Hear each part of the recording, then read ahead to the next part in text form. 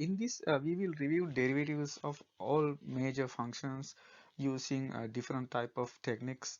For example, we're going to talk about power rule, product rule, quotient rule, chain rule, and at the end, the implicit differentiation. And that's going to cover like all the topics that we learn in Calc 1. And also, we're going to discuss several different functions. Like, for example, we can do polynomials, rational functions, exponential functions, logarithmic functions, trigonometric functions, and even inverse trigonometric functions. So you're gonna see all of them here. So as problems, we're gonna find derivatives of functions like these. For example, what is the derivative of a rational functions? So for example, x to the fifth power cube root. So that's a rational function, or what we normally, not the rational function, the radical functions. So we're gonna find derivatives of function like that, and then we also find derivatives of, for example, let's say um, exponential function of this type. So it's like a special exponential function. It's a function to function, and we need what we call logarithmic differentiation for that. And also we're gonna do like a product rules like this. Like for example, let's say x cube e to the 2x, something like that. So that's a product. So we have is a product rule for that. And then we also gonna find a derivative like a complicated function like this. So let's say for example cosine cube to the let's say tan inverse e to the x squared, something like that. Even though it's little looks complicated, um, it's easy to find the derivative using what we call the chain rule. And we also do like for example the quotient rule. Like for example, we're going to find the derivative of a function like this. So so this is what we call a rational function. So we can say 5x minus 2, something like that. That's a rational function because you divide two polynomials, you get a rational function. You can find the derivative of that. So that's for the quotient rule. And then also some exponential function like this. Let's say for example 3 to the 4x. What is the derivative of this one? And also the exponential function using e. So for example, what is the derivative of e to the 2x plus 1? And also there are results for like a log function. Like for example, what is the natural log derivative of natural log ln x to the fourth, let's say minus 3x, something like that. And also we can find um, derivative of certain trigonometric functions. For example, how about tan inverse, let's say x to the fourth power, or maybe plus 1, like that. So what's the derivative of this one?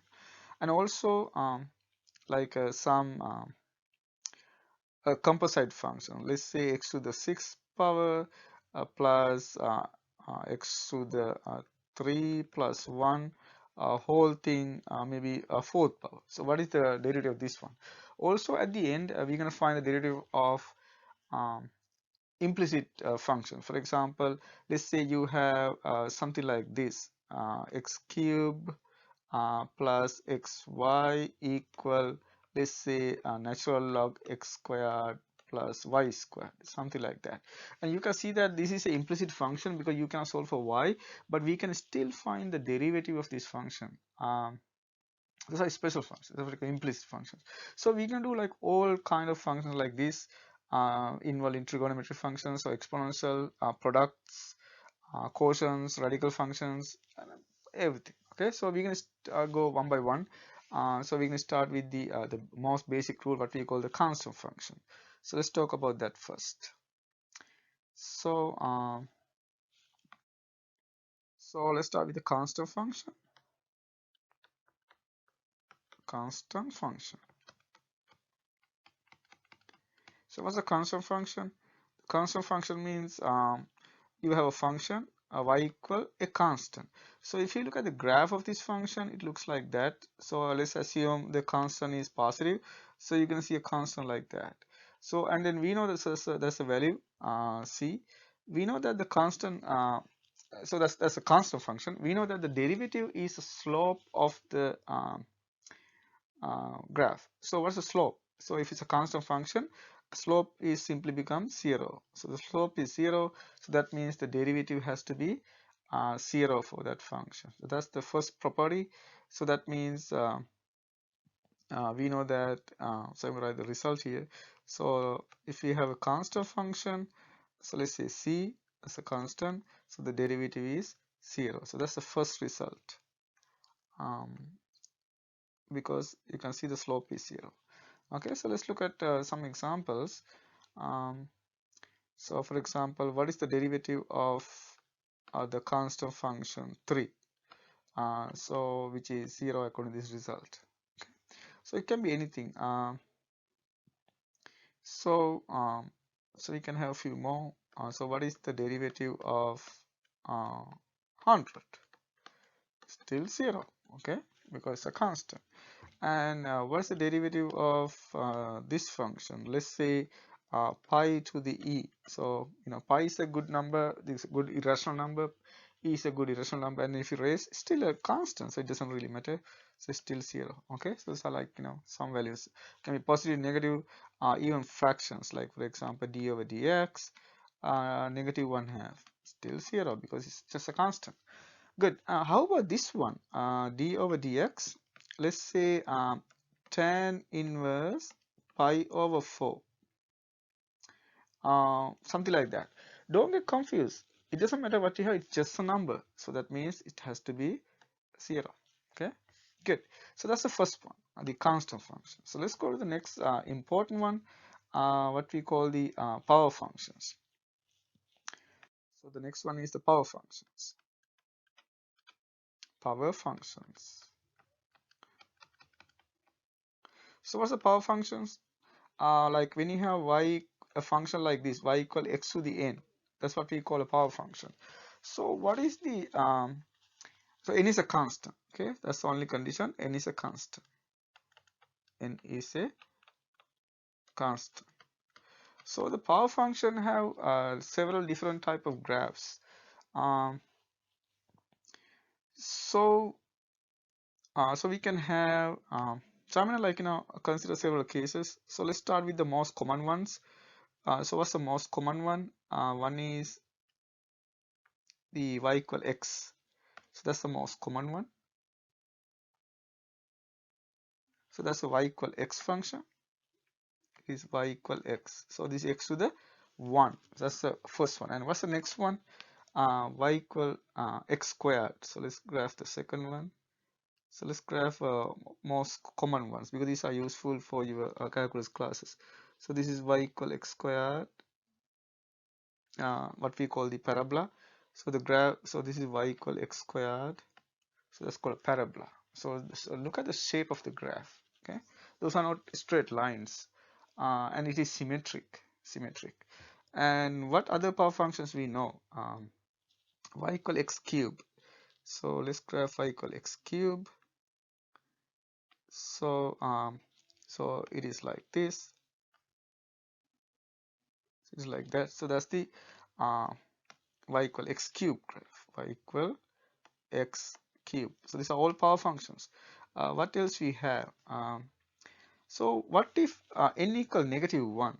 So you're gonna get a graph like this. So when n equal -1, it is 1 over x. So the graph looks like you can see when the numbers getting smaller, 1 over x getting larger, and when the numbers getting larger, it gets smaller. So that's the graph of 1 over x. And when you have negative, it's negative. So just a reflection or across the origin.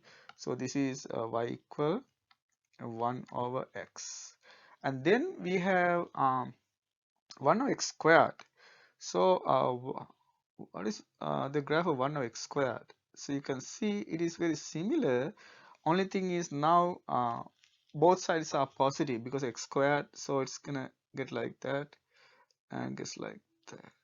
Okay, so so this is y equal 1 over x squared.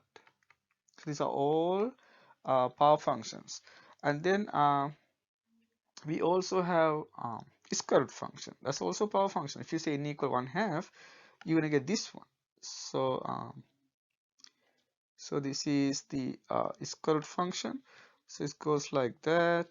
It's increasing. Okay, so this one is y equal square root x, and then we have one another power function. So this is the y equal x to the cube root. So y equal x to the cube root, or 1/3 power. So you can see uh, square root only defined for non-negative values, so it can be 0 or positive, but the cube is defined for negative values as well, so that means you're gonna get the other side as well in this case. So so it's gonna go like that and then go like this. So that is the um, cube root function. Okay, it's not flat, still decreasing, so it's gonna go down like that. Okay, and it's symmetric about the origin. Good. So that's the cube root function. So those are the several common functions that you need to know, and including and then the constant function is you can write that as a power function, because x is, when you have x, you're gonna see some changes. So the constant function is not a power function. But so these are the common power functions you need to remember for calculus classes. Okay, and then I'm going to draw like one last one, and you can see if you want to graph, like say y equal x to the 4th power. Um, if you want to graph y equal x to the 4th power, so what's going to happen? You can see it is very similar to y equal x squared. It's only more steeper. So so what's going to happen is, so it's going to go grow like that, and it's very close to 0, and then grow like that. So it's like a, this looks like y equal x x squared, but it's more close to 0. When close to 0, the values are smaller. Okay, so that's the only difference. And then one of the interesting things is all these graph pass through the point 1 1, because you can see when you plug in 1, it's all 1. So all of these graphs pass through the point 1 1. So this is y equal x to the 4th power, and then all these graphs pass through the point 1 1. Okay, so I will just only put this in one of them, but you know that all this passes through the point 1 1. Okay, the reason is when you plug in 1, it is 1 for all of them. Okay, good. That fact is important sometimes when you try to solve certain problems. Okay, so those are the power functions, and let's see how it looks like, when you try to use the derivative. So we know that we have the power rule. So let's talk about the power rule. So what's the power rule? What we call power rule. So the power rule is if you take the derivative of a power function x to the nth, result is n x n minus 1. Okay, that's what we call the power rule. Only condition is n has to be a constant. That's it. Okay, so all the power functions follow this general rule. So the only condition is n is a constant. N is a constant. And also you need to think about the domain. For example, if n is 1/2, you know that x cannot be negative, because otherwise it's going to be complex. So we need to think about that as well. But otherwise, as a general function, this is what we call the power rule. The power rule. So for any n, okay, for any n. So let's try to solve some problems from that. So let's start with something easy. So let's solve some problems. So let's say what is the derivative of x squared? X squared. And we don't need a parenthesis around it because there's only one function and it's clear what it is. Okay, so don't use unnecessary parenthesis around because it can complicate. Okay, so if you don't need, don't write it. Okay, so no, we don't write parenthesis here. So it's just d over dx x squared, because you don't need that for that function. Okay, but if you have a product, you need. So now we're going to use the power rule. According to the power rule, in here n equal 2. That's the n. So if n equal 2, what you get is 2x 2 minus 1. That's what the power rule says. So that means if you simplify it is 2x to the 1. We do not write 1 because that's obvious one. So we just write 2x as the solution, because we write the most general, most simplified form. So that's the most simplified form. Okay, so just try to get used to it. That's how you write good mathematics. Okay, and then let's go to another one, and it doesn't really matter what the variable is, so you can say dt, but then make sure that the function is also in t, so t cube. Again, we don't write the parentheses because it's obvious what it is. Okay, so let's get used to write things properly. Okay, it's very important to make things simple and to make things good, especially when you write something, okay, or report or something, you need those things, right? Okay, so again, here n equal 3, so that means it is 3t 3 minus 1, so it is 3t squared, so we leave it like that. Okay, so that's the solution, that's the derivative. Next one, how about this function d over dx square root x? So when you see something like that, if you do not see what is the power, let's rewrite it. So I'm going to write this one d over dx. Square root means x to the 1/2 power. Okay, now we know what is n. So the n is 1/2. If it is not clear, we can do that. So now we take the derivative. So if you take the derivative, it is 1/2 x 1/2 minus 1. So that means 1/2 x. If you subtract 1 from 1/2, it is negative 1/2. So it's clear, you are in calc 2. Okay, now we normally do not leave negative index in final answers. So if you get a negative index, what you're going to do, you need to bring it to the denominator. We know that when you switch from either numerator to denominator or denominator to numerator, it's going to change the sign of the index. Okay, so it's going to change the sign of the index. That's exactly what happens. So that means it's going to be 1/2 1 over x to the positive 1/2. Okay, change the sign of the index. That's what happened. Change the sign of the index. Now we know that x 1/2 means square root. So the best way to write this one is 1 over 2 square root x by combining. So we write the answer like that. Okay, because this is much clear. And you can skip many steps if you can do some steps, but I'm writing all the steps, especially at the beginning. Okay, so let's try to do some special cases. How about our obvious one? If you have d over dx x. So if you have d over dx x, what is the power here? We don't see the power. So x means what? X means x to the 1. Okay, so you can rewrite all this. Now let's use the power rule. So n is 1. So that means your solution is 1 x 1 minus 1. So what is 1 minus 1? 0. So it is x to the 0. So let's assume that x not equal to 0, because if x equals 0, this does not gonna work, because you get 0 0, that's an indeterminate form. So so let's say x not equal to 0, so then we know that x to the 0 is 1. So that means this quantity is simply 1, assuming x not equal to 0. So that means your final answer is simply 1 times 1 is 1. So that if you take the derivative of x, you get 1. This is a interesting result, and we can use this a lot. Okay, a lot. So let's talk about a few more cases as well, like some complicated ones. So how about this one? So let's say we have d over dx 1 over x. So if you have 1 over x, what is this? It is simply, again, d over dx 1 over x means x to the negative 1. It may be easy to do it first before we do that. Okay, and then now we know what is the n. So n is negative 1. Okay, so if n is negative 1, it is negative 1 x negative 1 minus 1. So that means we have negative, we don't need to write negative 1 anymore, because negative means negative 1 means negative. So negative x, and you can see negative 1 negative, negative 2. Again, the same law.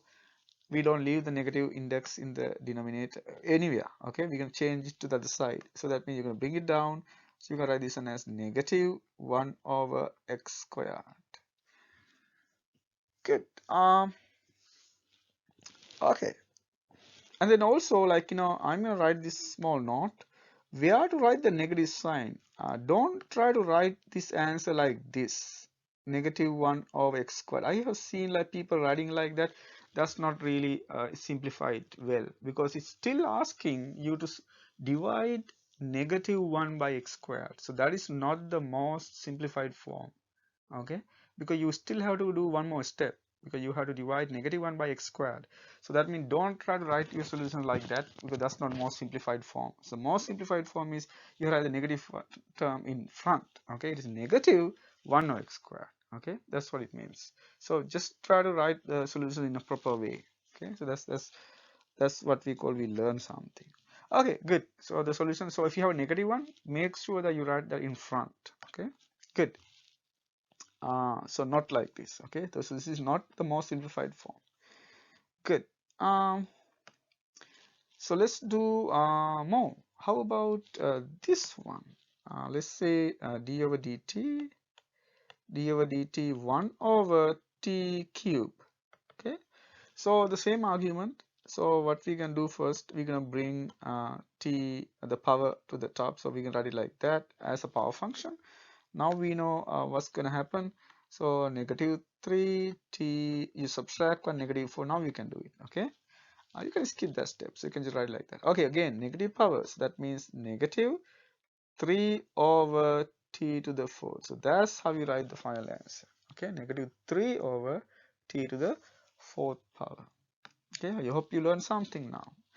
Good. So let's try to maybe few more examples, just little complicated ones. So d over dx, let's say we have how about you're gonna see something like this. Let's say t to the 4th power cube root, just some numbers, just put some numbers there. Okay, so this is a radical function. So when you have a radical function, the first thing that you do is you write this as a power function. Again, actually that's a typo here, because that's x, this will be t, so this will be t. Otherwise you can take the derivative there, because it's two different variables. So we now talk about partial derivatives. That's like Calc 3 topic. Okay, so let's try this as a power function first, as we did. What is the cube root means? 1/3 power. So that means this is t to the 4th power 1/3. So that means it is d over dt t to the what? When you have power of a power, what's going to happen? There are two powers. You have one power and you have another power. What normally happen is you multiply the two. Okay, so you multiply the two. That means you can write this one as 4/3. So that's the power we need. Okay, you have to simplify up to that. Okay, now we can use the power rule.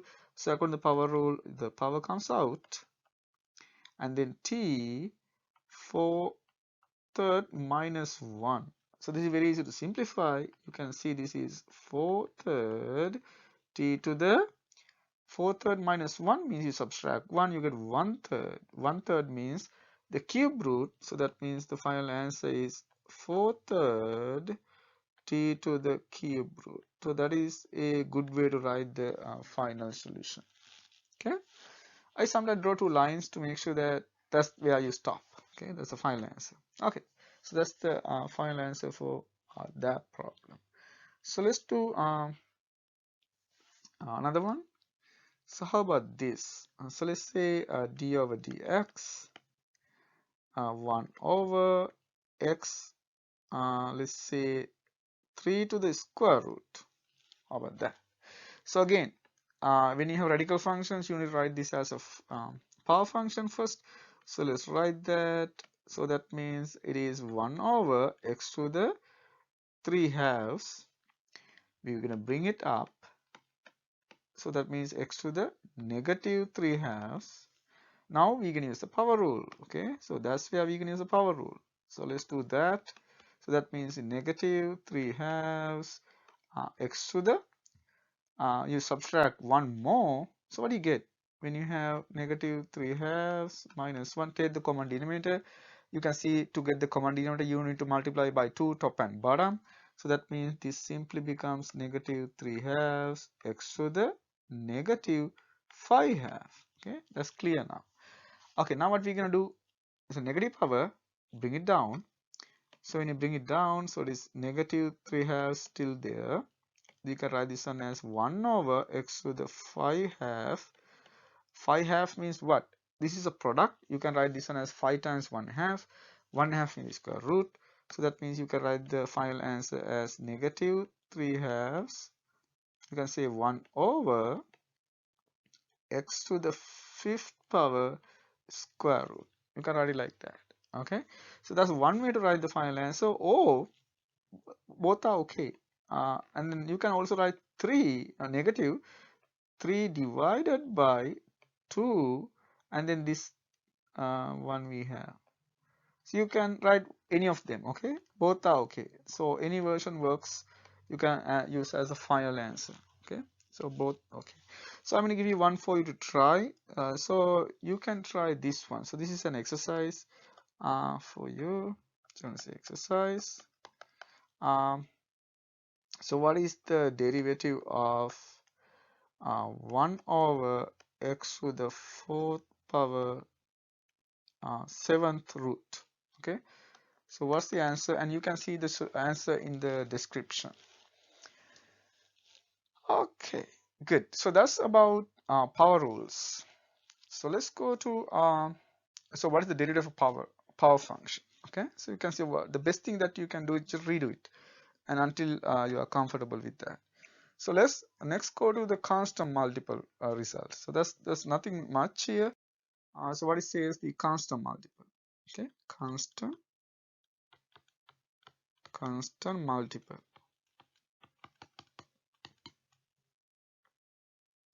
So what's the constant multiple result? It says that if you have a constant times a function, I'm going to put a parenthesis around here, bracket around here, because there are two functions, so you need a bracket. Okay, what it says, you can just pull the constant out, okay, and then just take the derivative of the function. And here we don't need a bracket because it's clear now. Okay, that's what it says. If you have a constant, pull it out. Okay, that's what we call the constant multiple rule. Simple.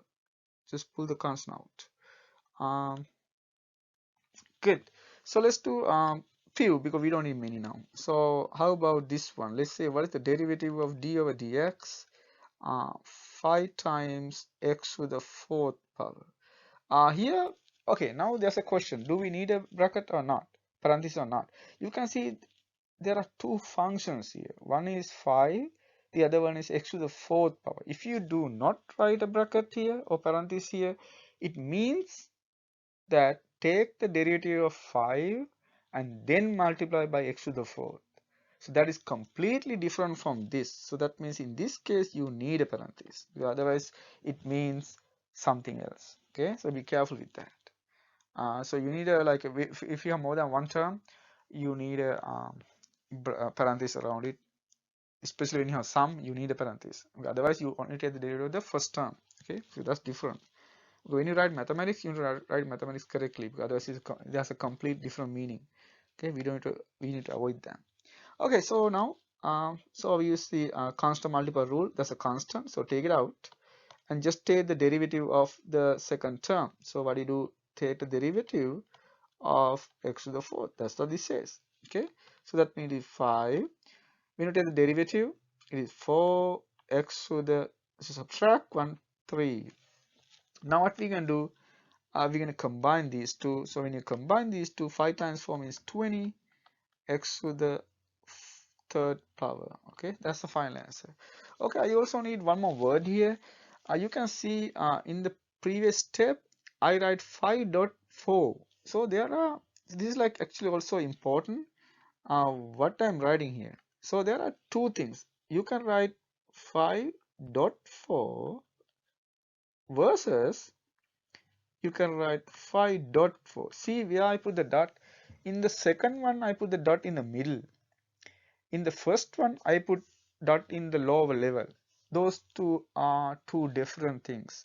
In the first one, it means 5.4. Okay, 5.4. In the second one, it means 5 times 4. Okay, they are not equal. So be careful when you write the dot sign. So that means it's not equal to 5.4, because here we put the dot in the middle.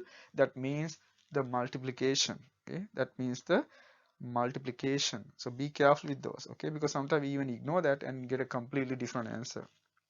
Okay, Yeah, so with the dot in the bottom level or in the middle. Okay, two different things. Okay, good. So how about a few more? Let's do like three more. So d over dx. Let's say 2 square root x. Do you need a parenthesis here? Yes. Okay.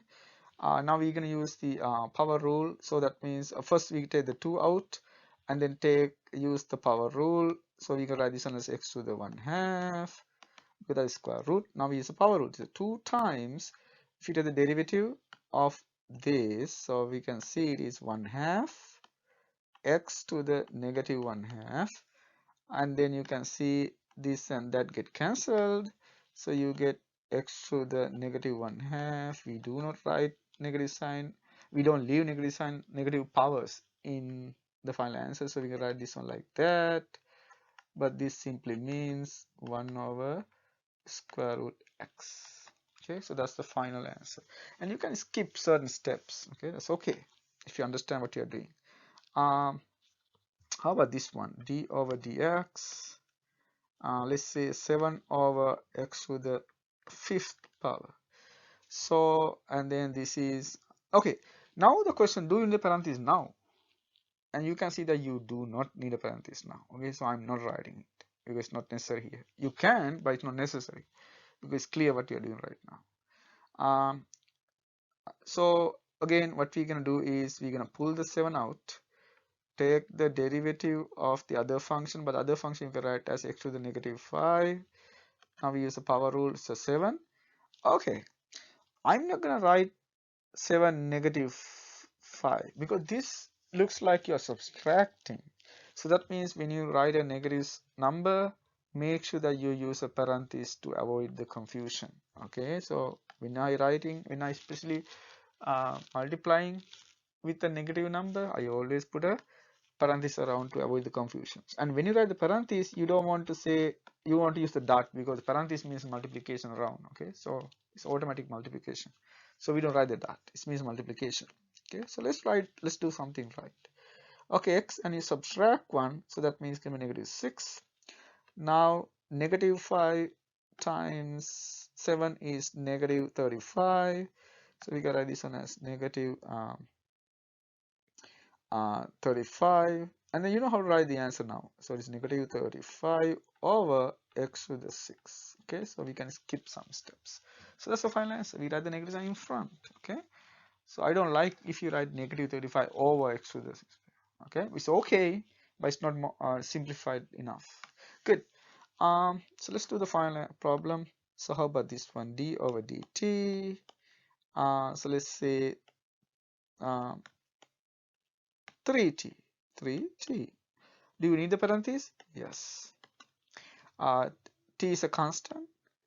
3 is a constant, and we have dt over dt. dt over dt is 1. So that means 3 times 1. It's not 3.1, it's 3 times 1. So this is 3. Okay. Also, you can use a parenthesis around if you want to exaggerate some multiplication. Okay. That's one way. If you forget that this is a multiplication, so you can use that. Okay. You can say, okay, times 1. So it's 3. Good. So this is how you do the take the derivative of constant functions. Okay. Constant multiple. Okay, now let's go to the next most important one. Okay, actually, what does that mean? This means that if you take the derivative, if you find the slope of this curve, what curve? So you have y equal 3t curve. So if you have y equal 3t curve, the y equal 3t,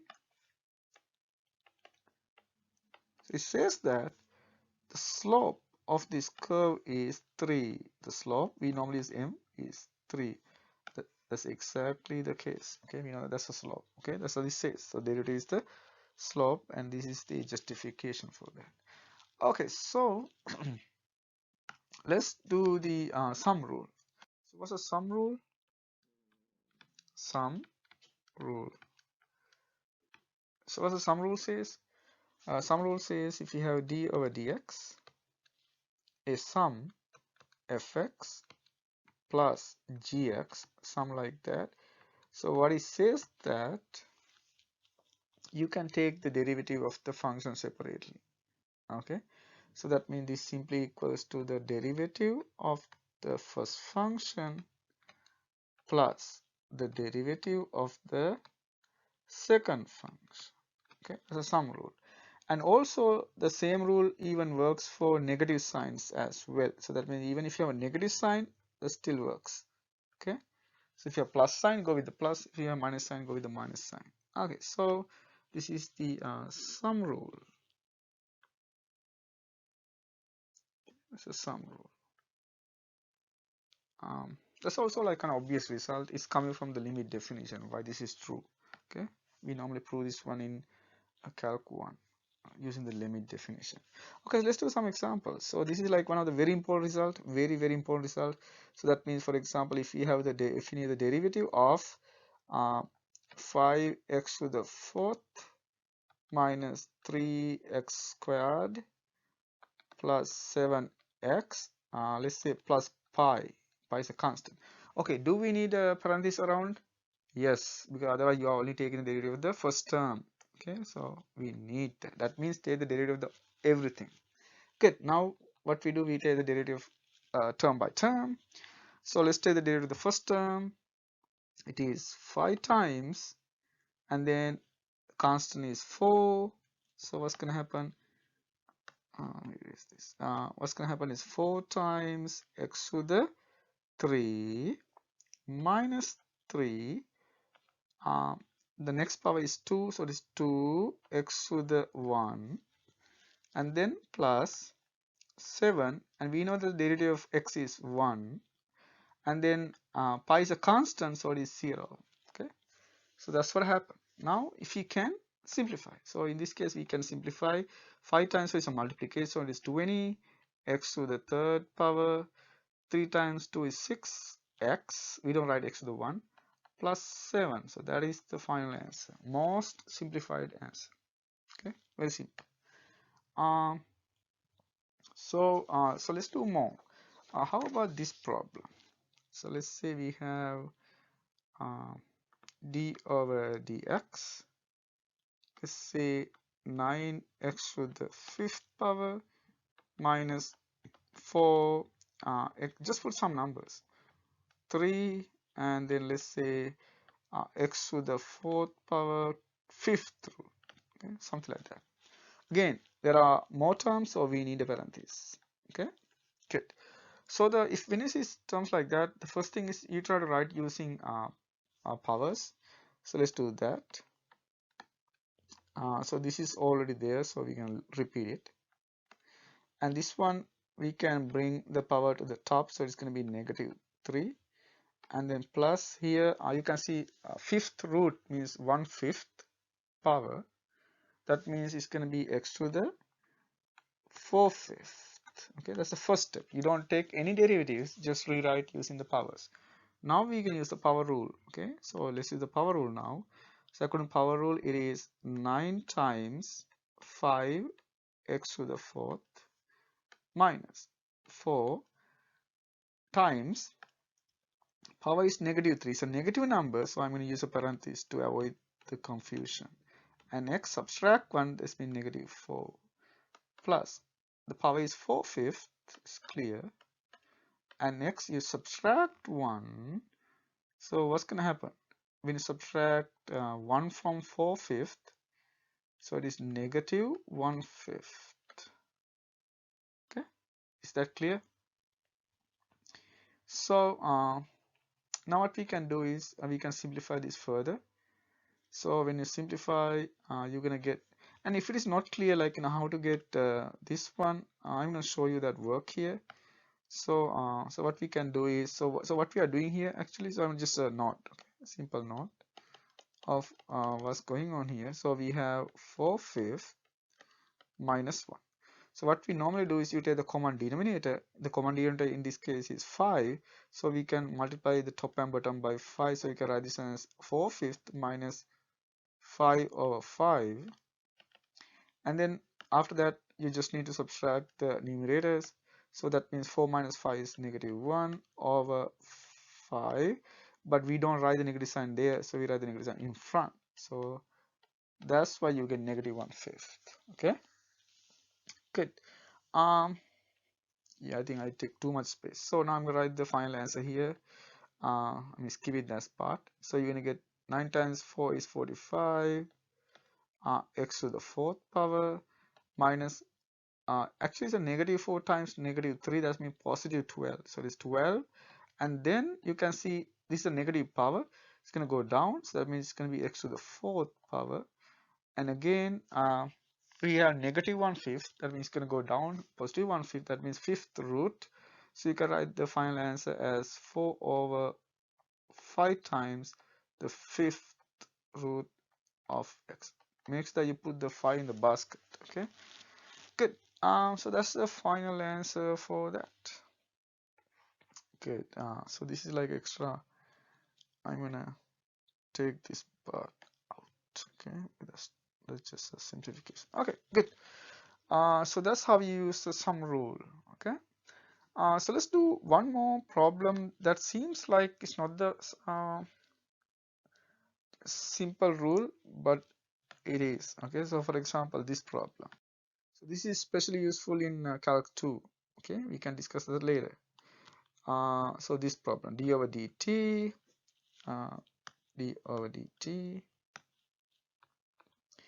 Let's say we have t squared minus 2t plus 3 over t square square root.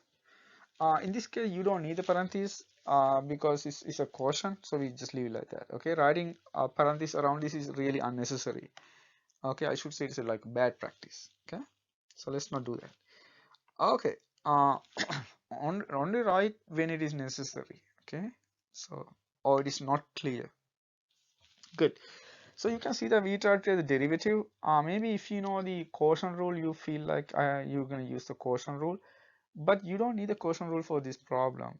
Especially, this is very important when you try to take the integrals. Okay, we can do problems like that, because when you take the integrals, there are no quotient rules for integrals. Okay, you definitely have to use the method that I'm discussing here. Okay, so this is very important in that sense. So let's put an arrow here. Okay, special problem. I'm gonna kind of point out this problem in the description, okay, with the timestamp. Okay, so what you do first is you divide each term. That's the first thing we do. Okay, so we're gonna divide first, so we don't do anything with this. We're gonna divide. So it is t squared over square root t minus, we have 2t divided by square root t, and then plus 3 over square root t. Now we have more terms, so we need the parentheses now. Good. So let's simplify this first. So we can divide. That means you're going to subtract 1/2 from the numerator, the power of numerators. So that means this can be t.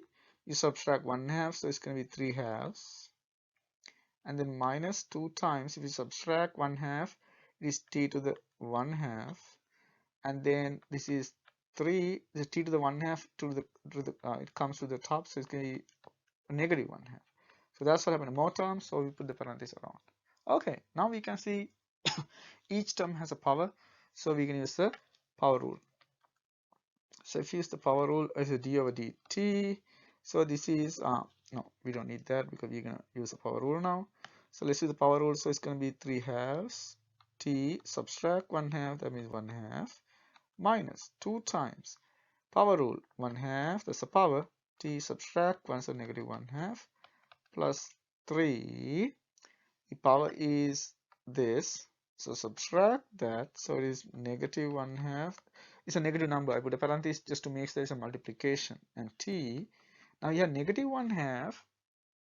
When you subtract 1 from negative 1/2, it's going to be negative 3/2. So right, again, if you forget how that's going to happen, so you can see it is 1/2 minus 1, take the common denominator, so it is 1/2 minus 2 over 2.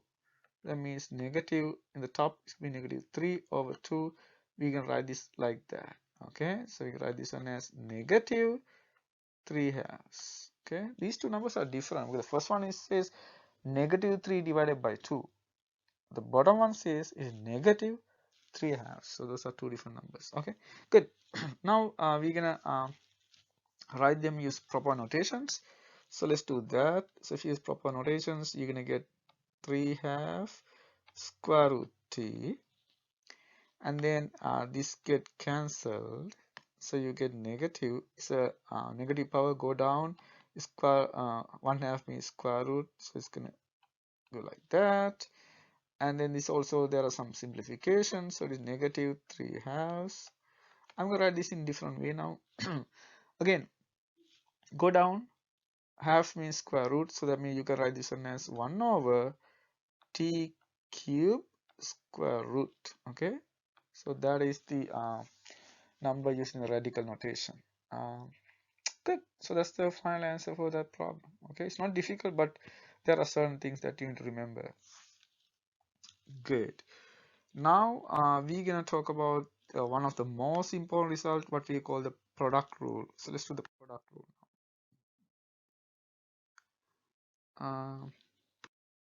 So let's do the product rule. So product rule.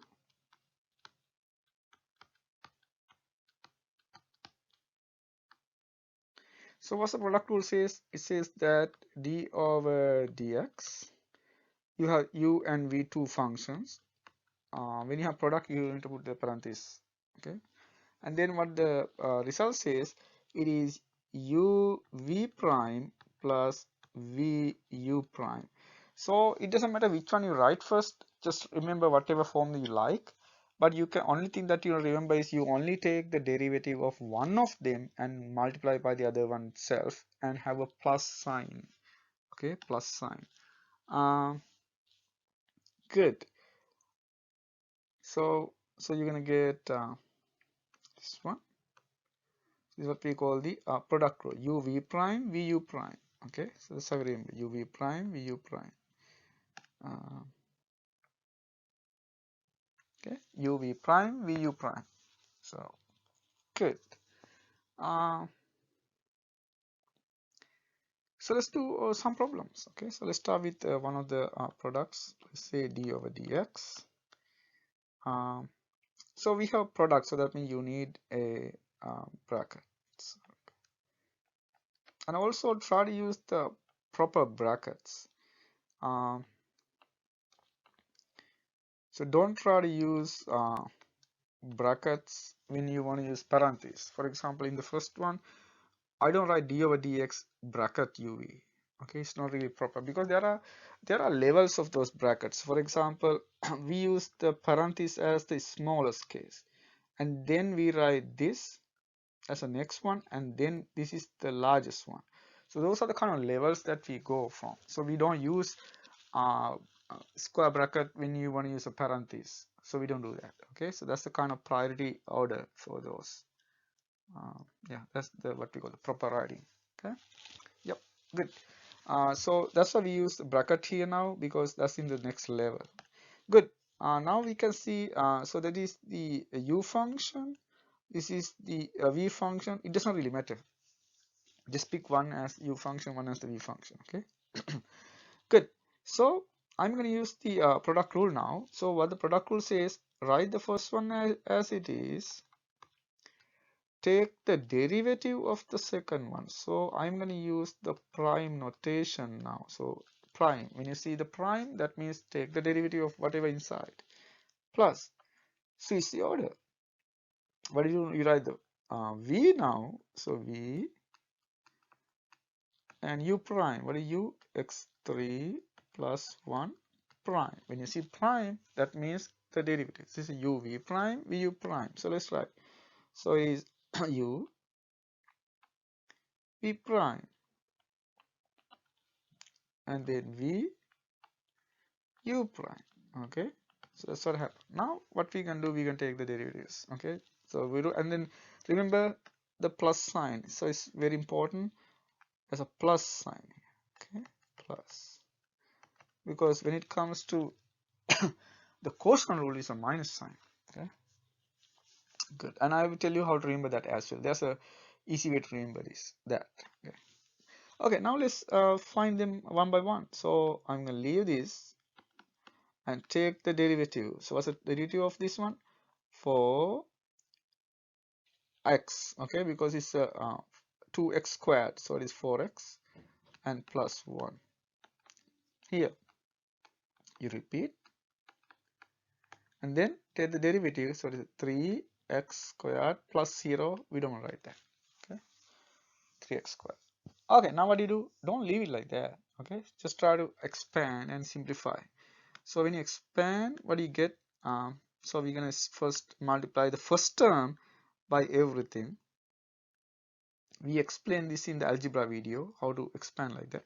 Pick one term, multiply with everything. Pick the next term, multiply with everything, like that. Okay, that's how we do. So pick the first term, multiply with everything. So what you're gonna get is 4x to the 4th power and then x to the cube.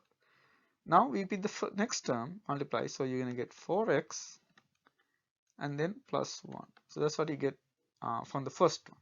If you go to the second one, do the same thing. Pick one, multiply with everything. In this case, only one, so it's easy. So you have 3 times 2 is 6, x to the 4th power plus 3x to the cube. Now collect terms. You can see you can combine. So you can see you can combine these two and those two. Okay, so let's combine them and write the final solution. So we have 10 x to the 4th power plus 4x to the cube plus 4x plus 1. So that's what you get as the final answer. So let's do one more. The next one.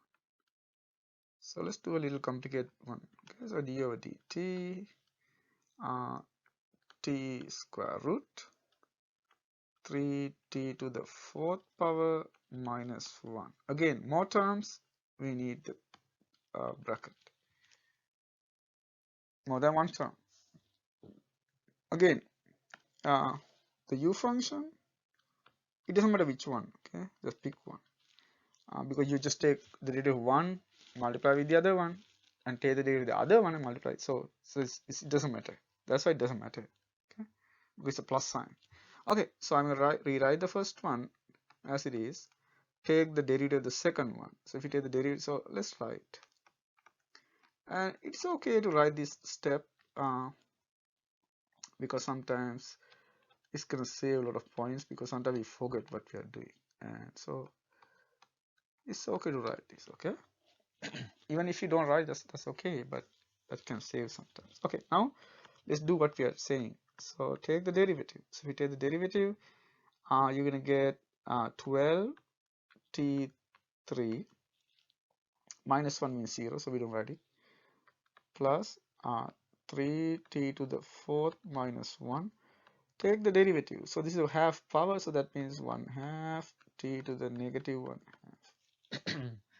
Now multiply through. So what's going to happen here? So you can see t to the 1/2, t to the cube. So you're going to add 1/2 to the cube.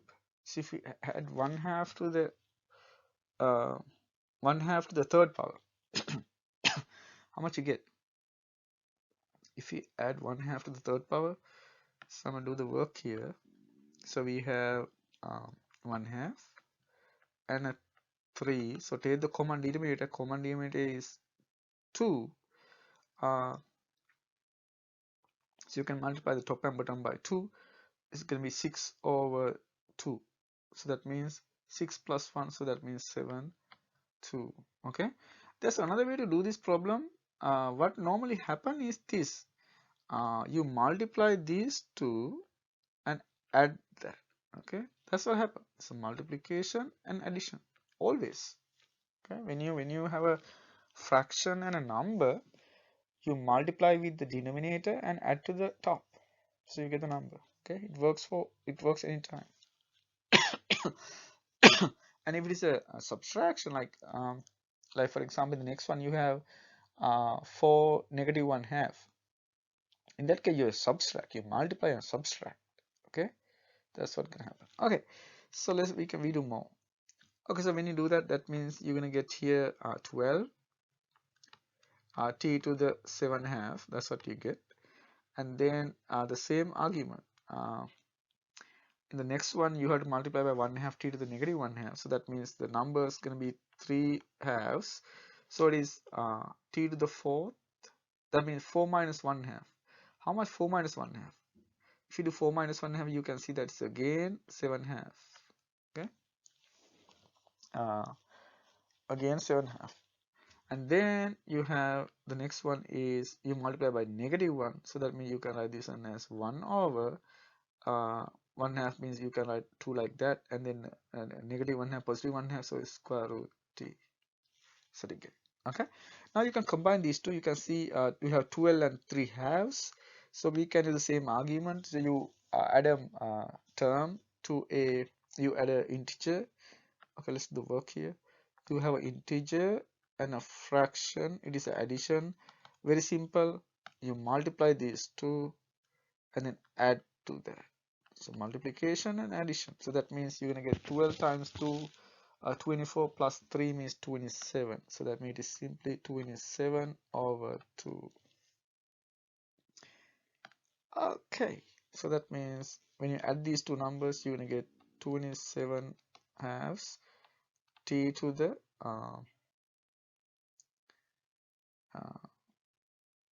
t to the 7/2. Okay, t to the 7/2. That you can write as, how you can write that? So you can say you get 7 halves. That means you're gonna get the 27 power. 7 halves. 7 halves means you're gonna get square root of t to the 7. So it is t to the 7 and the square root.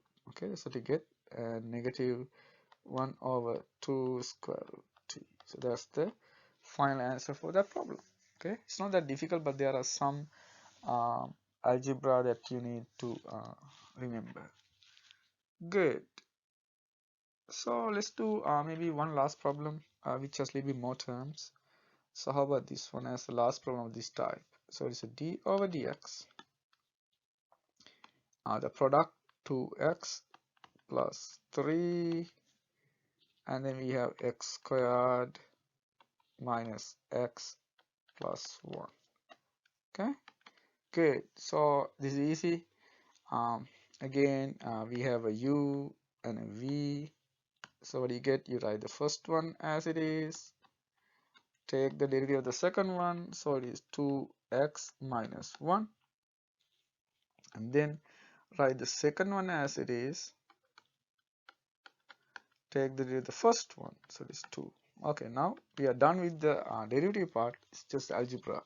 So multiply through. We multiply the first term with first term. So you're going to get 4x squared. And multiply the second one. So you get negative 2x. Now we multiply and the second time with the first one, so you get 6x and then minus 3. Here you're going to get 2x squared minus 2x plus 2. Now combine like terms. So if you combine like terms, you get 6x squared, and then you have negative 4 positive 6, so you get 2x and then minus 1. So that is the final answer. Okay, so next what we're gonna do, are we gonna do more complicated problems later after we know the chain rule and other results. So let's move on to the next result, the quotient rule. Before we discuss the next topic, let's try to look at one of the problems that we did before, again using a different technique. So for example, we look at this problem before using the product rule. So we had d over dt square root t 3 to the t4 minus 1. So this problem. So you know that we normally do, because you see a product, we normally do a problem like that using the product rule. But there is a way to avoid the product rule for these kind of problems, and you can get the answer much quicker. So what we're gonna do, we're gonna distribute this first, because you can multiply by square root t, the two terms, and we're gonna distribute that first. So if you do that, so what are you gonna get? D over dt. So we're gonna multiply through. So we're gonna multiply by t to the 1/2. So that means you're gonna get 3 t to the 4 and plus 1/2 minus t to the 1/2. So if you simplify, so we are not taking derivative yet. So if you simplify this further, you're going to get 3. If you add 1/2, this becomes 9/2 minus t to the 1/2. And you can see that this is very simple. So you don't need the product rule for this one. So just take the use the power rule and get the answer. So you can see this is much quicker. So it is 3. If you use the power rule, it is 9/2 t to the 7/2 minus what happened here? It is 1/2 t to the negative 1/2. So we can write this using the radical notation. So that means your final answer is going to be 27 over 2 t 7 square root minus 1 over 2 square root t. So you can see you can get the answer much quicker, and you do not need the product rule for this problem. So there are certain things that you can do to make the algebra simple. Okay, so you can do similar things again when it comes to quotient rule. So let's discuss the quotient rule now. So the quotient rule.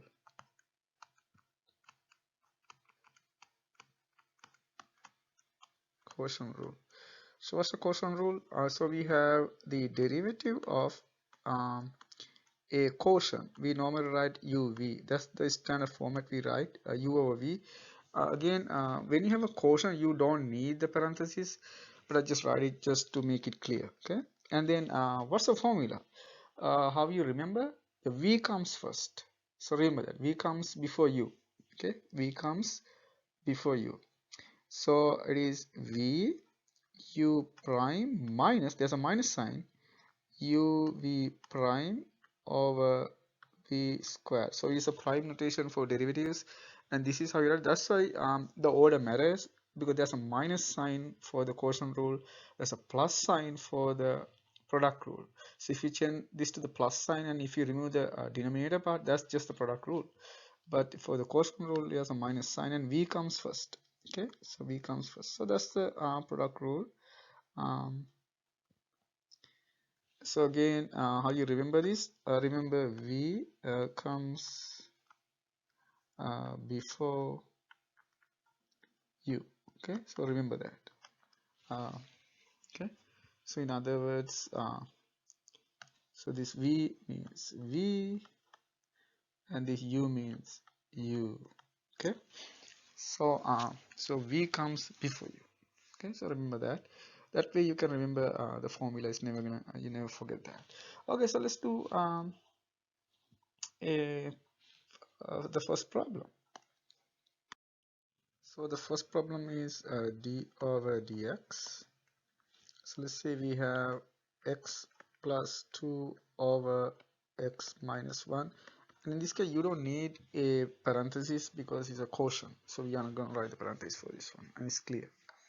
So, so according to the product rule, and then you can, according to the quotient rule, so we're going to consider the top, that's the u term, that's the v term.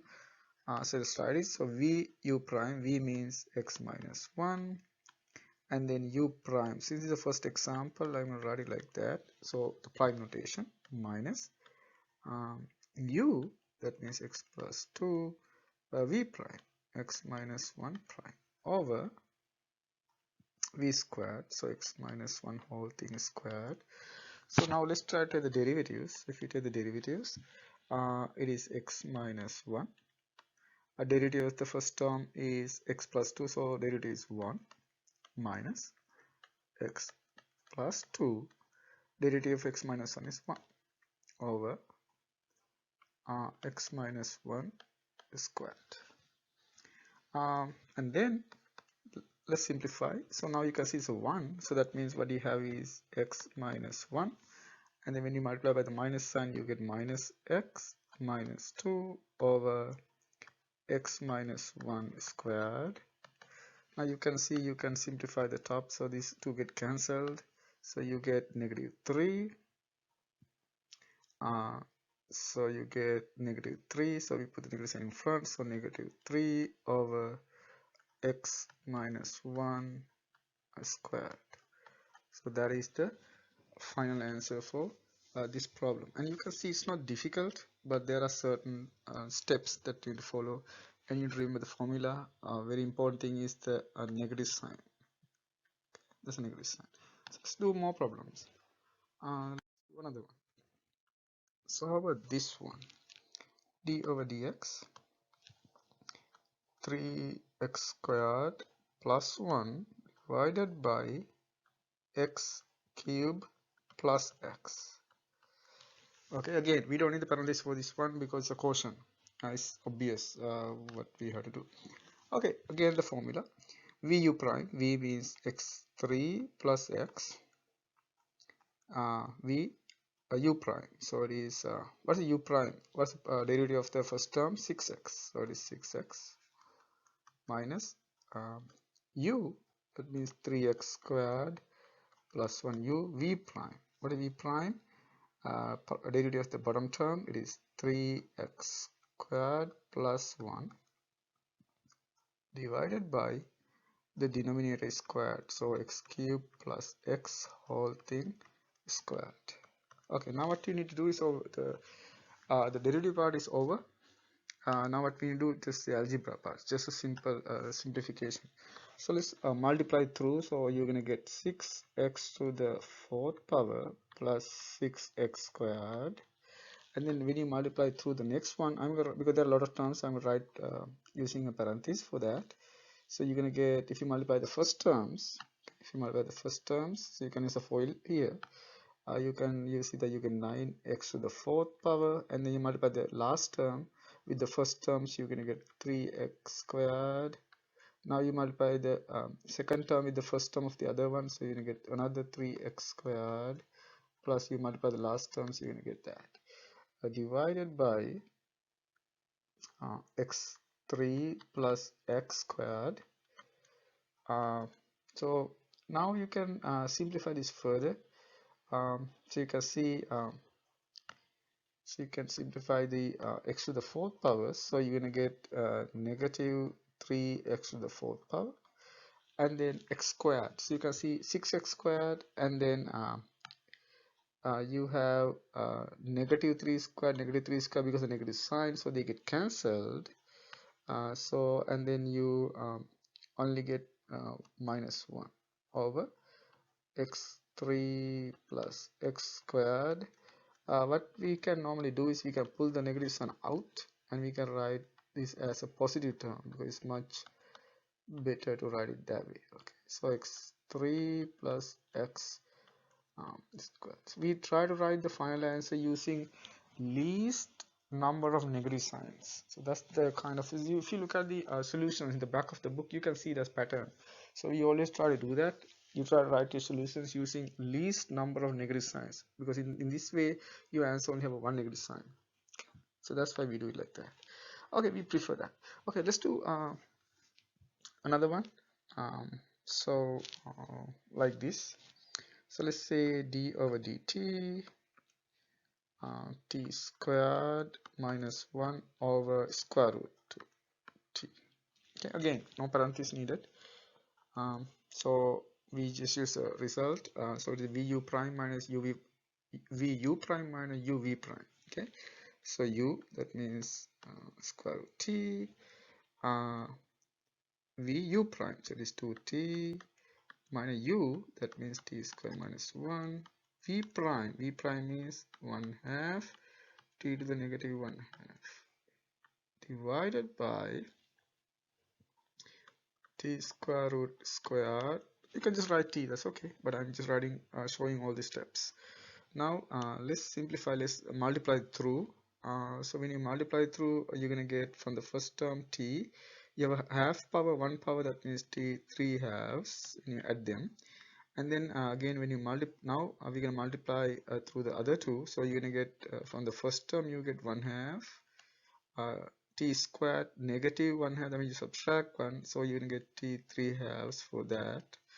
And then negative positive, so you have 1/2 t negative 1/2, and in the bottom you're going to see t.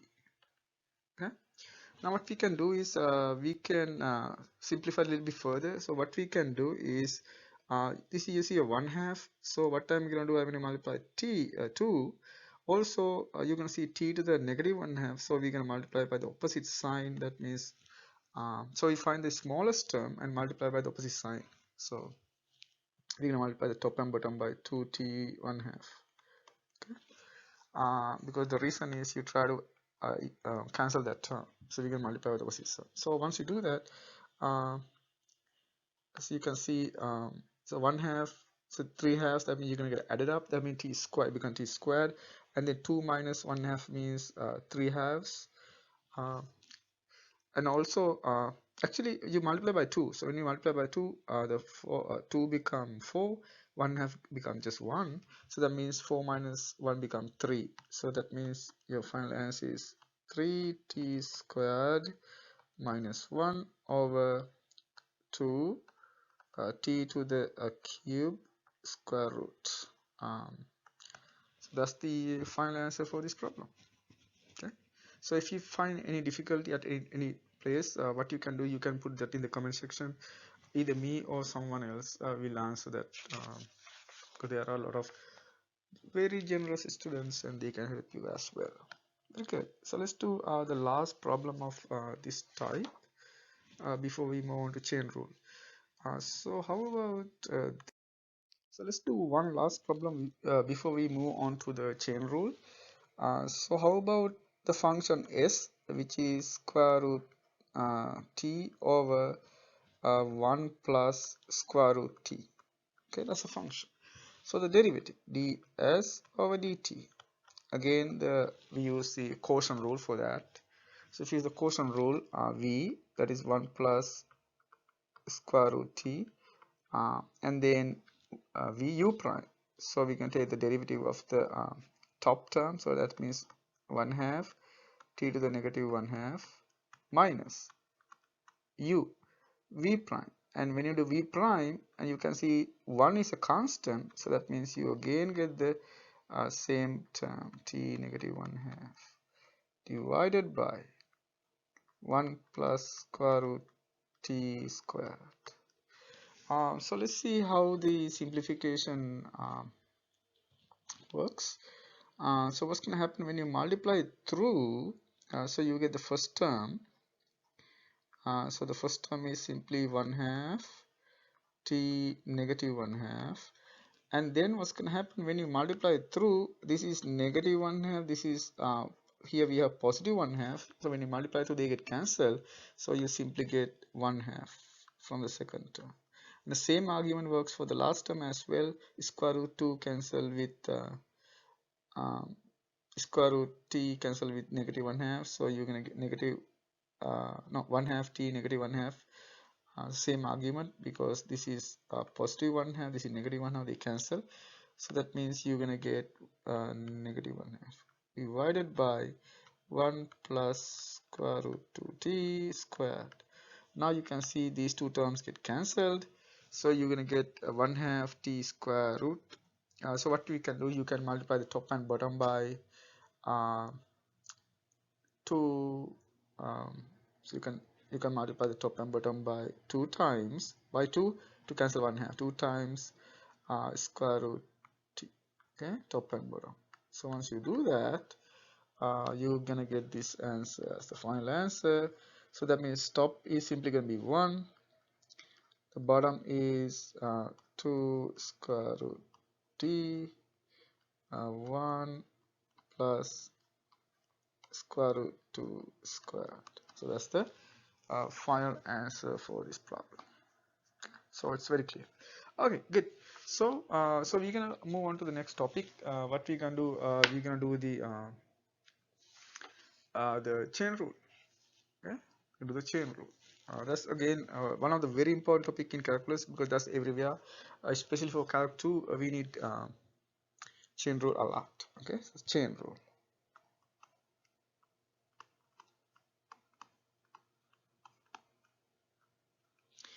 So chain rule, so what we're gonna do in the chain rule is we can assume that there's a function u,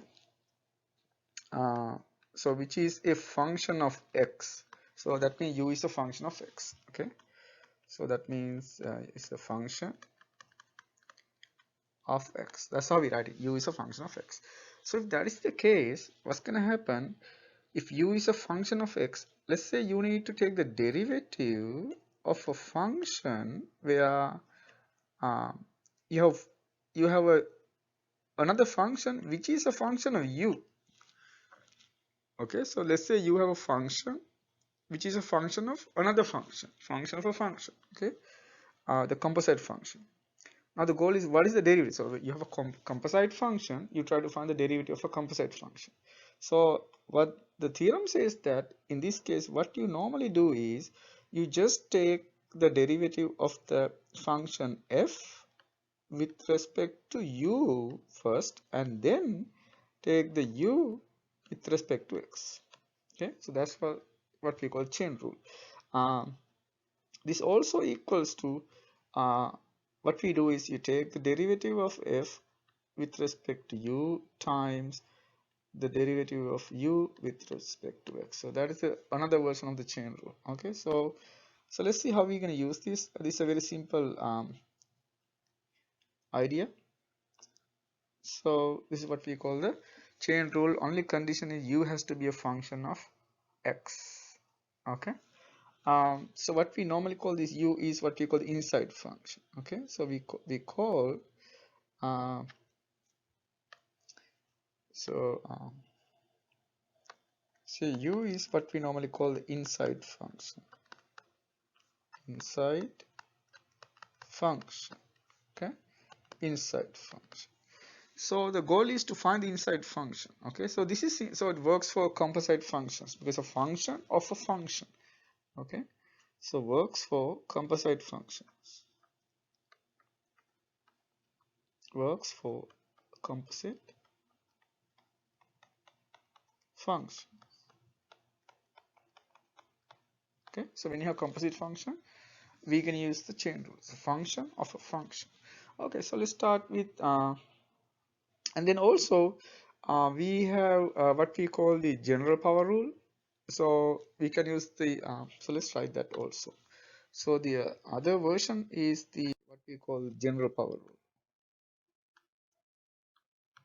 General power rule. So what's the general power rule? It's the derivative of a, let's say you have a function to the nth power. So what general power rule says that simply treat fx as x, so that means this simply become n fx to the n minus 1 times you have extra term f prime x. So if you remember this one, this is really helpful. This is what we call a general power rule. So if you see any function to a power n can be any number, any constant, then your answer is simply going to be n fx n minus 1, and then you multiply by the derivative of the function.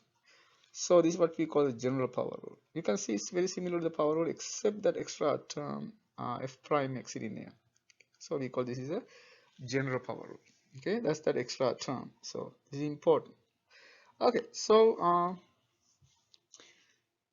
so let's try to do this problem. So let's try to do some problems until you get comfortable. So we can do a little bit more problems from this one because this is like one of the very important topic. So let's start with this problem. So let's say d over dx x cube plus 1 to let's say fourth power. Yeah, some numbers. So, and then you can see that you can directly use the general power rule for this problem. So if you use the general power rule, what's going to happen? So in this function, fx is simply the inside function, x cubed plus 1. According to general power rule, this is simply going to be n equals 4. So that's the n value, that's 4. And that's the fx function. So you can see this is simply 4. Write the function as it is. Subtract 1 from the power, so it's going to be 3 because n minus 1 times multiplied by the derivative of the function. So d over dx, derivative of the inside function, x3 plus. That's it. That's the general power rule. So that means for x3 plus 1, you can see there's nothing happening inside. And if you take the derivative, this is simply going to be 3x squared. Now what we're going to do, we're going to multiply through. So when you multiply numbers, you multiply the numbers first. So 4 times is 12 and x squared, and then we have x3 plus 1 to the third power. And you can see you can do 1,000 problems like that. It's very simple, very, very simple.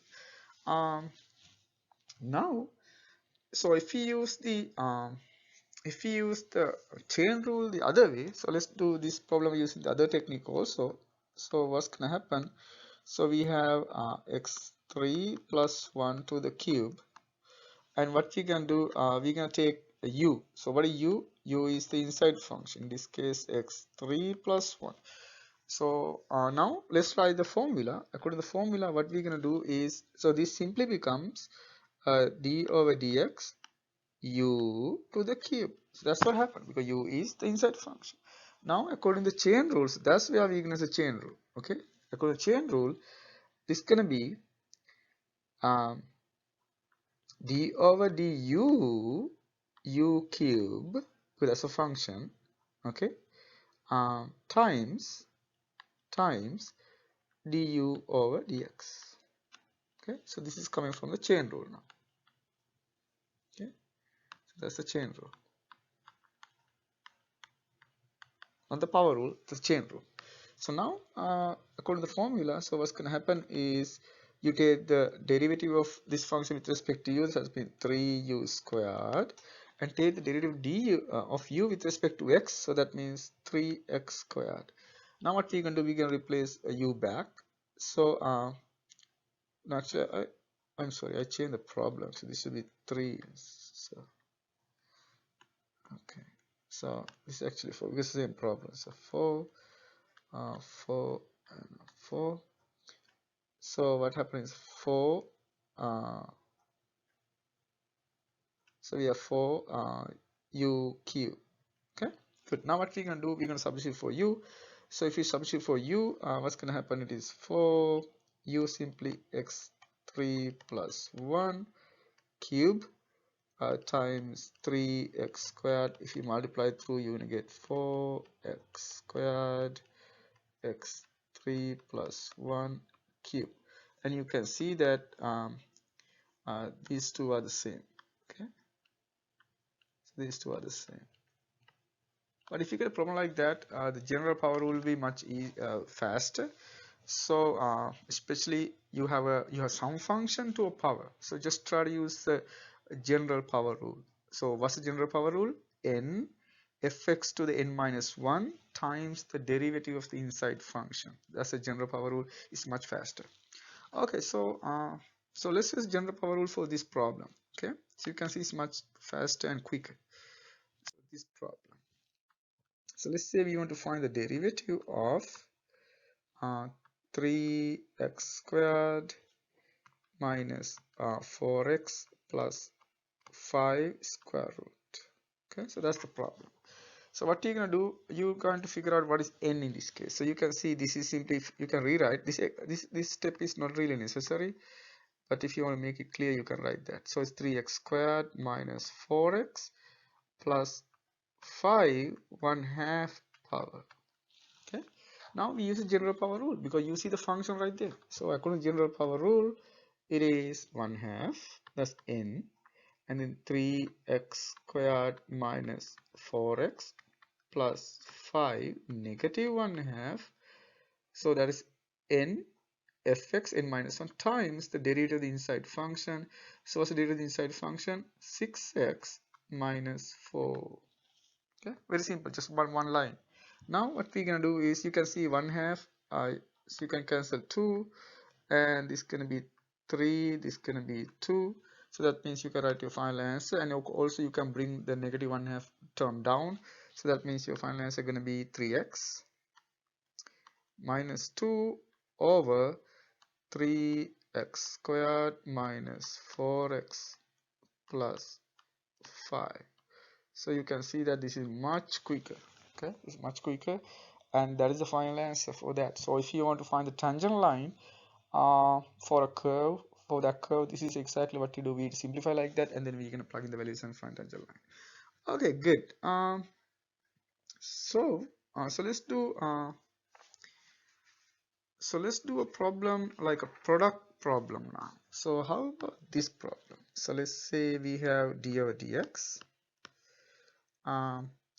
x plus 1 squared, and then we have x squared plus 2x, something, So this is a product, so we need another, so we put the bracket there. Okay, now what we can do, we have to use a product rule, and you can see, so that's the u term, that's the v term. So u term is everything. Yeah, I'm gonna write it like that. So it will be, we're gonna make sure what is the u term. So u term is everything including the power. V term is this one. So that one does not power. So okay, so let's use the product rule. uv prime vu prime. So this is the product rule. I'm gonna write the first term u, no change. V prime. So we write x squared plus 2x prime plus v, that is 2x plus 2x,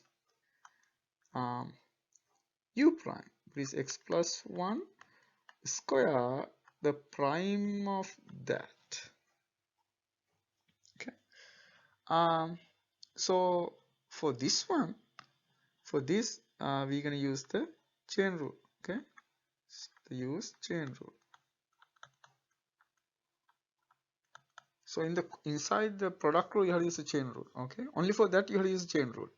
So let's use that. So if you use now we're gonna find the derivative. So it is x plus 1 squared. The derivative is 2x plus 2 here, plus x squared plus 2x.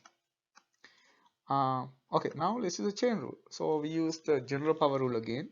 It is 2 x plus 1, you subtract 1 from the power and then multiply by the derivative of the function inside, which is 1. Okay, so that's what you get from the general power rule. Okay, so it's a general power rule. Yeah, so this part is coming from the general power rule. Okay, so now it will be best to simplify these kind of one using factoring methods. Just try to take the common factors out. So if you take the common factors, what are the common factors? 2 is a common factor, x plus 1 is a common factor. So if you take the common factors out, from the first term you're going to get x plus 1 squared, because you took this term out. In the other one we take 2x plus 1 out, so you end up getting x squared plus 2x. So to get, now we can simplify again that part. So we have 2x plus 1.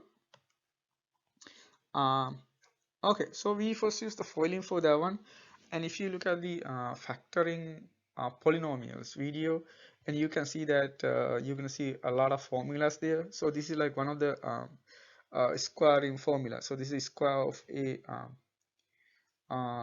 binomial term. Okay, we know the formula for binomial, squaring for binomial. So if you use that, or you can use the foiling for this one.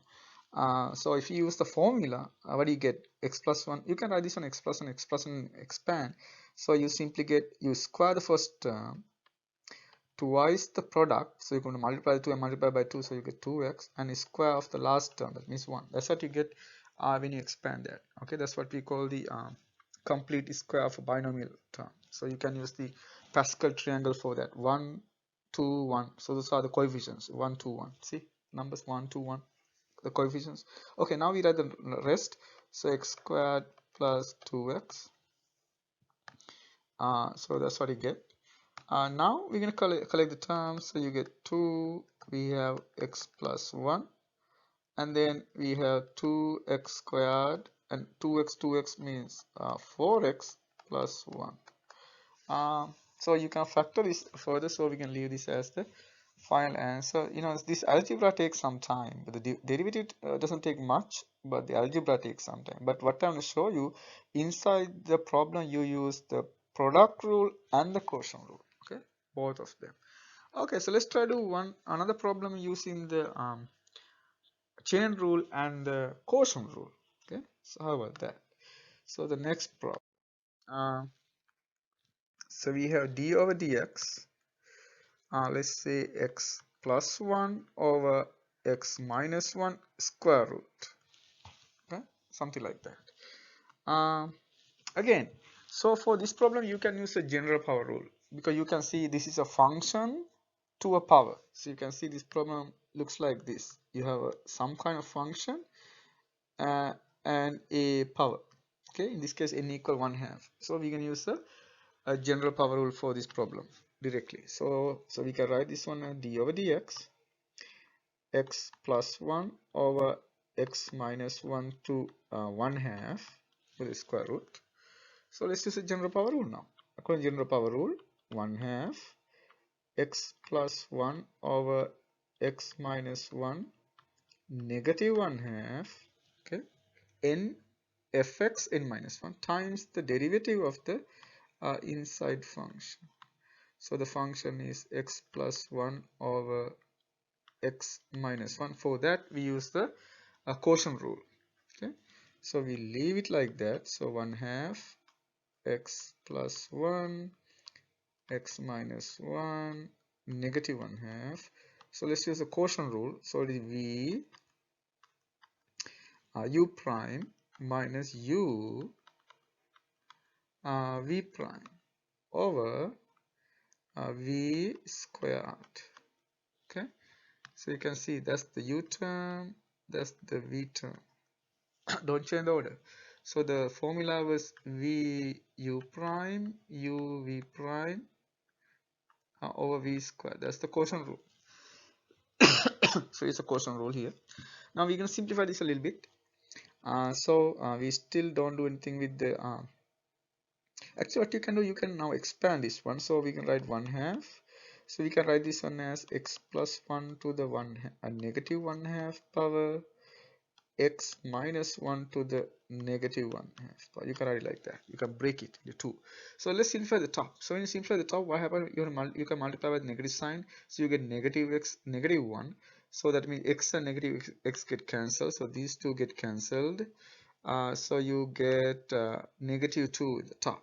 Okay, so you get negative 2 divided by x minus 1 squared. Now you can see further simplification. So you can see these 2 get cancelled with that 2. So you only get a negative sign, and also in the bottom you can combine the 2. You have negative 1/2 power.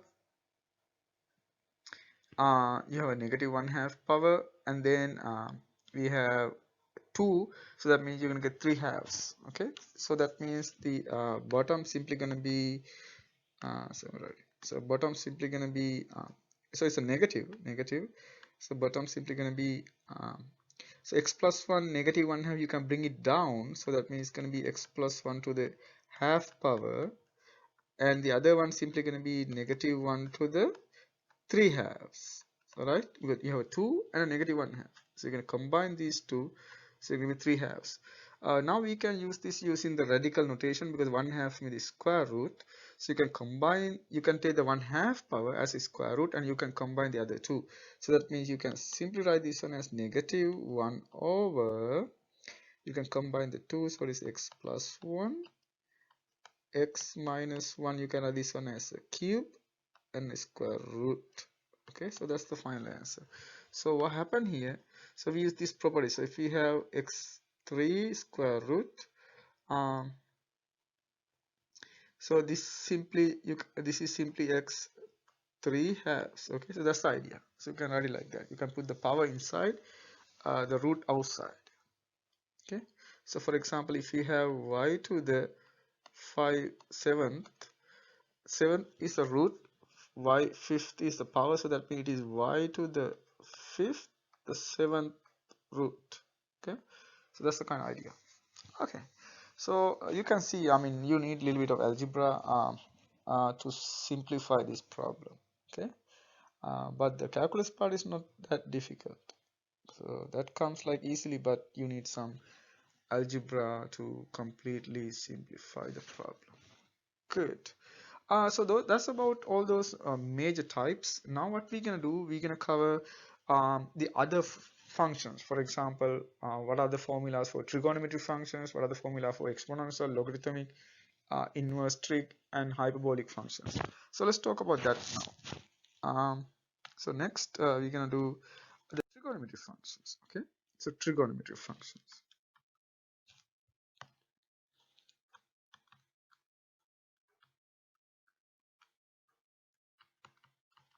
Trigonometric function. Good. So, so what are the formulas that we have?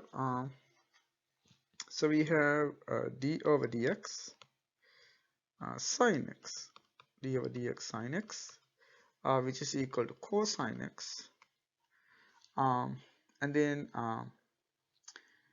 d over dx cosine x, which is equal to negative sine x, and then d over dx tan x,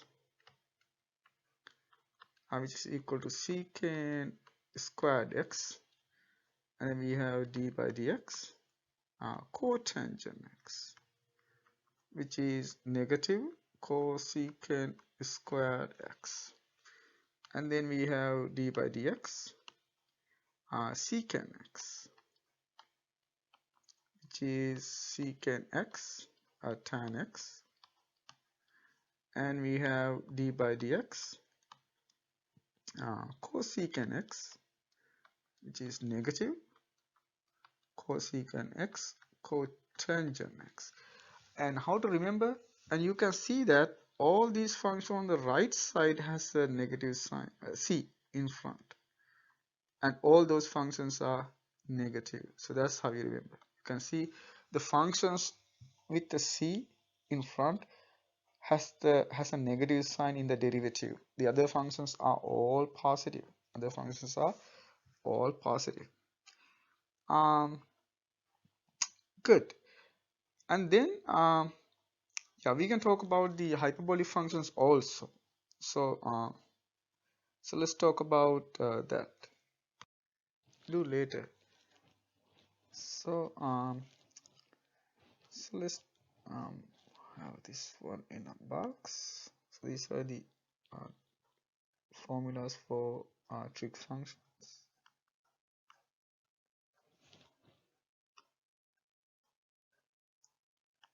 Okay, so let's start. Let's do these problems. So let's say the derivative of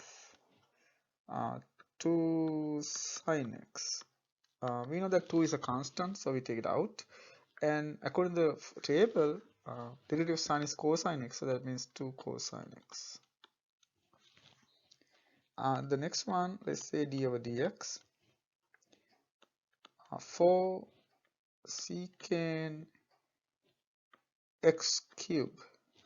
So you can see that this is not just x, is x cube, so that means you have to use a chain rule. So this is simple. We know that 4 is a constant. So derivative of secant is secant tan according to the formula. So that means this is going to be secant, no change, and tan, no change, and then multiply by the inside function, derivative of the inside function. So in this case, which is 3x squared, so we multiply by that. Just to avoid confusion, we normally bring it in front, and then we can write, you can leave the final answer as 12x squared secant x cube tan x cube. Okay, so the next problem, so let's say we have d by dx tan square root x. Again, we have to use the chain rule. Actually, first tell you, so that's coming from the chain rule. Okay, so same thing, you have to use the chain rule again because this is not just x. So let's do the chain rule. First, this is a tan function. If it's a tan function, we know it is secant squared, so we write that first. So it is secant squared square root x, no change to the inside function, and then multiply by the derivative of the inside function. So that is 1/2 x to the negative 1/2, the square root function. And then we can simplify this. How to simplify? You can bring the x square root down to the denominator. So that means this is going to be secant squared square root x divided by 2 square root x. Okay, so that's the derivative of that function using the chain rule, and this is where we use the chain rule. We multiply by the derivative of the inside function. So, and you can see that there are no changes to this function. Okay, no changes. See, the sitting excellent. It's the same thing. No changes. Only you multiply by the derivative of the inside function. That's the only part coming out. You have that extra term multiplied by the derivative of the inside function. So let's do more. How about this one? So let's say we have d by dx cosecant x squared plus 3x. Okay, again, just follow the table and see what's the derivative of the major function, which is a cosecant x. So cosecant means negative. Cosecant, you just repeat the inside function without any changes, times cotangent, again no changes to the inside function, and then we can multiply by the derivative of the inside function, so it's x squared plus 3x prime. Okay, that's the chain rule part. Okay, so it is negative cosecant x squared plus 3x cotangent x squared plus 3x, and then you can see here we have the derivative is 2x plus 3. So that means the final answer is negative. We normally put that in front to avoid confusion, and then cosecant x squared plus 3x cotangent x squared plus 3x. Okay, so that's the final answer for that. How about these two special problems? So let's do the derivative of sine squared x.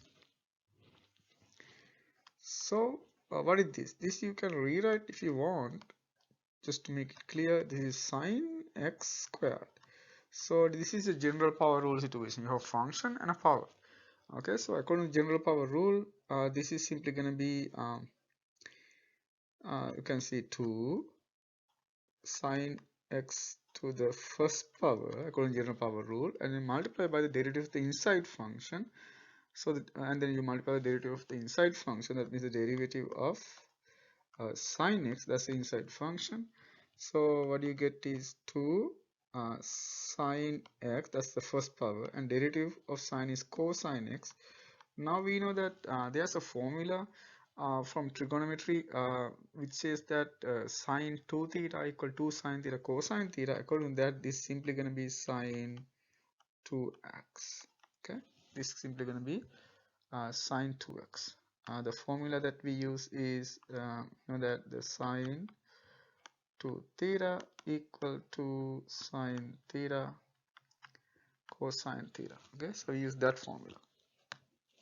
Okay, so now let's do this problem. So I'm going to slightly change the problem. Let's say we have sine x squared.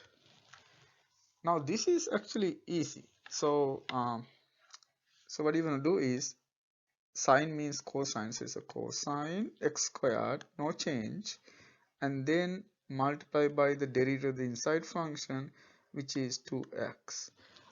Just to avoid confusion, we write 2x in front, so it is 2x cosine x squared. So you can see that is simple, and you get completely different answers for those two. Okay, so please make sure that you understand the difference between the two. And then how about this one? So d over dx x squared sine x. So you need the parenthesis here. So we use a product rule here. So for the product rule, uv prime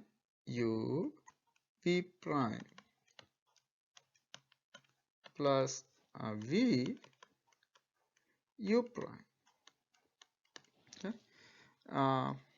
So we assume that the first one is u and the next one is v. Okay, good.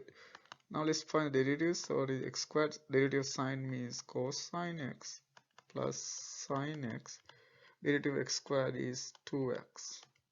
Now what we can do, just like a just move terms around, you can do much here. So it is x squared cosine x plus 2x sine x. Okay, that's what we get. So let's do maybe like 3 more little complicated examples. Good. So how about this one? Let's say we have d over dt secant t plus tan t to the 5th power. Again, it's a general power rule problem. So you have a function to a power, so we can write the power. Then secant t plus tan t, you subtract 1 from the power and then multiply by the derivative of the inside function, which is secant t plus tan t. So we have 5 secant t plus tan t to the 4th power. Now we're going to take the derivative of these functions. Okay, so what are the derivatives? Secant. Derivative is secant tan, so the secant t tan t. Derivative tan means secant square t. See whether we can simplify. Actually, what we can do is we can factor secant x out. So we have 5 here, and then we have secant t out as a factor. So we're going to get secant t plus tan t to the 4th power. Once you take secant out, you're going to get tan t plus secant t. So that's exactly matched with the other term. So that means you can combine the two. So you have 5 secant t plus tan t to the 5th power. Okay, so that's what you get as the final answer. Let's do maybe 2 more. How about this one? D over dx 2 sine squared x minus tan squared x. And you can see for both of them you have used the chain rule. Because sine is squared, you can have sine x squared, tan squared, you can have tan x squared. Okay, after writing that, from the first term you get 2 times 2 sine x times the derivative of the inside function, which is cosine x, minus same thing 2 tan x to the 1 actually is the first power, here also first power, and then the derivative of the inside function, which is secant squared x. Good. I mean, you cannot do much here, so we just simplify slightly. So what we can do is actually we can combine these two. We got 2 sine x cosine x, that is sine 2x, the double angle formula. So this can be 2 sine 2x according to the double angle formula, minus here we just leave it 2 tan x secant squared x. Okay, other way to write this one is you can write this one as 2 sine x secant cube x, but just the same thing, not much. Okay, so let's do one last problem. So let's say we have d over d theta 2 theta sine theta square root. Again, this is a general power rule problem. So you can write this one as d over d theta 2 theta sine theta 1/2 power. So according to the general power rule, this is 1/2 2 theta sine theta negative 1/2 times the derivative of the inside function, which is 2 theta sine theta. Okay, so use the product rule for that. So if you use the product rule, so 1/2 2 theta sine theta negative 1/2 from the product rule, you take the derivative, you write, you take the actually, before we do that, we can do a simplification here. So what the simplification is, you can see that you can cancel this 2 with that 2. Okay, so that means after we remove that, you can have a little simplified version here. So that means you're gonna get 2 theta sine theta negative 1/2, and then what's gonna happen here, you only have theta, so take the derivative, that's 1, rewrite the other term, plus theta, take the derivative, that is cosine theta. So that's what you get. And then what you can do, you can bring it down and simplify, write it as just one term. So your final answer is going to be sine theta plus theta cosine theta divided by 2 theta sine theta square root. Okay, so that's what you get as the final answer for that. Good. So let's talk about the next topic, the exponential functions. So what results we know about exponential? There are 3 formulas for exponential functions. Um, so exponential functions.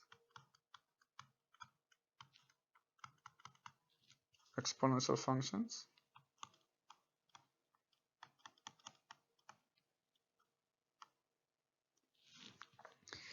So what are 3 formulas?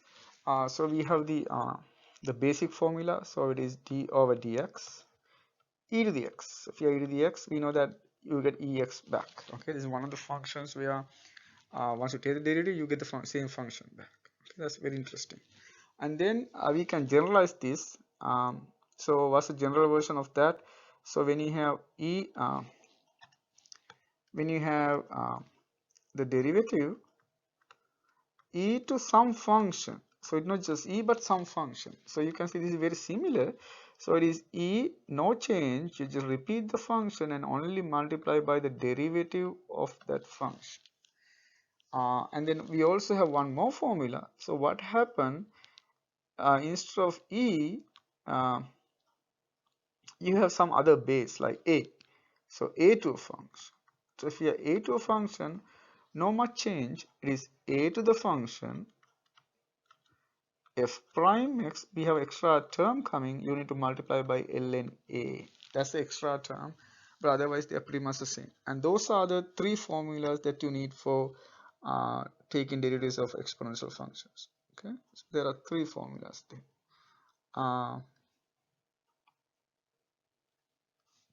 Good. So let's try to do some problem from each type. So let's start with this problem. So let's say we have d by dx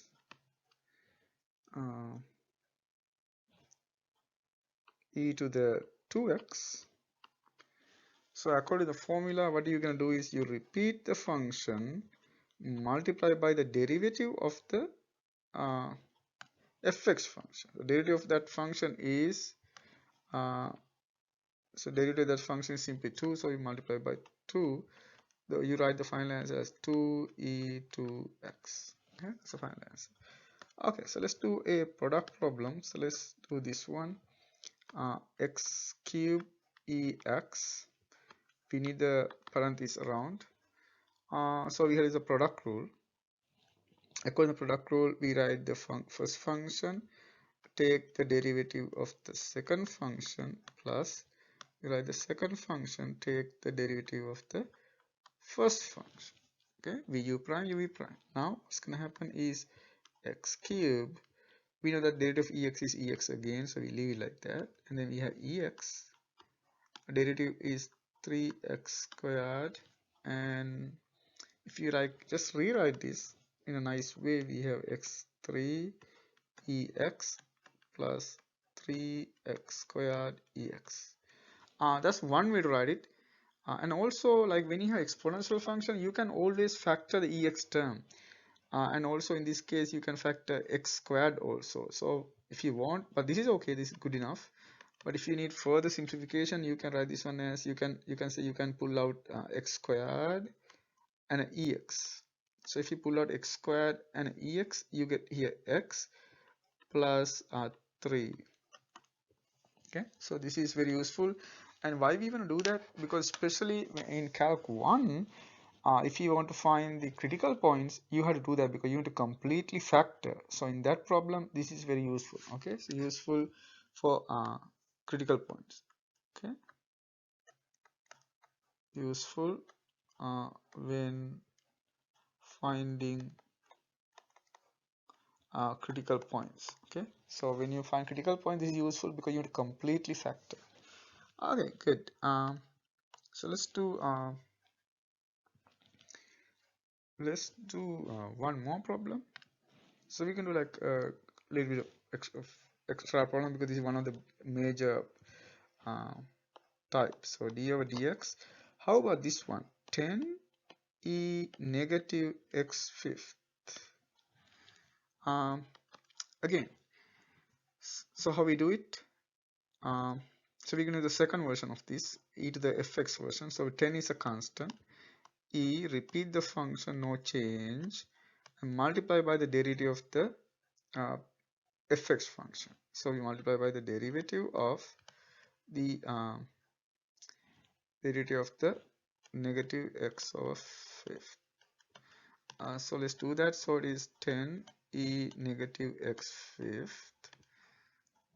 Derivative is simply negative 1/5. Now you can simplify this a little bit. We have 10 and 1/5, so it is negative 2, and then e to the negative x fifth. So that is the final answer for that. So let's do a few more. So let's do a problem with different variables. So let's do problem with theta. So d over d theta, e to the theta squared plus 1. So you can see here the function is inside function theta squared plus 1. So that means your derivative going to be, when you have e, you just repeat the function. So it's e theta squared plus 1, no change, and then multiply by the derivative of the inside function. Okay. So that means e theta squared plus 1, the derivative of the inside function 2 theta. So what we normally do is we don't leave it like that. We're going to bring 2 theta in front, and we write this one as 2 theta e to the theta squared plus 1. So that is the final answer. And then let's do this problem. So let's say d by dx, e to the let's say square root x. So again, same argument. So when you have exponential function, we repeat the function, multiply by the derivative of the inside function. So in this case, square root x. So that means it is 1/2 x to the negative 1/2. And if you write this with the positive power, you can write this one as e to the square root x divided by 2 square root x. Okay, so it's very clear. How about this one?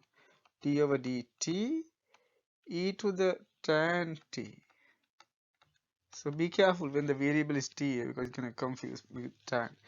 Same argument, e to the tan t, and then multiply by the derivative of the tan t, which is secant squared t. So you can leave it like that. We really don't need the dot here, but that's just an exaggeration. Good. And how about this one? So just a little bit of complicated. E to the cosine theta squared. So you can see we have a e, and then we have cosine, and then we have squared function. Okay, so you have three functions here. So what we do every time, you multiply by the derivative of the inside function. Multiply by the derivative of the inside function. I'm going to do this step by step just to make it clear. So let's start the first function. What is the exponential function? So it is e cosine theta squared, and what we do now, we multiply by the derivative of the inside function. In this case, the inside function is this, so we multiply by the derivative of that. So that means cosine theta squared, the derivative. So that's the first one once you use the chain rule. So now let's try to do find derivative of that. So that means the next step would be e cosine theta squared. So let's try to find the derivative of the inside function. It's a cosine function. That means it is negative sine theta squared, no change, and then again multiply by the derivative of the inside function. In this case, the inside function is theta squared. See, you every time you multiply by the derivative of the inside function. Okay, so you can see in this case the inside. So first the function was cosine theta squared, and then we can jump to the next one. So then here the inside function is that. Okay, so that's what you get. Now what we can do, we can multiply by that. That's easy to find the derivative of that. So that means you're gonna get e cosine theta squared. We have a negative sine squared theta squared, and here we get 2 theta. So finally we can write this in a proper way. What we normally do is we write the negative sign first and the numbers, and then we write theta. When we have exponential function, we normally write the exponential function next, and then the other trig functions. Okay, this is kind of a customary way to do it. Okay, so that's the final answer for oh no, that's my square here. I think I made a mistake here. I had extra square, so there's no square here. Okay, let's write that part again. Yeah, so I just added a square there, so that's so I'm remove that. So that's the final answer for this problem. Okay, so you can see, so what we did, every time you multiply by the derivative of the inside function.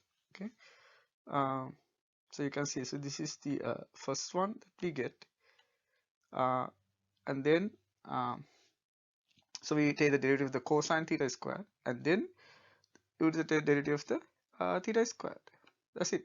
Okay, there are two inside functions, a cosine and theta squared. So that's it. Okay, so and then after that we write the solution like that. So that's the kind of idea.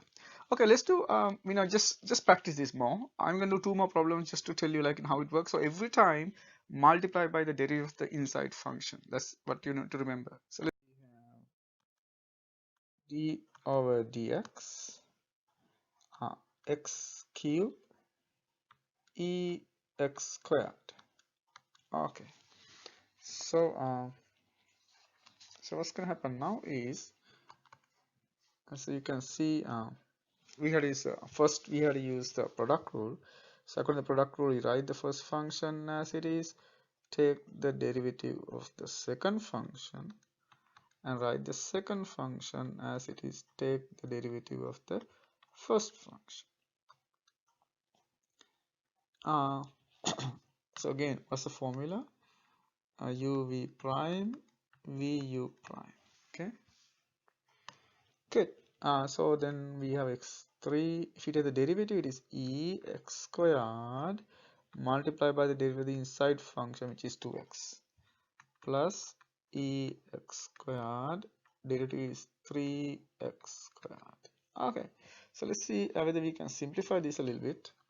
So if you simplify, we get 2e x squared x fourth plus 3 e x squared x squared. So we can leave it like that, or we can write the factored form, or either this is good enough. But if you need the factored form, you can see what are the factors you can get. You can get e x squared is a factor, x squared is a factor. From the first term you get 2x squared, from the other term you get 3. So those are the factors you get. Okay, that's a complete factorized version of that. And then you can see that this function is completely positive or 0. Okay, so you can see this is greater than or equal to 0. That means if x not equal to 0, it is an increasing function. Okay, so only increases because derivative has to be positive. But those are like other things that you use in Calc 1. Now So let's do maybe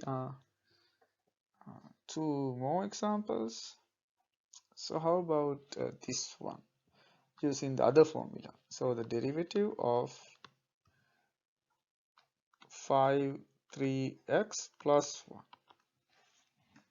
According to the third formula, you can see when you have other bases, we do the same thing. So the 5 3x plus 1, you repeat, multiply by the derivative of the inside function, which is 3, and then you have extra term ln 5, okay, to the ln of the base. And then, I mean, there are no, like, much better ways to write this one. You can probably write 3 in front, and then we have times 5 3x plus 1 ln 5. Okay, maybe this one. Good. And how about this one? So d by dx 2 to the x squared. Very similar problem. So it's 2x squared. Take the derivative of the inside function, which is 2x times ln 2. You can simplify this a little bit. So what we can do is we can combine the 2's. So that means 2x squared plus 1, because you get one more, and then we have x and ln 2. So that's the final answer for that. So as the one last problem, let's try to do this one. So this is d by dx.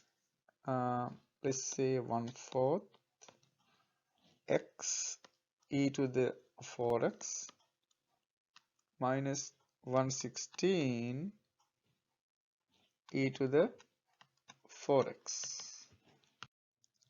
So do the first one, we can use the product rule. So you're gonna get 1/4.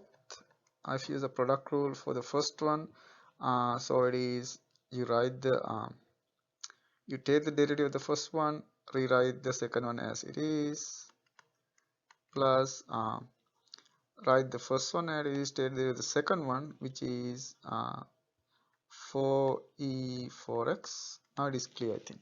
Okay, and then minus 1/16, take the derivative, which is 4 times e to the 4x.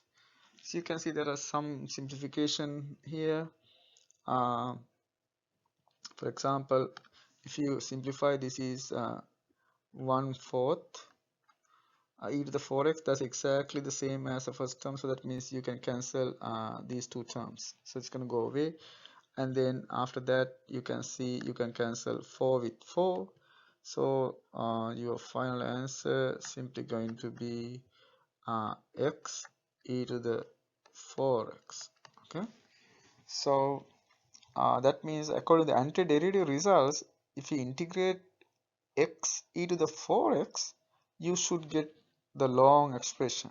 Okay, so we're gonna learn that later, how to actually do that. Okay, so if you integrate this one, you should get the long one. This is one of the examples we can do later. So we're gonna use a technique called integration by parts.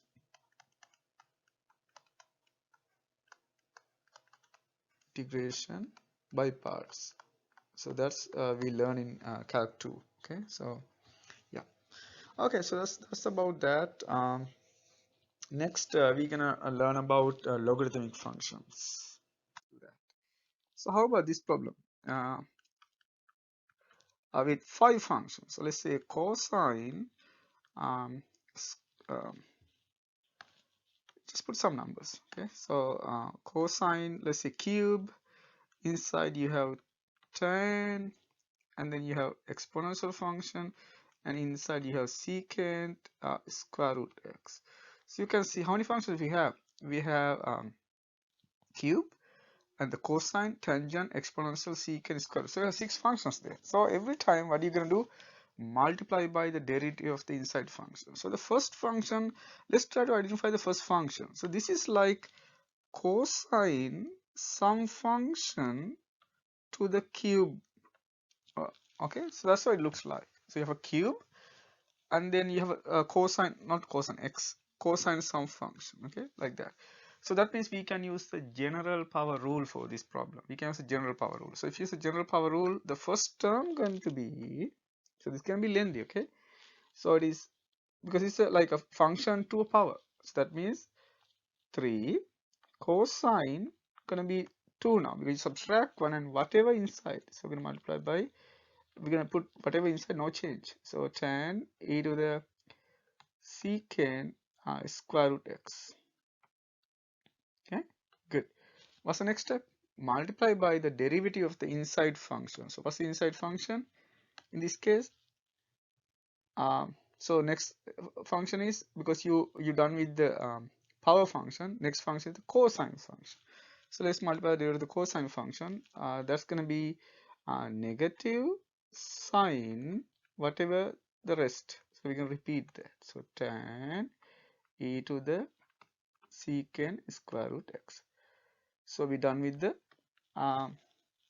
first inside function. Okay, good. The cosine. Now we go on to the next one. So what is the next inside function? So the next inside function is the tan part. So this is the next inside function. So we can multiply by the derivative of that. So let's do that. So times the whole thing. Okay. So derivative of tan. That means it is secant squared whatever the function. So it is e secant square root x. You don't need a parenthesis around because this function is clear this time. Again, now we multiply by the inside function again. If you want, you can add parenthesis, that's okay, but you don't need that.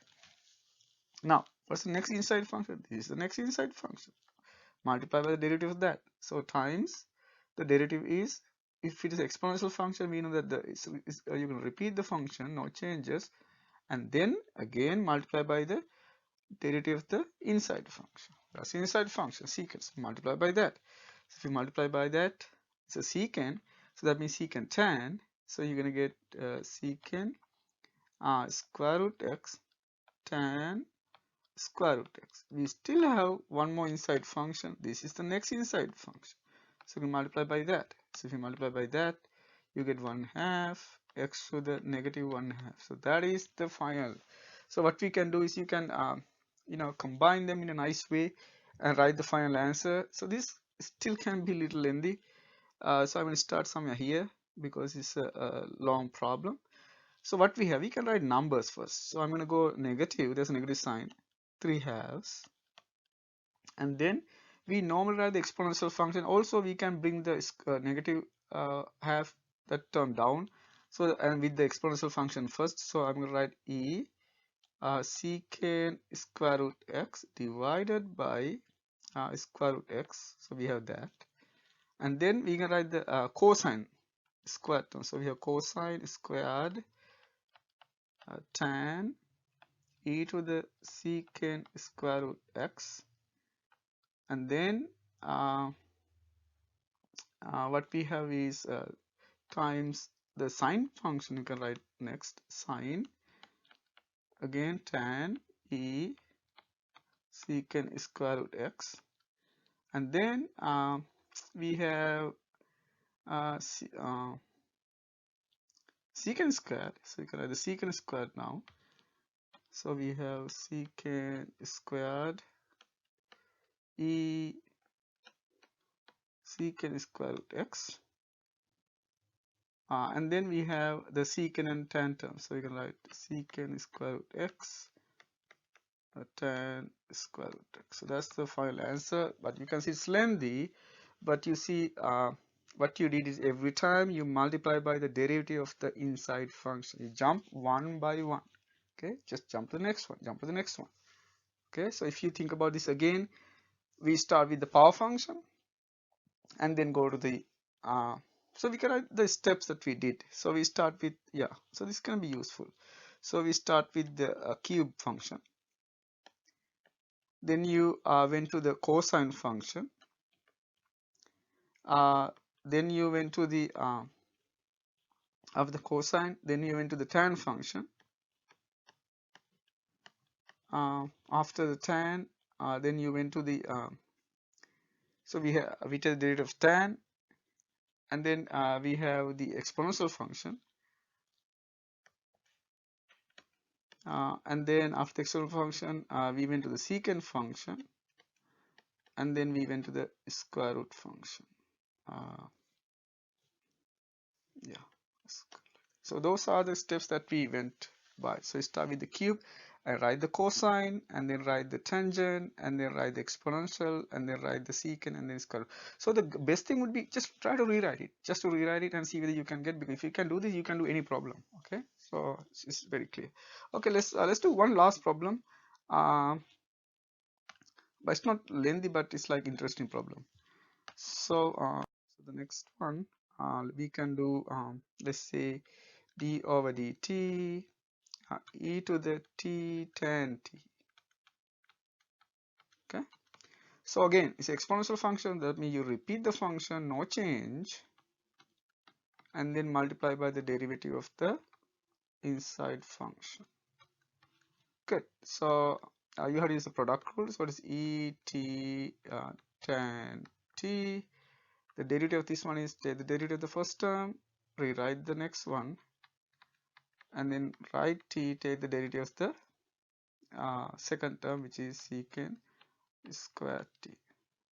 Now what we do, we gonna rewrite them with some simplification. So we say e t tan t. Here it simply become tan t plus tan t plus t secant square t. T secant square t. So that's the final answer. Okay, so that's about that. So next, what we're gonna do, we're gonna go to the next important topic, the logarithmic functions. Okay, logarithmic functions. So let's go to that topic now. Logarithmic functions.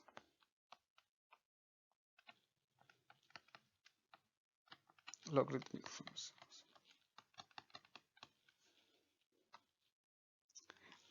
When you talk about in calculus, we can use the base e. So that's one of the result that we use. And but if you want to use other bases, you know that you can convert that because we have this result. What it says that log a to b x is simply equals to what we can do. We can just take the natural log of uh, uh, so let's like we don't need this like that. So when you have something like log a to b, log base a to b, this is simply equals to you can pick any base you like. So for example, if you use natural log, so you can write this one as ln b over ln a. So that means using this result, you can always convert any base problem to natural log. So that means, but when you take the derivatives, you want to make sure that you always use a natural log. But if it is any other base, you can use this result to convert that into natural base. Okay, good. So now what we're gonna do? So let's go with the natural log problem, and also we also know some other facts about natural log and exponential function. So we can use those also to kind of simplify problems. Good. So so one other result that we know is we know that if we have log uh, a b equals c, which is equal to simply a to the c equal b. So we can write it like that always. Okay, the a is the base, c is the power, and b is the number. Okay, so you can always use the conversion. So what we know is we know two major results for derivatives of natural log functions. So it is d over dx. Ln, we use absolute values 1 of x. That's the first result. The other result is if you have ln some function, it is simply the function goes down, the derivative goes to the top. Okay, so those are the two major formulas for derivatives of log functions. So you can see we use a natural log, ln, base ln here. Okay, so let's try to do some problems from this. So we can have this one. This is the first problem. So let's say d by dx, x to the fifth power ln x. Again, you can use the product rule here. So one more thing, we need a parenthesis around because there are two functions, so you need the parenthesis. So, and then again we're going to consider the u function, we're going to consider the u function and the v function. That's the u function and the v function. So let's use the result. We know the derivative result is, again, it is u v prime v u prime. Okay, u v prime v u prime, and with the plus sign. There's no order, you can write anything you like first. Good. So so let's take the derivative of the first one, 5x to the fourth, rewrite the next one, plus rewrite the next the other one, and take the derivative of the second one. So derivative of the second one is 1 of x. Okay, now you can see there is a nice simplification here. You can see the first one is 5x fourth ln x, no change, but here you can see this can be simply x to the fourth power. So that we can leave as the final answer. Okay, there is a nice simplification like that when you have ln, because derivative of ln is 1 of x. Okay, so that's the first one. So let's do the second one. So how about this one, d over dx, natural log 2x plus 1. Now we can use the second formula, according to the second formula. So this is the fx function. Okay, so that's the fx function. So that means you write the function down and the derivative on top. Okay, so that means simply going to be 2x plus 1. The derivative of 2x plus 1 is 2. So that's the answer for that. So 2 over 2x plus 1. Good. A little complicated one, d over dx. Let's say ln x to the fifth power minus x to the cube. Again, the function goes down, so the function is x to the fifth power minus x to the cube, and take the derivatives. The derivative of the first function is 5x to the fourth, derivative of the second function is 3x squared, and now what's going to happen, you can cancel common terms. What's the common factor? You can see x squared is the common factor, so we're going to divide each term by x squared, so you finally end up getting 5x squared minus 3 over, if you divide by x squared, it is x3 minus 1, x3 minus x, okay, because we divide by x squared, x3 minus x, so that is the final answer. Good. Now let's try to do an interesting problem using that has a trigonometric function. So what about this one, d by dx?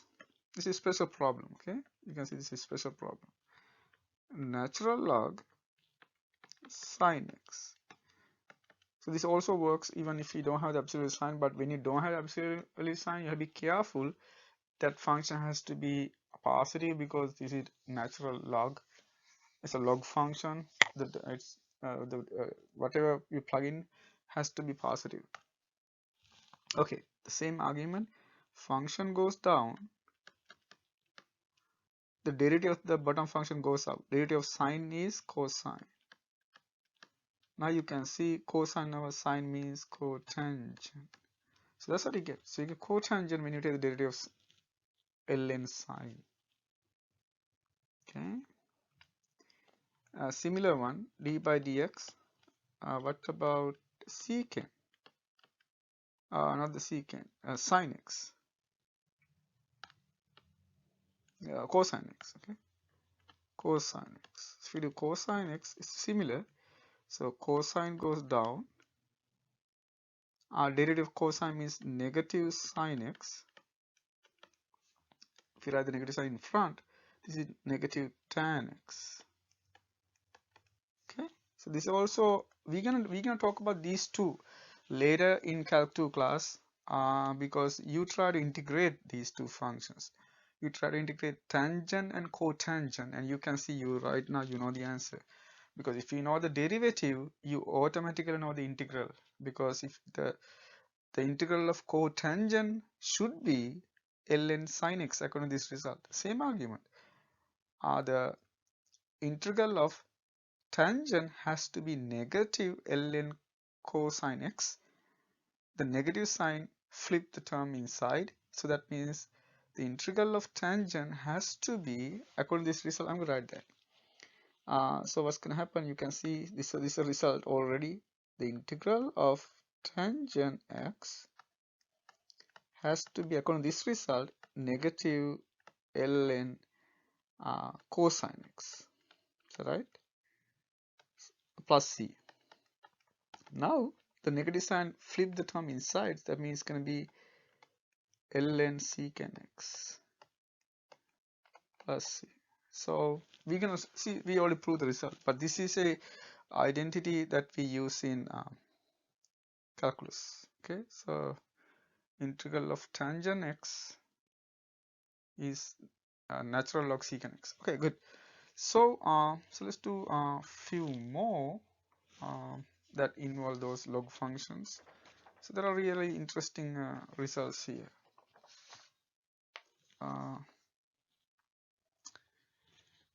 So how about this one?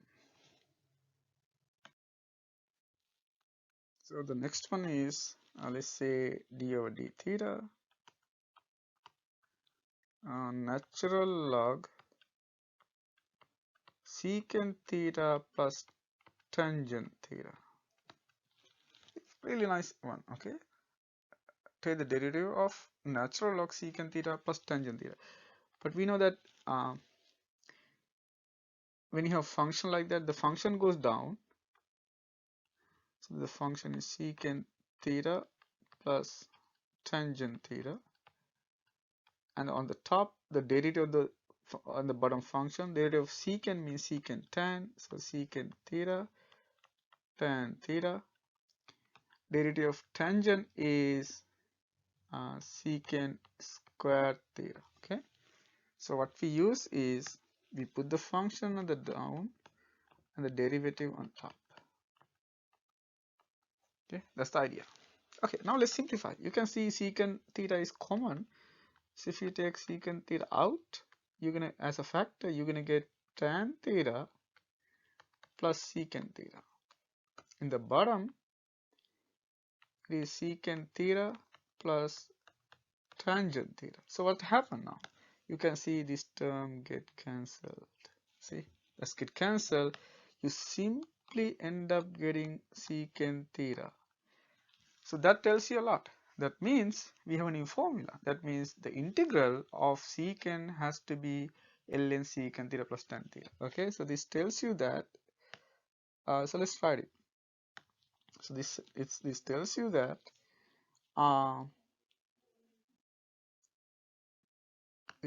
that the integral of secant theta d theta has to be ln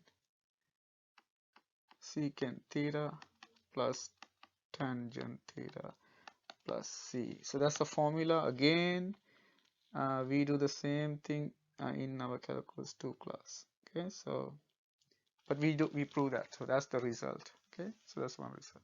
Okay, let's do maybe one last problem before we move on to the other type. So d over dt, how about ln 4t squared minus 1, the, let's say some root like 4th root. Okay, something like that. So you can do this problem in a difficult way and easy way. Difficult way is just consider this whole thing like ln inside the function as the fx, but we are not going to do it. Okay, so the one way to do this is consider this function as fx and use the fx f prime x over fx formula. Instead, what we're going to do, we're going to simplify the log function, because this is much easier. So this one you can write as d over dt natural log, the function is 4t squared minus 1 1/4. We know that when you have a log, this 1/4 you can take it out. Okay, you can take it out. So that means you can rewrite this problem as 1/4, you take it out, d over dt natural log 4t squared minus 1. This is very easy to do. Okay, now we use a formula. So if you use a formula now, you will get 1/4, function goes down, 4t squared minus 1. The derivative goes to the top. The derivative of this function is 4 times 2t, right? 4 times 2t. So you can see 4 and 4 get cancelled. So you simply end up getting 2t, 2t over 4t squared minus 1. Okay, so that's the answer in a much easier way. But if you just use the whole function, that'd be complicated. So we don't do that. We normally simplify the natural log. It's going to make the calculation easier. Good. So let's talk about what happens if you have a other base, like not this base but different base. So we have this formula. So we have d over dx log, let's say base a fx. So something like that with other base. So if you have other base, what's going to happen? It's going to be pretty much the same, but you need to divide by ln a. So what you do, so we have fx f prime x as before, but you divide by ln a. So that's the only difference now. Okay, so just divide by ln a if you have any other base. Good. So let's do just two problems from this one just to see. So we have d over dx. Let's say log 3 x squared plus 5. So if you have that, so it's going to be function goes down, x squared plus 5 divided by ln 3 in this case, and the derivative goes to the top. Derivative is simply 2x. You can see you can simplify, so we'll leave it like that. So let's do one more. What is the derivative of d over dx? Log cosecant x. So if you have log cosecant x, okay, when you write just log, what does that mean? When you write just log, we mean that the base is 10. Okay, so the base is 10. When you just write log, we assume that the base is 10. Okay, so the base 10, we normally don't write that, we just write log. So be careful with that. And also, but in computer science, when you write log, they mean the base 2. Okay, so let's write that. In CS, in computer science, log mean log 2, base 2. Okay, so you have to be careful with these special situations. Okay. Now, so what we have, so we use the same result. So we can write this one as the function goes down, ln 10 now, and then derivative, secant. When you have cosecant, derivative is negative cosecant cotangent, so it's become negative. Cosecant x, negative cosecant x, and cotangent x, and you can see cosecant get cancelled, so you simply get so you simply get negative cotangent x over ln 10. Cotangent x, not cotangent t. Cotangent x, sorry, cotangent x over ln 10. So that's what you get. Okay, so let's see a little bit of summary of what we did and what kind of formulas we have so far. So we need to, so let's talk about summary so far. Okay. So what we have is when you have, so we are trying to take derivatives. Okay, so so what's going to happen is, we know if we have xn, we know the formula, which is nx n minus 1, and then we have the general formula when you have fx to the n, it is simply n fx n minus 1 times f prime x. Okay, and then what we have is we have efx. So we have e to the fx, and we have actually ex first. We know ex. If we have e to the x, it is easy.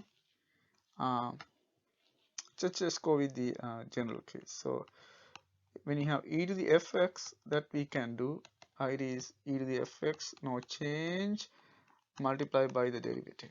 And then we talk about a to the fx, a to the fx. So when you have a to the fx, a to the fx, so what's going to happen? A to the fx, f prime x, and then we multiply by ln a. So now the next situation is, what are you gonna do if you need to take the derivative of a function to a function, like as a power, like that.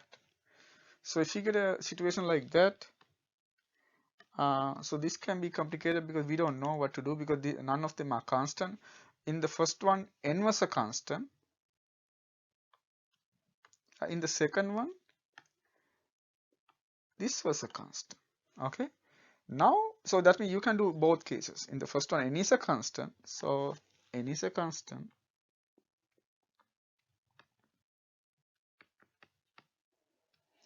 In the second one, a is a constant, or a or e. But now in this one, none of them are constant. Either power or the base, none of them are constant. Okay, so here the power is a constant. So this is power is a constant. Here the base is a constant.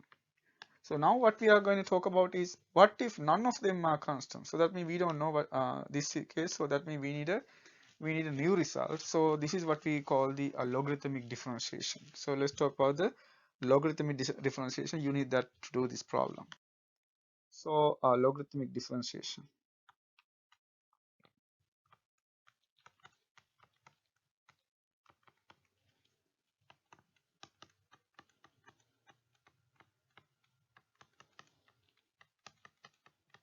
Okay, so this is especially useful in two major cases. So we're gonna talk about one by one. Type 1 is, so let's say type 1. In the type 1, you're gonna see product or division uh,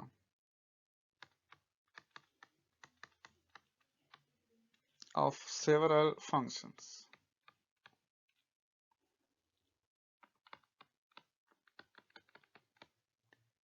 So when you have product or division of several functions, you're going to use the logarithmic differentiation. So let's do a problem. So let's say find y prime if y equal, let's say x to the fourth power x cube minus 2 square root, and then divided by x to the fifth power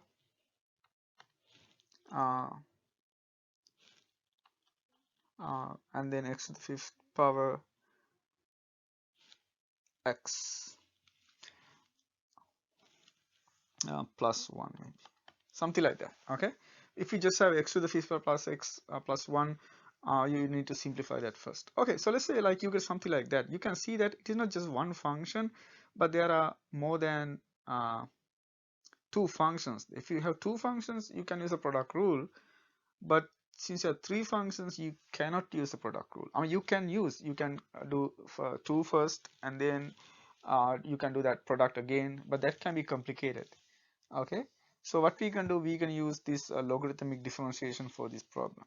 So what we can do, we take, so the steps are, if you want to do that kind of problem, so we can do take natural log, take what we normally call take ln of both sides first. Okay, that's what we do. So if you take the natural log of both sides, this is going to be ln y in this side, and what's going to happen on the other side is, as you can see, ln this expression, this whole expression. So we have x to the fourth x3 minus 2 square root divided by x fifth plus x plus 1. Now what we can do, we know that when you have a sum, we know this result.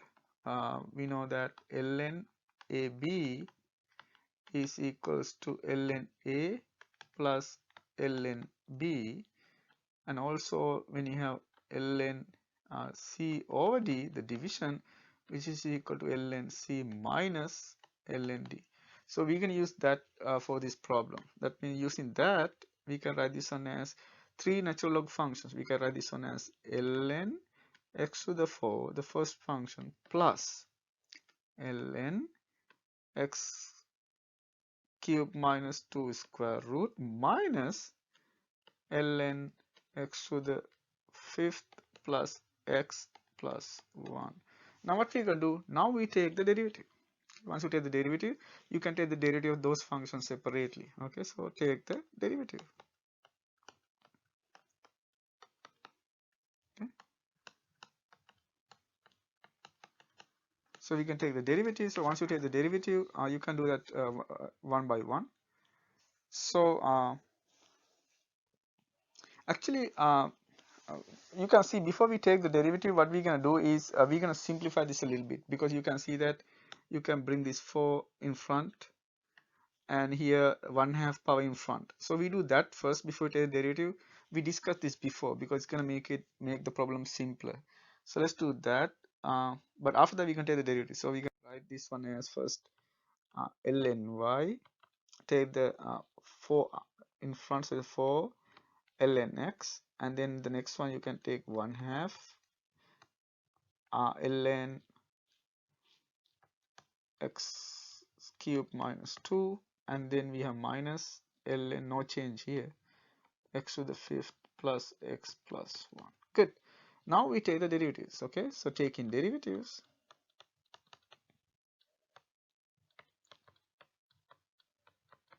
okay, so taking derivative, we have to use a chain rule for this part, ln y. So you have a function, so what we can do, according to the chain rule, it's going to be 1 over y and then multiply by dy over dx, okay, by the chain rule. And then on this side, this simply be 4 1 over x, and then here 1/2. This one function goes down, the derivative goes to the top. The same thing, function goes down, our derivative goes to the top. Good.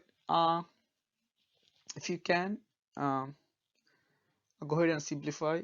Otherwise, what will happen? This is that dy over dx. If you multiply both sides by y, if you multiply both sides by y, then this side gonna get cancelled. So the other side you get y, you're gonna multiply by y, and then you're gonna have here 4 over x. I mean, you cannot do much here. So we have 3/2 x squared over x3 minus 2, and here we have 5 x to the fourth plus 1 over x to the fifth plus x plus 1. Now what we can do, we can replace y by original function. We know what is y, that's the original function. So which is x to the fourth x3 minus 2 square root divided by x to the fifth plus x plus 1, and then we're gonna rewrite this 4 over x plus 3/2 x squared over x3 minus 2 minus x to the fifth plus x plus 1, 5x to the fourth plus 1. So that's what you get. Okay, that's the final answer. You can see that it's won't be like, you cannot do much with that. So you can leave it like that. Good, so that's the derivative of the function using the logarithmic differentiation. So let's talk about the second type, the type 2.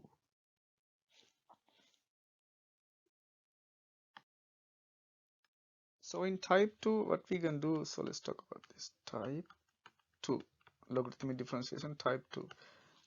So this one major thing is used to find the derivative of, use to find the derivative of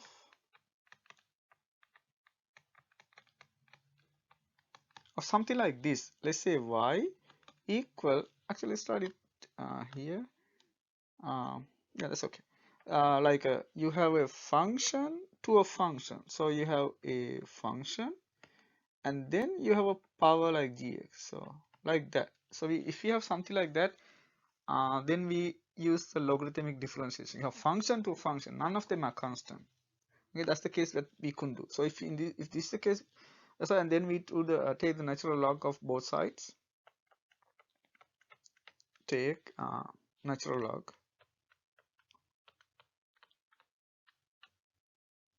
Take natural log of both sides.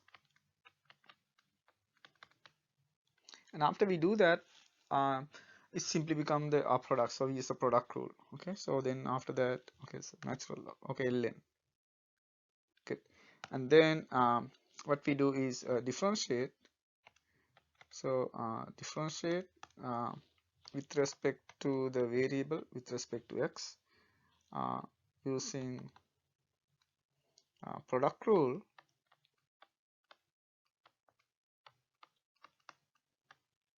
And implicit differentiation.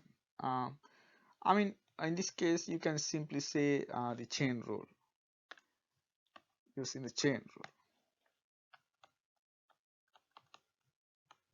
We can discuss the implicit differentiation next. Okay, chain rule. So we need the product rule and the chain rule. And then what we do is after that solve for dy by dx. Okay, so solve for dy by dx. So last step. Okay, so those are the major steps if you want to do a problem like that. So let's do a problem.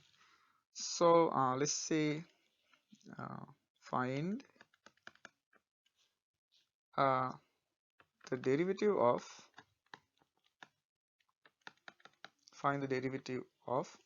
y equal, let's do easiest one, x to the x. Okay, that's the easiest case that we can do. It can be x to the square root x, I mean all the same. So you see it's a function to function. Okay, none of them are constants. So so we're gonna follow these steps. What is the first step? So take the derivative. Okay, so we can take the derivative. So taking, that's the first step, taking ln natural log of both sides. So if you do that, then what's going to happen on this side is going to be ln y on this side. The other side, it is ln x to the x. What we do is we're going to bring this power out. Okay, so power out. So this is x ln x. Now you can see this is just a product. So we use the product rule. On that side, on the other side, you use the chain rule because it's a function of some, not x, okay, it's just y. So that means you have to use the chain rule for that. So let's do that. Now we take the derivative with respect to y. Okay, so taking derivative with respect to not yx, taking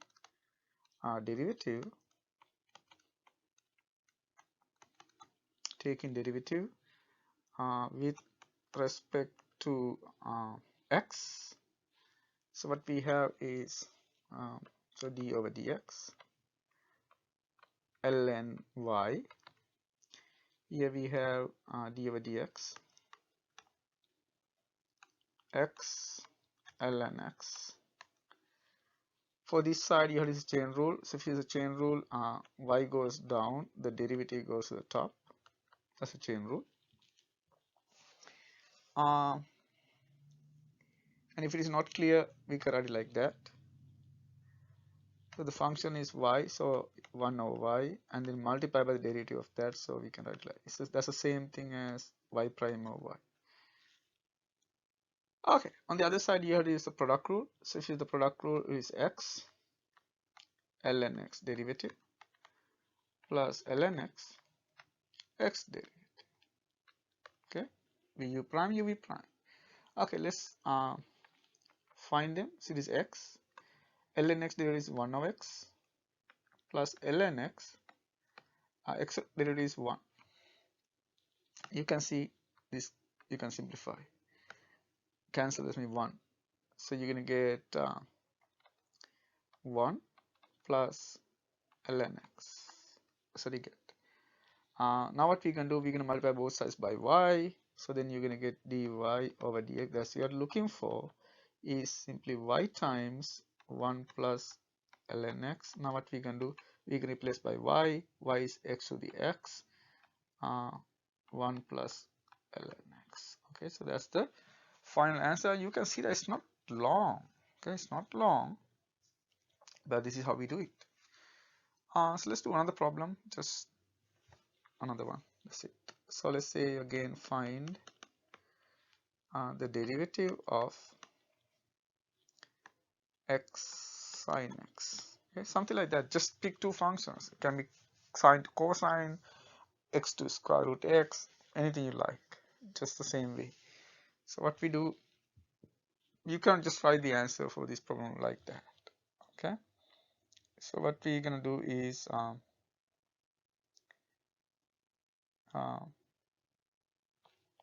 we can take that as y and then take the natural log. Also, there's another way to write it, because we know there's an identity when you have e to the ln x equal x. So we can use that fact as well. So that's like another way to kind of do these kind of problems rather than doing this way. Let's do both ways. Let's do this way and then next let's do the other way. Okay.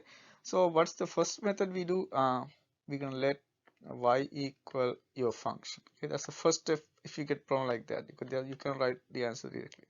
So we're gonna pick this one as y, and then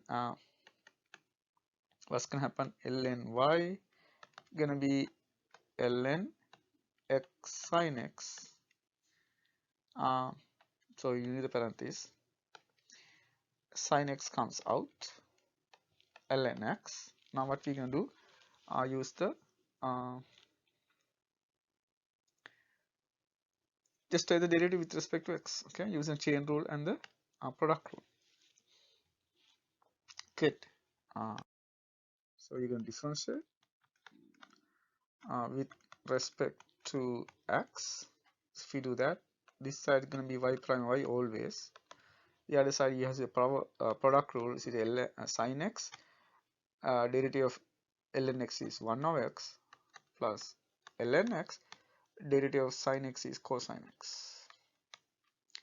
I mean, you can't do much here. So you just get y prime, which is y times sine x over x. Again, you can't do much. Ln x cosine x. Now we replace by y, which is x sine x times sine x over x plus ln x cosine x. I mean, you can do one thing here, because x is in the denominator. You can subtract 1 from the powers. You can, if you want, you can write like that. Otherwise, this is okay. But if you want, you can write this one as x sine x minus 1 times sine x. Okay. Because you divide means subtract 1 power plus ln x cosine x. Okay, so that's the answer. But both are okay, either this or that. It doesn't really matter. It's not much. Okay, so the other method. What's the other method? We can use this result. We know that if we have x, if we have e ln x, which is equal to x if x is positive. Okay, we assume that x is positive. And also we have ln ex. This is true for any x. Okay, for any x, for any x. That's only for positive x. Okay, so we can use one of those results now. So I'm going to use the first one. Okay, so if you use the first one, now this is for how you can write this in one line, like without this. So we have d by dx, x sin x. Now this function you can write using this argument. So it's e ln x sin x. See, you replace x by x sin x. Okay, that whole thing you replace by that. Now the same thing, we can simplify this a little. So this is e. Oh, actually I forgot the derivative. So let's try the derivative. So derivative of, you replace this one by e ln x sin x. Now we can simplify this a little as before. So this one you can write d over dx. E sin x comes in front, ln x. Now we use the derivative. So it's a e to a function. So that means e to a function means what? You rewrite the e to the function and then take the derivative of the inside function. That means sin x ln x using the product rule as before. Sin x 1 over x plus ln x cosine x. Now you can see the first term here is simply, you can simplify this back and you can see this is exactly the same as x to the sin x. So that's what happened. Okay, so this is simply again the same thing. So this is the other way, okay, that we were talking about. So we can use this technique. Why this is again? Because you can rewrite back. So you can move this term back to where it was. Okay? And then we know that ELN get cancelled, like here. So you can cancel ELN x. X equal x. That's how you remember. ELN cancel. So, and using that argument, you can say this is simply equals to x sin x again. So that's how we do it without that approach. Okay, so you can use one of those log identities to do it in one line. Okay, good. So that's about it. So what we do next is we're going to talk about inverse trigonometric functions. So let's do inverse trigonometric functions. So inverse trigonometric functions. Inverse trigonometric functions.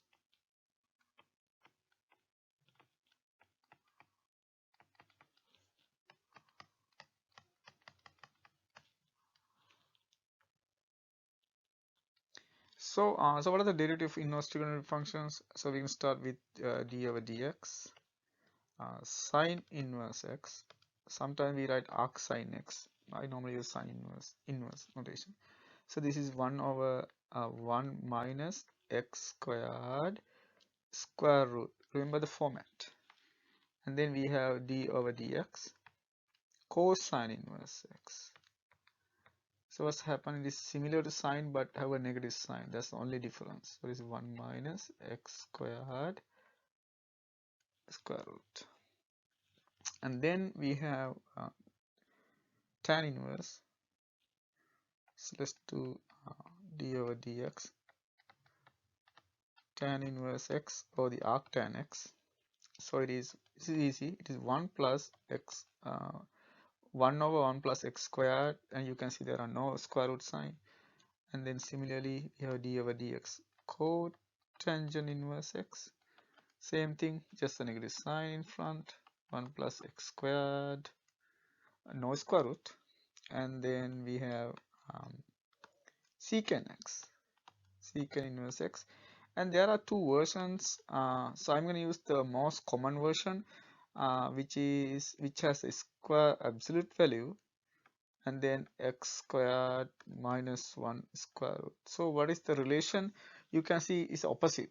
It's have x squared minus 1. The other one has 1 minus x squared, and we have absolute sign here because it has to be positive. If you just write x, it's not valid uh, for negative numbers. So you need absolute sign here.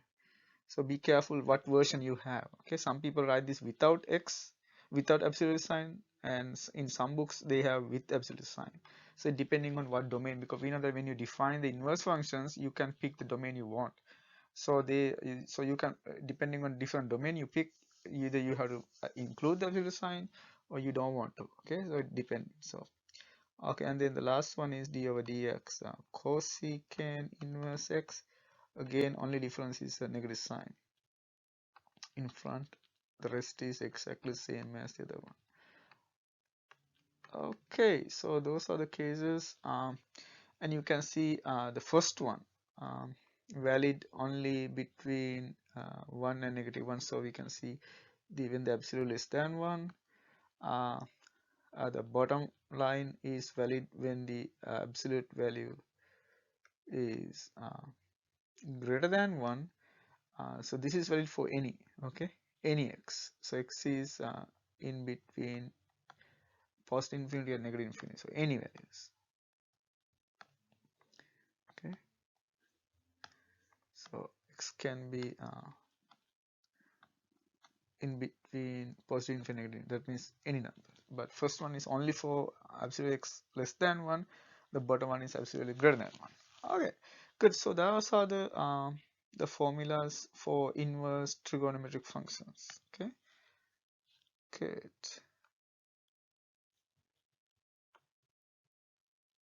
And always, try to remember the domain where it works, because when you try to think of application, you need to be very careful with that. And also the different version of the secant function, secant inverse, because some books don't use the absolute sign, so you have to be careful with that, because maybe you try to write it, but it doesn't work. Okay, let's do some examples. Let's start with this one. So let's say d over dx. What is sine inverse 2x? Okay, something like that. So we can use the chain rule. So according to the chain rule, what you can do, you simply treat 2x as u. So if you do that, this is simply going to be, if you consider this as u, it is simply going to be 1 over 1 minus u squared square root, and then multiply by u prime. Okay, that's what happened. So that means if you use that idea, so it is simply 1 over 1 minus 2x squared square root times the derivative of the u function, that is 2. So if you can simplify this a little bit, you can write 2 over 1 minus, you can write this one as 4x squared. So that is the derivative of that function, just using the chain rule. So here we use the chain rule. Okay, so chain rule is very important. Okay, let's do maybe 3 more examples. And then how about this? Let's say d over dx, tan inverse, or the arctan x over 3 are the same argument. So it is 1 over 1 plus whatever you have into x, so that's x over 3. So we have x over 3 squared, that's the formula says, and then multiply by the derivative of x over 3. So multiply by the derivative of this. Okay. So that's the chain rule. So let's simplify this a little bit. So you're going to get 1 over 1 plus, if you simplify this, is x squared over 9, and then this is 1/3. And then how to simplify this? First you can do is you can multiply the top and bottom by 9 here. So if you do that, you're going to get 9 over 9 plus x squared, and we have 1/3 there. Now we can simplify this 3 with that, and you get 3. So that means finally your answer is going to be 3 over 9 plus x squared. Good. And then How about this one? D over dx sec inverse x squared. Um, Again, we can use the formula, so it's 1 over uh, x squared absolute value, and then this is x squared minus 1 square root times the derivative of the inside function x squared this time, so which is 2x. Let's see that we can simplify. We can actually cancel one of the x's. So when you cancel one of the x's, so what's going to happen is, so you can see this has to carry the sign, okay, because x squared is absolutely is always, that's always positive, but we have that x there, so that means finally what's going to happen is, so because this has to carry the sign, so that means it's going to be 2 over absolute x. So yeah, because this is x squared is always positive, so you don't need absolute sign, and then x, one of the x's get cancelled, so you get simply x and x to the 4th power, x to the 4th power minus 1 square root, okay, without the absolute sign, because the sign has to be there because there's x that carries a sign, so this way you can make sure that it carries a sign. Okay, good. So it can be positive or negative. Good. So how about this last problem? So let's say d over dt tan inverse 2t plus 1 over 3. Same argument. So we're going to go with 1 over 1 plus 2t plus 1 over 3 squared times the derivative of 2t plus 1 over 3. So you can write this one as before.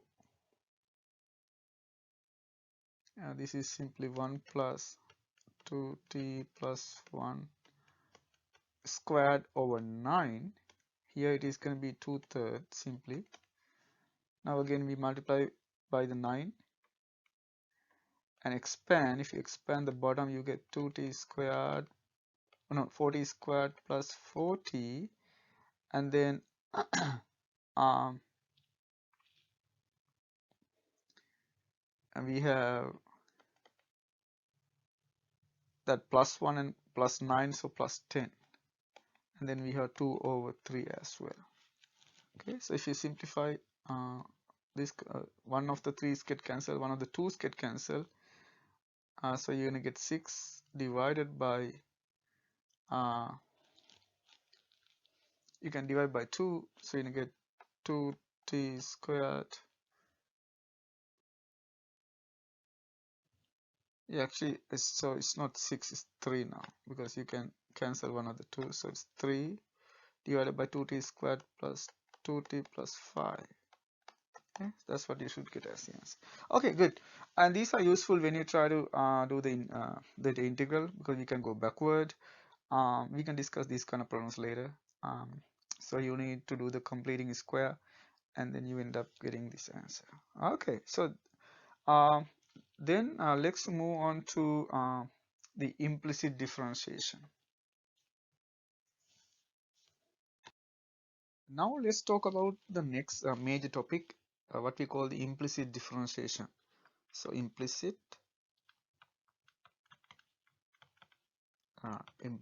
differentiation.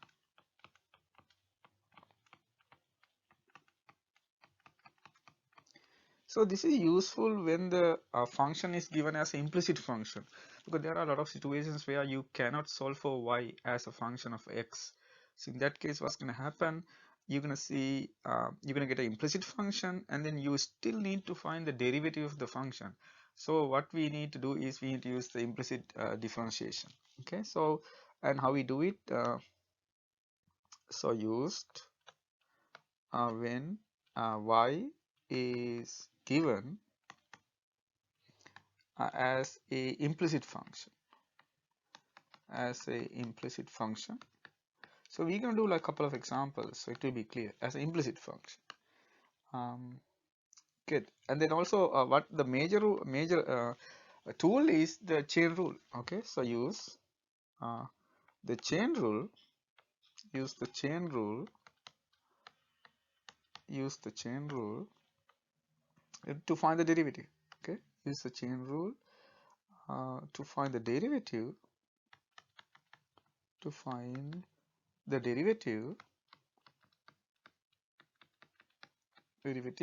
respect to one variable. Okay, derivative with respect to one variable. With respect to one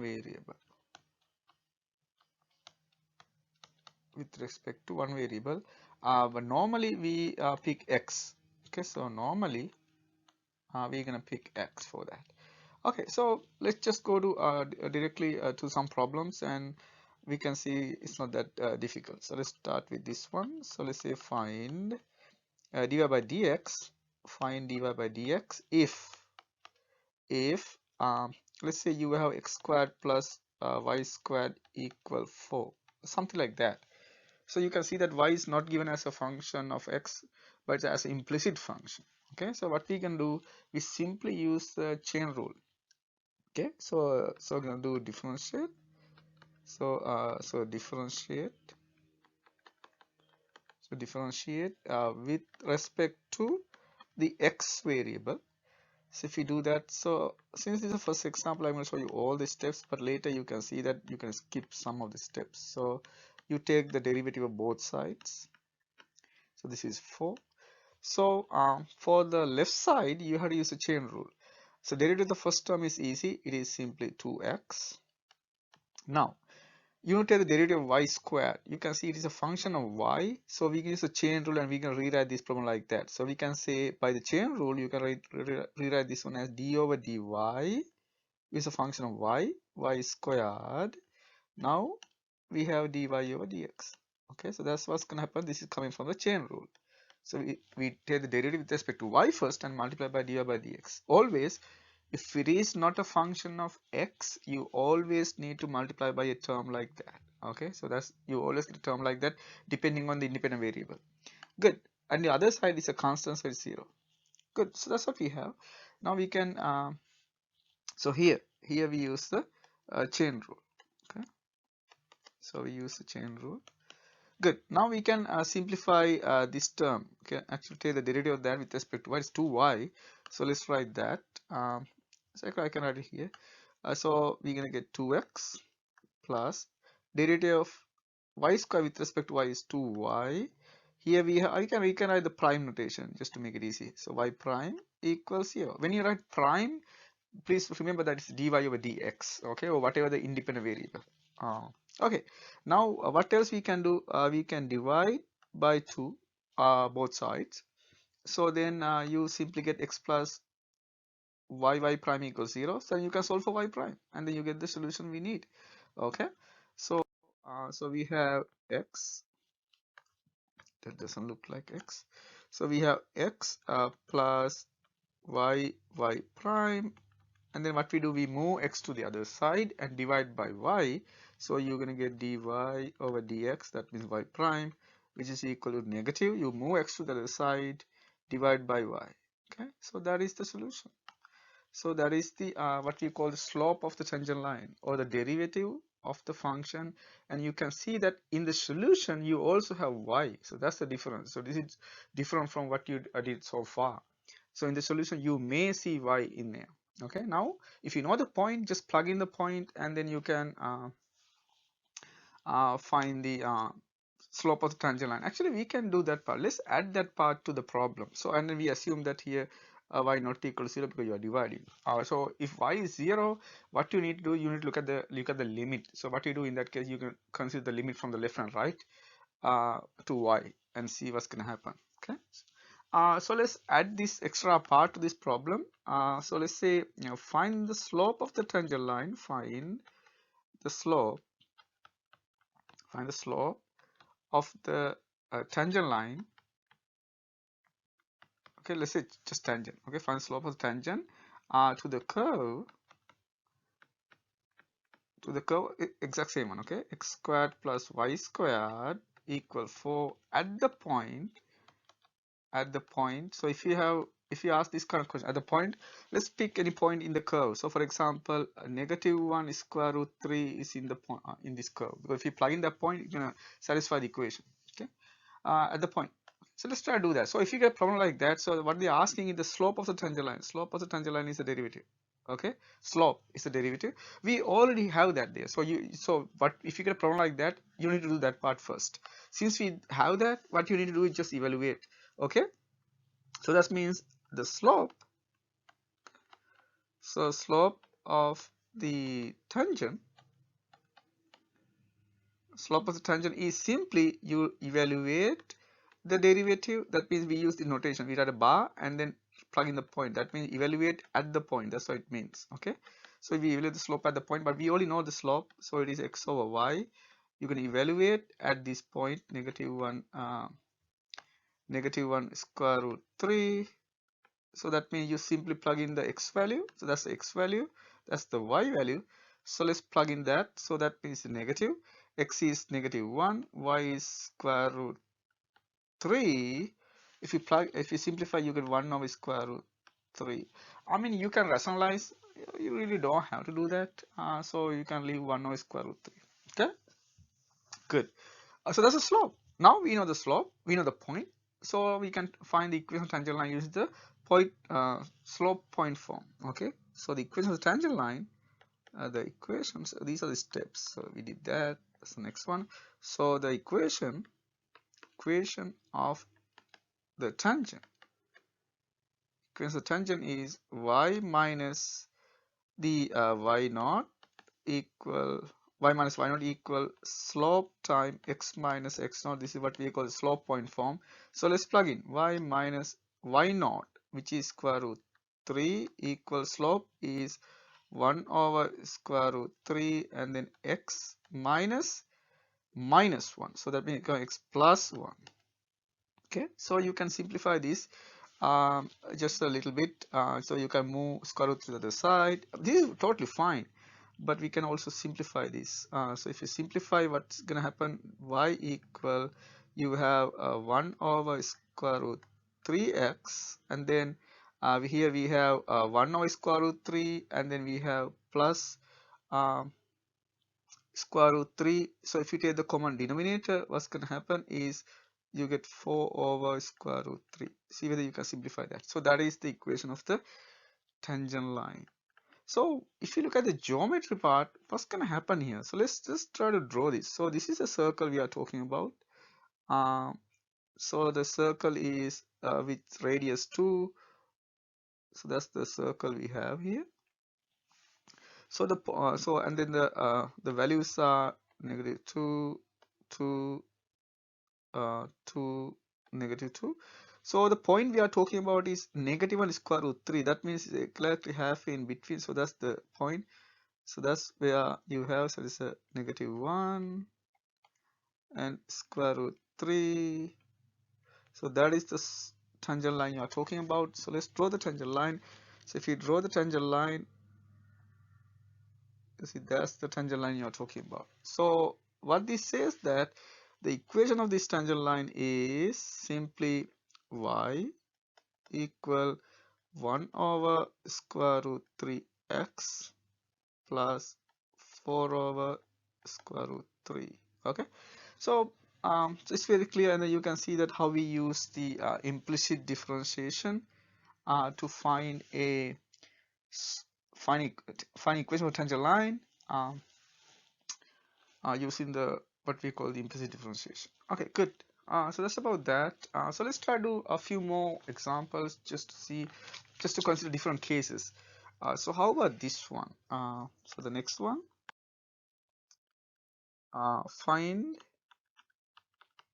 find y prime if we have x3 plus y3 plus xy equals 0. So differentiating with respect to x, so we're going to differentiate with respect to x. It doesn't matter x, or you can even do y, but you need extra step if you do that. So we can differentiate with respect to x. So if you do that, what's going to happen? So this is the idea.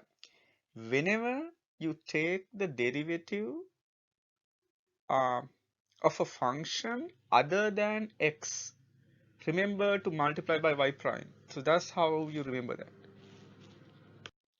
So we have from the first term 3x squared, and then from the second term you can see that it is a y term. So what we can do, we can take the derivative with respect to y. So we have to use chain rule.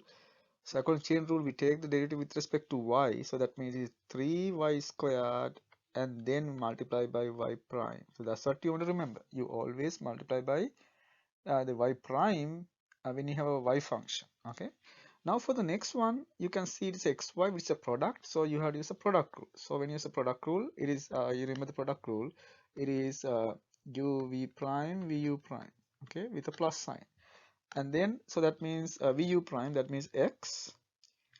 And then take the derivative of y, which is 1, and then y prime.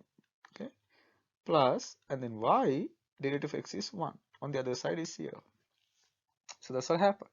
Now the next step is you're going to collect the y prime terms to one side and the terms without y prime to the other side. So let's do that. So that means you can have on this side y prime times, you can see 3y squared from this term, and then you also have y prime term there. So that means it is plus x. So those are the only terms with the y prime. Then move the other terms to the other side. That means negative. We have 3x squared minus y. So we're going to move the terms without y prime to the other side. Now what we need to do is simply you're going to divide the two. So that means you're going to get y prime equal, we write the negative sign in front normally. So it is 3x squared plus y divided by 3y squared plus x. So that is the derivative of this function. Okay, so let's go to another one. How about this one? So let's say find dy by dx if tan xy equal 1. Okay, let's say equal x. So let's put something interesting. Let's equal x. Okay. So what happened? Same argument. We're gonna differentiate with respect to x. With respect to x. So if you do that, again the chain rule. So we're gonna take the derivative of this one. So what do? You just it's a tan. So that means it's gonna be secant squared xy, no changes, and then multiply by the derivative of the inside function. That step comes, and then on the other side is 1. Now so we leave it. So you can see that it's never change inside, and then for this we have to use the chain rule. We already did that before. So that means takes the derivative of the so we write x, and then y derivative of that is y prime plus y derivative of x is 1. So that's what you get, and 1. Now what we can do is as before, leave the terms with y prime on one side. So I'm going to do it here. Okay, so leave the terms with y prime on one side. So that means we have y prime x secant squared xy on this side, and then I'm going to move the term without y prime to the other side. So that means y secant squared xy. Now what we can do, we can divide. So that means y prime equal 1 minus y secant squared xy divided by x secant squared xy. So that is the answer for this problem. So let's do a complete problem now. So let's say find the equation of the tangent line, find the equation of the tangent line of the tangent to the curve uh, so let's say x3 plus let's say to the curve given by, you can say to the curve this, okay, to the curve given by, it's not a curve, given by x3 minus 2xy squared plus sin y equal 8, okay, sin y equal 8 at the point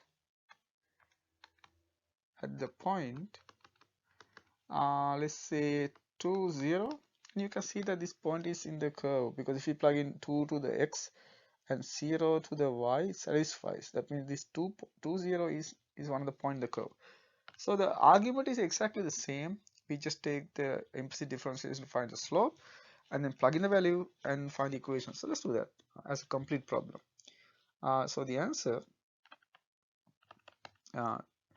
taking derivative with respect to x, okay, taking derivative with respect to x. In the first term you get 3x squared minus, so you had to use the product rule. So we have 2x, take the derivative of y, that means so you're going to get 2y y prime plus, now you write y squared, take the derivative of the first one, so that means you're going to get y squared negative 2, okay, from the second term. And then we have sine is a sine y, so that means it's going to be cosine y y prime. Whenever you have a y, whenever you take a derivative of a y term, multiply by y prime. That's the only thing you need to remember. Okay, that's it. Whenever you take a derivative of a y term, multiply by the derivative of that. Okay, anything other than x, multiply by the derivative of that term, and then equal on the other side 0. So we get now the same argument. Collect the terms with y prime. So you can see y prime in two terms. I'm going to collect them. So we have y prime times, let's start the positive terms first. So we have cosine y, that's a positive term, minus we have 4 xy, okay, from those two terms with a prime. And then I'm going to move the other terms to the other side.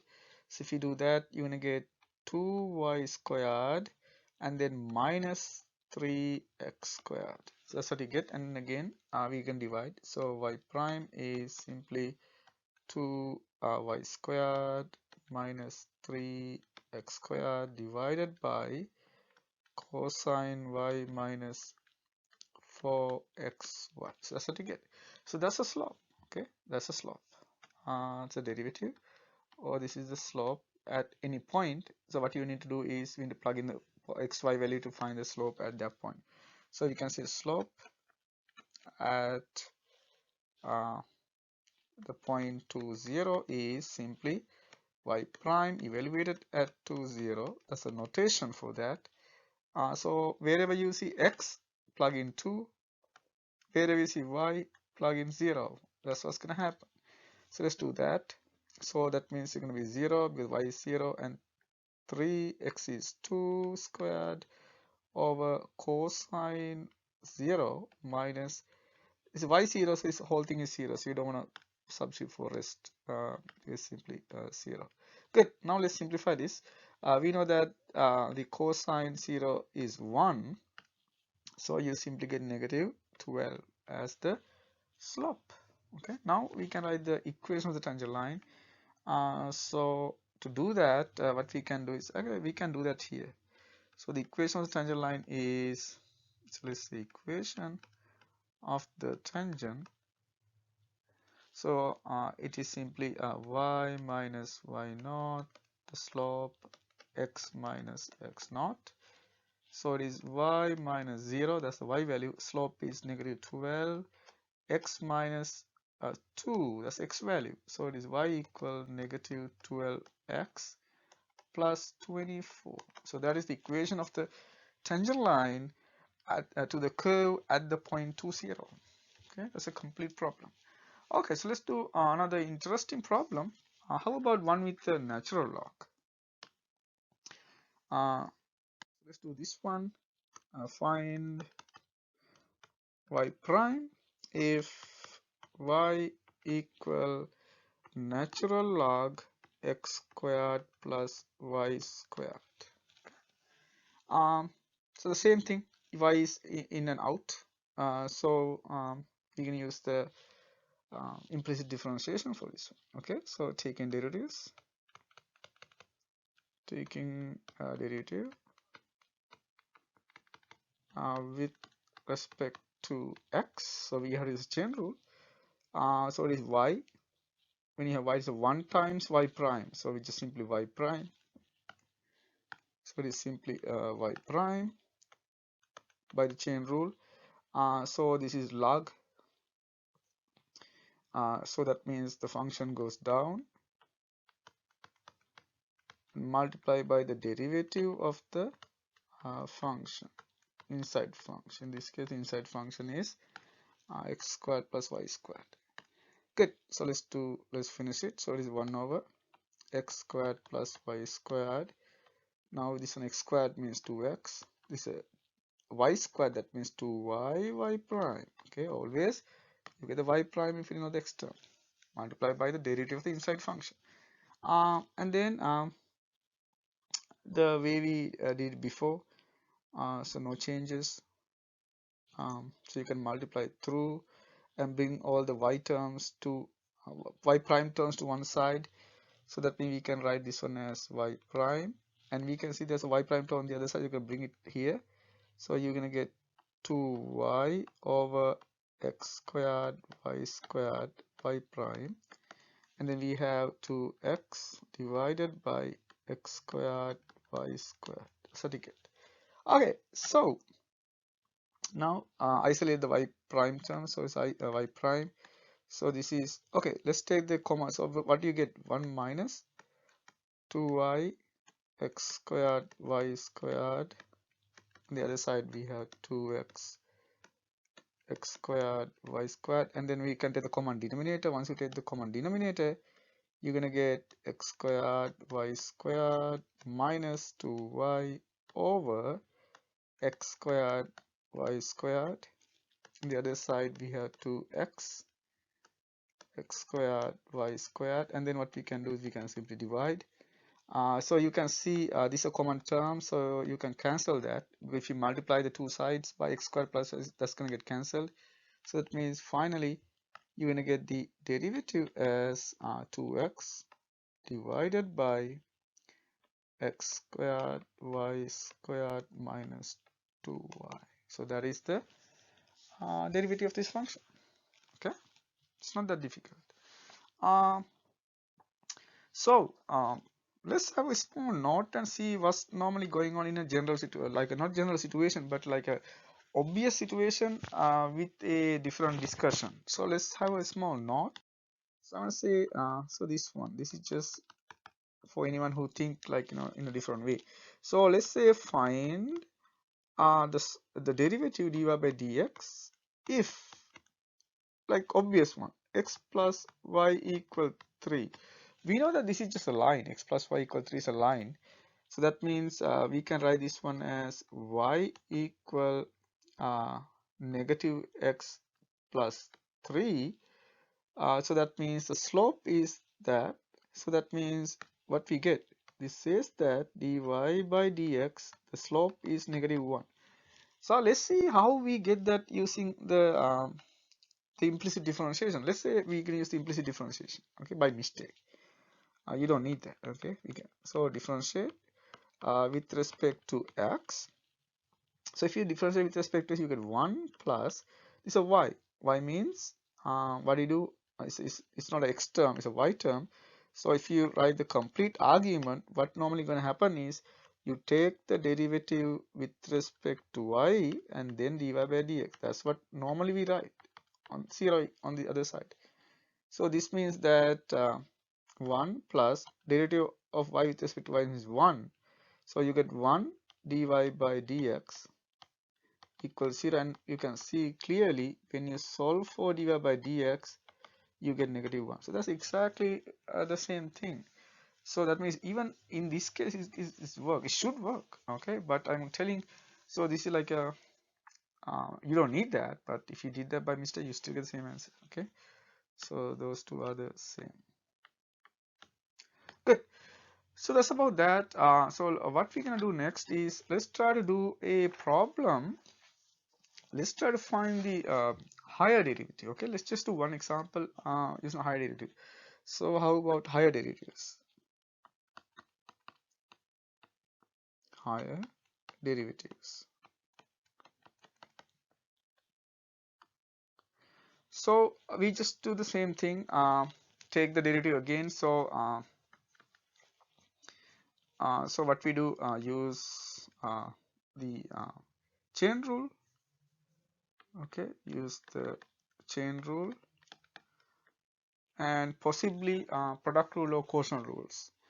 And mostly the quotient rule, because you're going to get, once you take the derivative, you get the quotient. So, and the quotient rule. Okay, quotient rule. So we remember the quotient rule. So what's the quotient rule?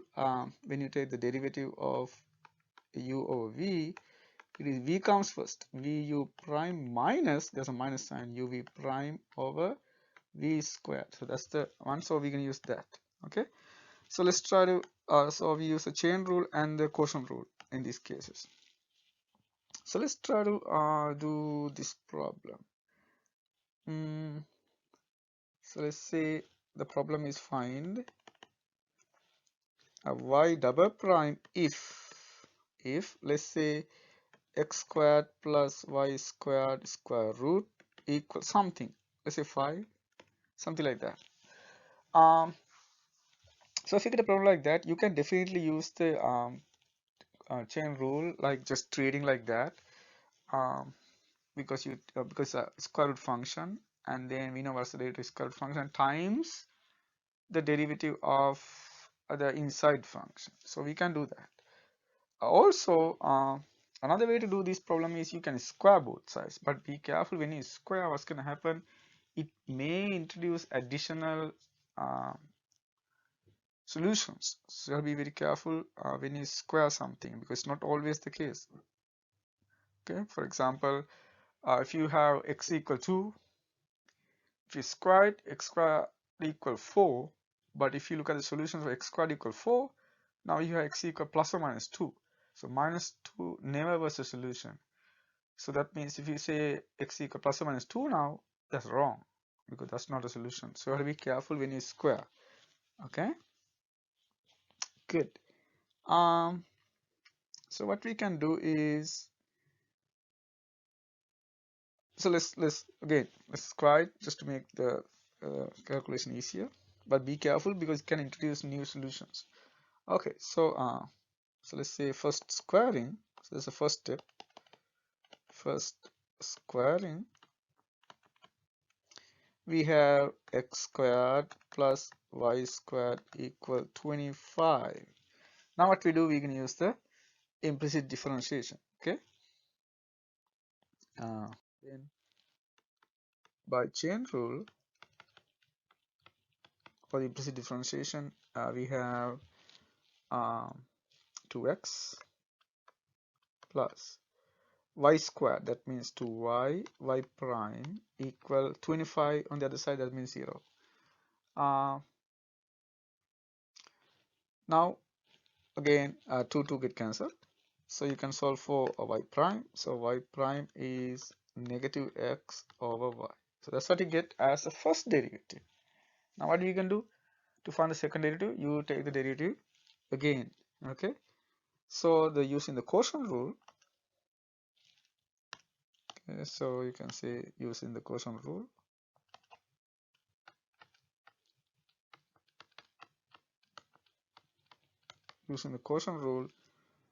we have y double prime, which is d by dx y prime. So that means you can take d by dx the negative x over y. Okay, so just use the regular quotient rule whenever you take the derivative of anything other than x multiplied by the derivative of that function. Okay, so that's the argument. So that means this is that y double prime equals, so we can write here. So we can use the quotient rule, which is v u prime u v prime over v squared. So if you plug into that v, so you can pull the negative sign out, or you can just go with negative x as one term. Okay, so you can go with negative x as one term, or just pull the negative sign out. So it's up to you. So if you go like that, then it is v. V means y, and then take the derivative of negative x minus negative x, the derivative of y. So derivative of y means y prime, or you can write 1 y prime, okay, if you want like that, just y prime, and then y squared. So take the derivatives now. Negative x derivative means negative 1, so it's y negative 1, negative negative positive, so it is x y prime.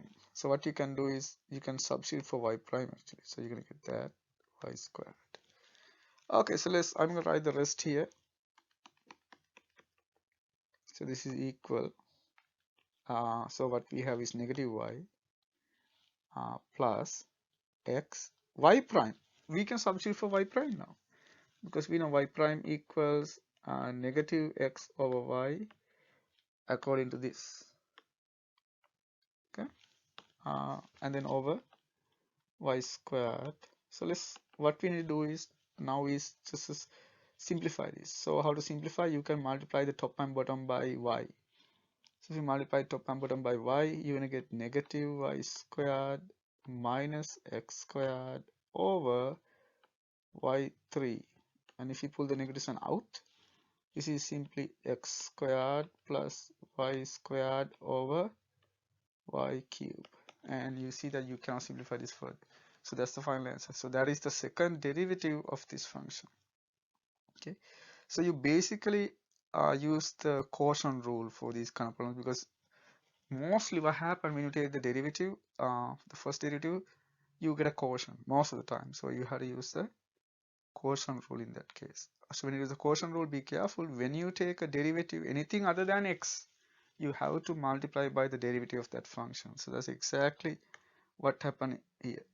Okay, because you try to take the derivative of y term, so you multiply by that. So this is simply 1 times y prime, but we normally don't write y, so 1 times y prime. Good. So that's about the implicit differentiation. Okay, so that topic is over. So next, what we're gonna do is we're gonna go into hyperbolic trigonometric functions. Hyperbolic trigonometric functions, because there are a lot of applications from that in calculus and other topics like differential equations, engineering. So let's talk about that. Okay, that's a new topic. So hyperbolic trig functions.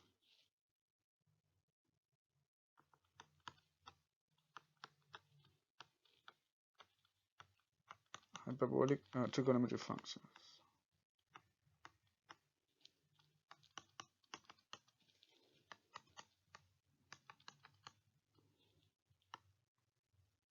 So let's write the definition of them if you are not familiar with that. So we define the hyperbolic sign. So it is like shin. That's how we call it. So you put an extra h there to mean the hyperbolic. Okay.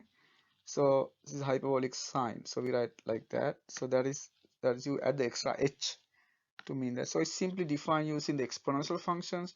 So hyperbolic sign is ex minus e minus x over 2. That's the hyperbolic sign. And the hyperbolic cosine. So hyperbolic cosine we say cos. So that is with the plus sign, ex plus e minus x over 2. And then we have hyperbolic tan. So we call it tan h. It is simply the division of hyperbolic sine over hyperbolic cosine as before, But once you do that, what will happen? 2 get cancelled. You simply end up getting ex minus e minus x over ex plus e minus x. So you can write this in several different ways. For example, you can multiply the top and bottom by ex. So then you get e to the, so you can write this one as e to the 2x minus 1 over e to the 2x plus 1. So there are a lot of different ways to write it. So this is just one way. Okay, because that will be useful when you take the derivative, because you only have like a non-constant term, only two non-constant, because that's one is -1 plus 1. Those are like constants, so take the derivative is 0. So it's easier than the other one. Okay, so that's about that. So let's look at the graph of what the graph looks like. So I'm just simply graph them. So the first one, you can think of exponential function. So the so that means the graph of sin looks like exponential on this side, it goes through 0, and exponential on that side. So that's it, how it looks like. Those are exponential functions, because you can subtract the two functions ex and e minus x. Okay, uh, good. And then if you look at the cosh function, so it's gonna be it's interesting actually. What I'm gonna do, let's draw it like that. It's gonna go through 1, because it's a ex plus e minus x. So that means it's gonna go like this, exponential function, and then go to 1, and then again grow like that. And then you can see those are passed through 1. Okay, so you simply add the two exponential functions here. So here what you did was you subtract the two exponential functions. Uh,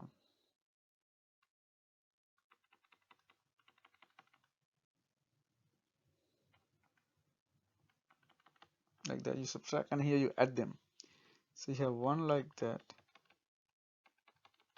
and then you have the other one like this. So this will like go through half, so like that. You add them, and then we have the other one, the tan. So that's also very interesting. It's gonna stay between two asymptotes, 1 and -1. So the graph is gonna look like this. It's gonna go through this and go through 0 and go like that. So this is 1 and -1. So that's the graph of tan. So this is y equal sin x, sin x. This is y equal cos x.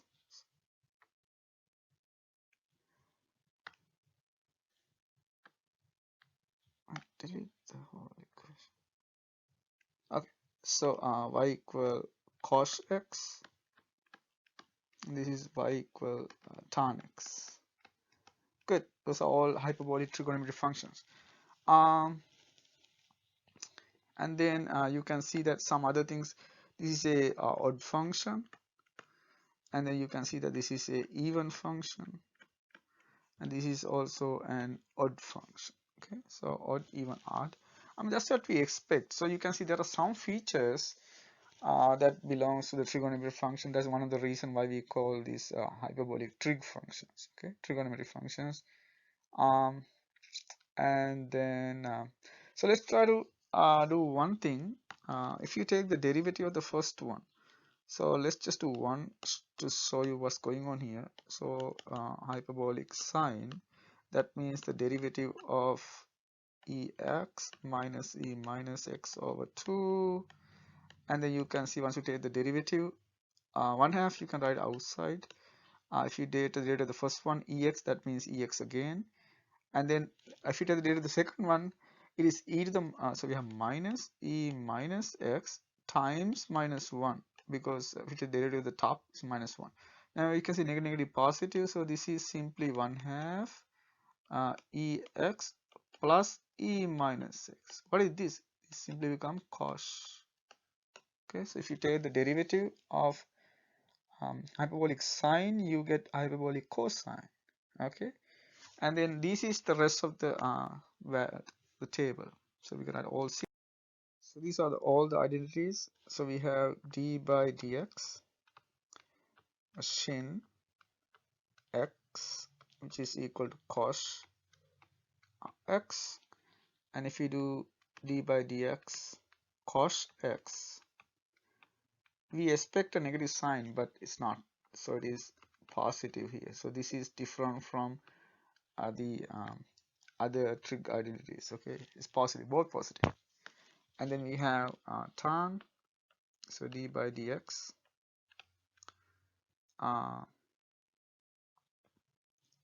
tan x.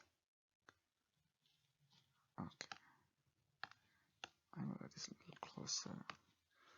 So d by dx tan x, which is following the same tradition. It is sec x, so we have a h with the h sign, and then we have d by dx cot x. So this is again very similar to the standard derivatives. So we have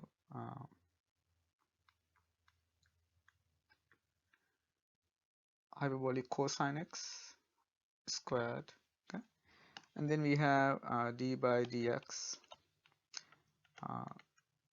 hyperbolic secant.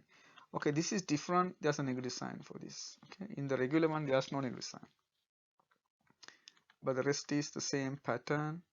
So hyperbolic secant, hyperbolic tan, and the same thing. So d by dx hyperbolic cosecant x. This is also follow the standard pattern. So cosecant x, cotangent, hyperbolic cotangent x. So only thing different is this and that. Okay, because they have, this one doesn't have a negative sign, this one have a negative sign. So that's the only differences. I exaggerate that. Okay, so those are the identities for hyperbolic trig functions. Okay, good. Next, what we're gonna do? We're gonna write the inverse derivative of inverse hyperbolic trig function as well. Okay, good. And then we have inverse hyperbolic trig functions. Okay, so inverse hyperbolic trigonometric functions. Hyperbolic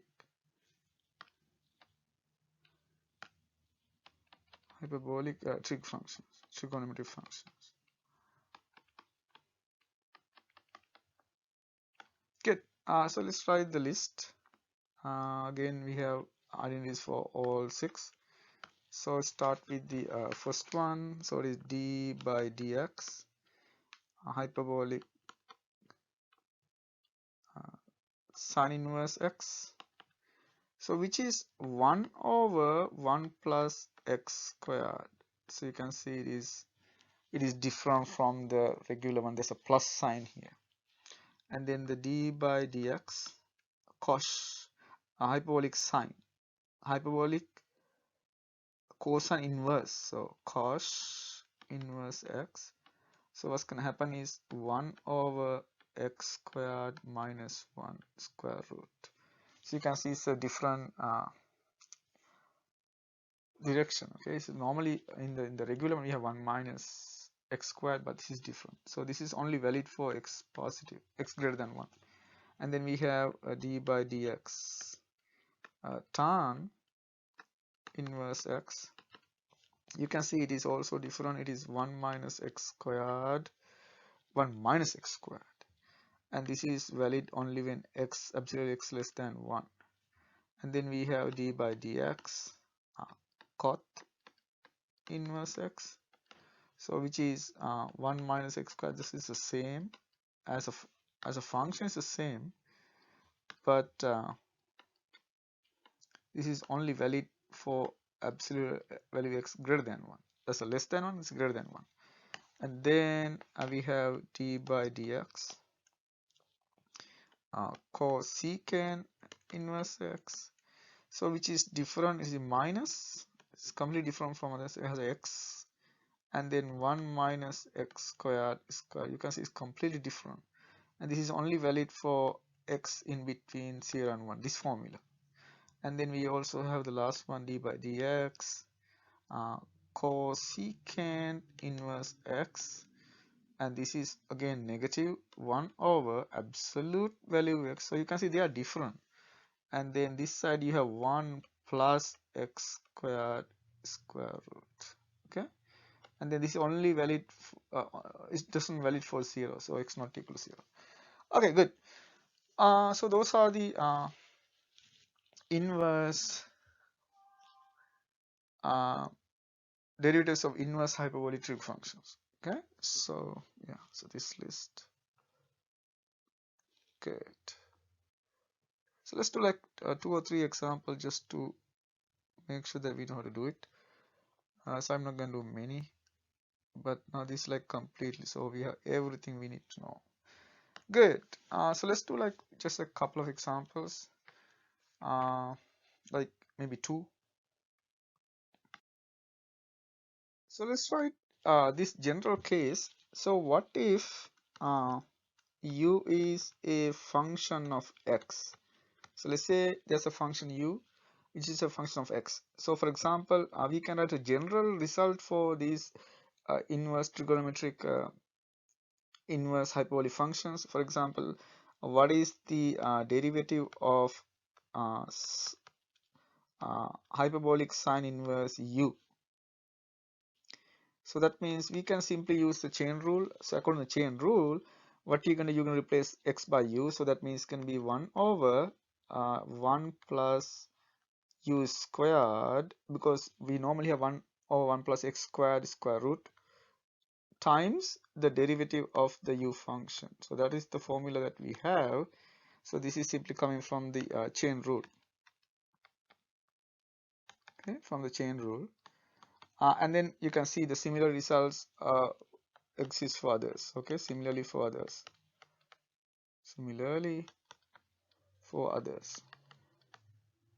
Just to see this in action, let's do like 2 examples. So let's say find the derivative of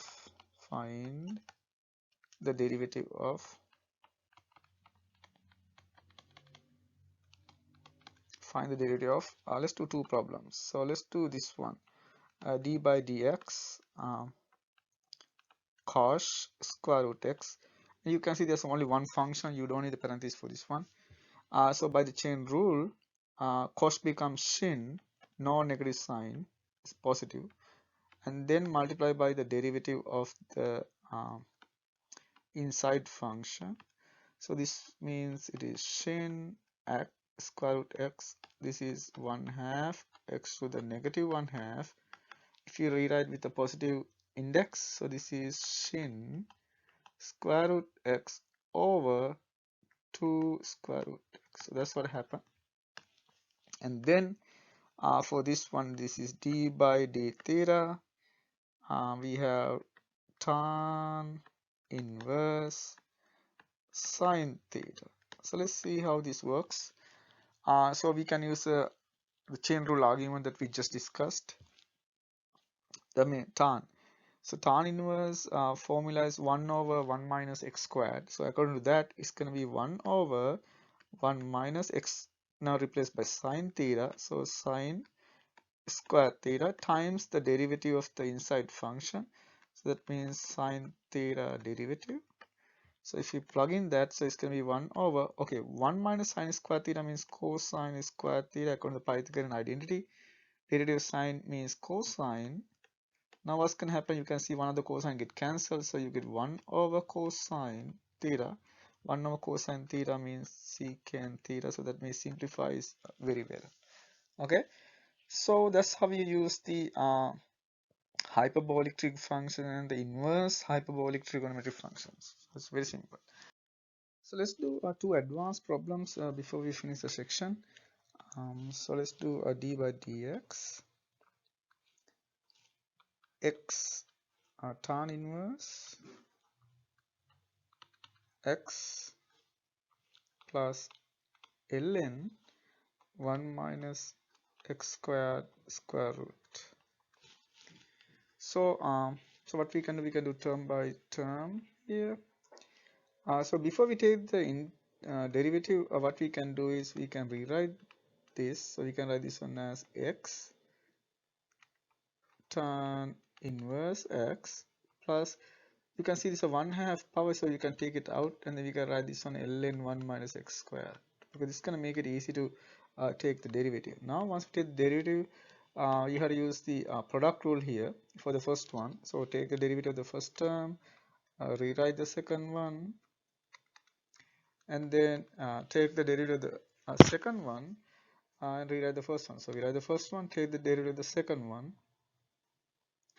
So you can see that it is 1 over 1 minus x squared. So that's the derivative of tan inverse x.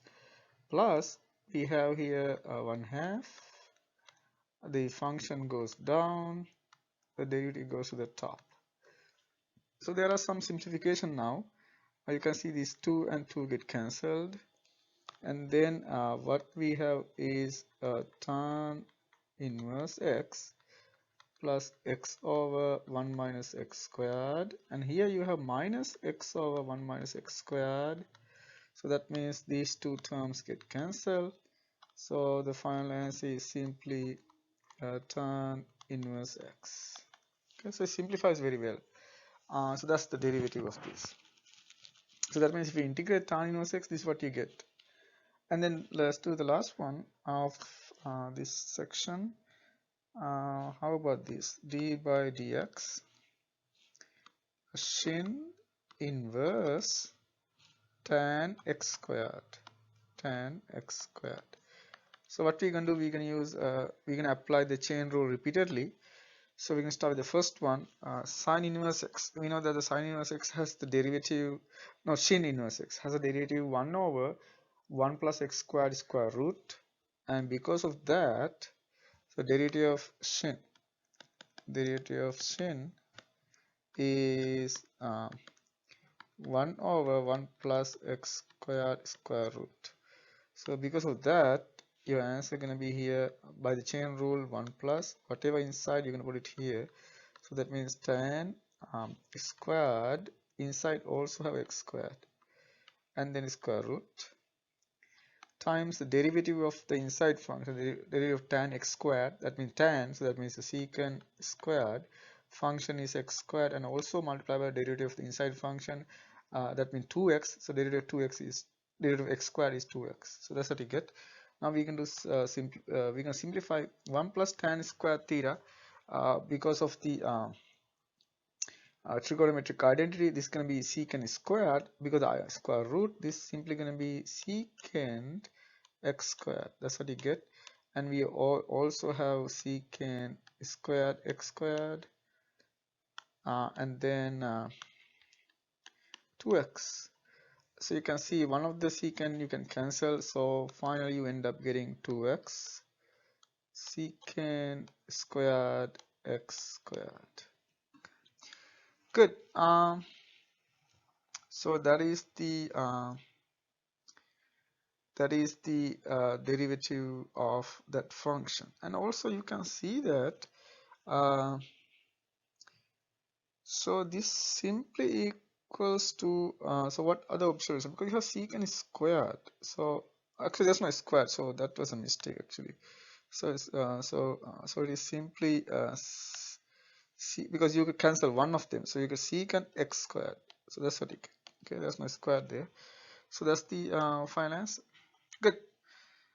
So let's look at the one of the identity that's useful for solving inverse hyperbolic functions next. So we can see another identity.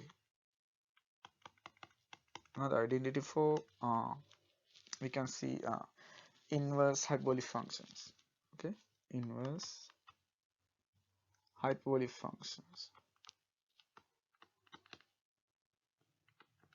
Hyperbolic trig function. So we have these identities that you can prove using quadratic formula.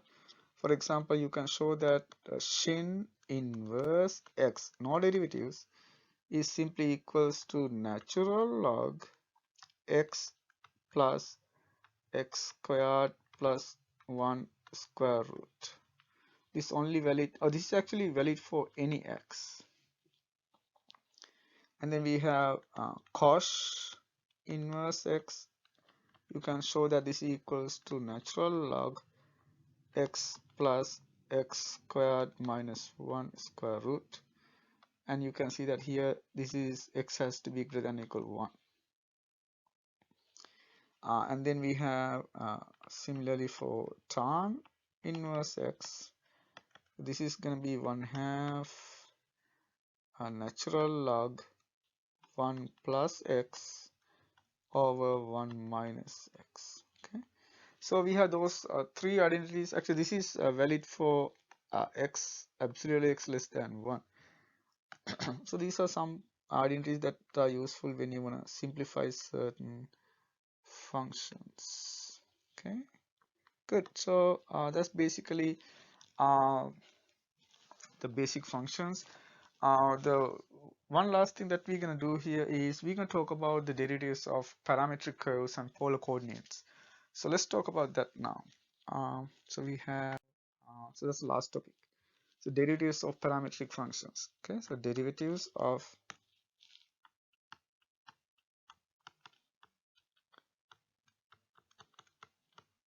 parametric functions.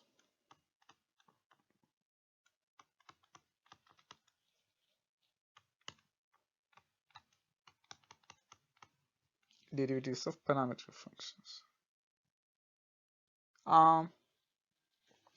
So there are something called parametric curves. So we learned this in Calc 2. So like for example, this curve. So let's say you have a curve like this,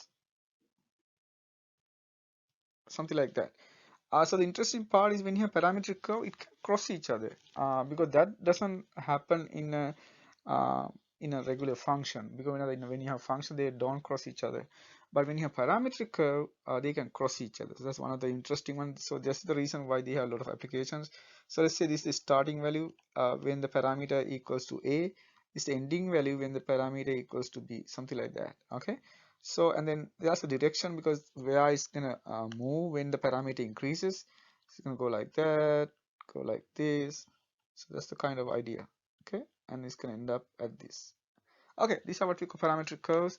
And when you have parametric curve, what we normally happen is you're gonna give the x and y coordinate as a function of a parameter. So you can write this curve as x is a function of t is a parameter, and y coordinate is also a function of t. And then you can say t is in between the two values a and b, just to get the portion of the parameter. So this is how you write a parametric curve. Okay, so this is what is the parameterization of the curve. So all the familiar curves like straight line, circles, ellipse, hyperbola, all of them have a parametric version of that you learn in Calc 2. So and then you can also see that you can solve, because you can remove this t from these two equations. Once you do that, what's going to happen? You get y as a function of x. Okay, so this happen removing the parameter. Okay, so removing the parameter, once you remove the parameter, removing t, in this case the parameter is t, you're going to get a function like that. So that means y is a function of x, so that means you can talk about those slopes and things like that. So so let's talk about that. So the slope at a point. Okay, so slope at a point. So let's say what we can do, we can differentiate this function with respect to t in this case, because t is a parameter. So differentiating with respect to t, what's going to happen? We're going to differentiate that. So we can write this one as dy over dt, but we know that the y is a function of x. So what we can do, we do dy over dx by the chain rule, and then rewrite dx over dt. Okay, so we introduce x in there. Now what we can do is we can solve for x. Okay, so if you solve for x, so what's going to happen? We can write this one as, if you solve for x, you can write this one as dy over dx, that's the slope, is simply dy over dt divided by dx over dt. So we can divide the two. So that's, so if dx over dt not equal to 0. So this is what we're going to use as the formula to find the slope. Okay, so take the derivative with respect to the t parameter of y divided by take the derivative with respect to t of x. So dy over dt divided by dx over dt. So that we can use as the formula. Now for higher derivatives, okay, so for higher derivatives,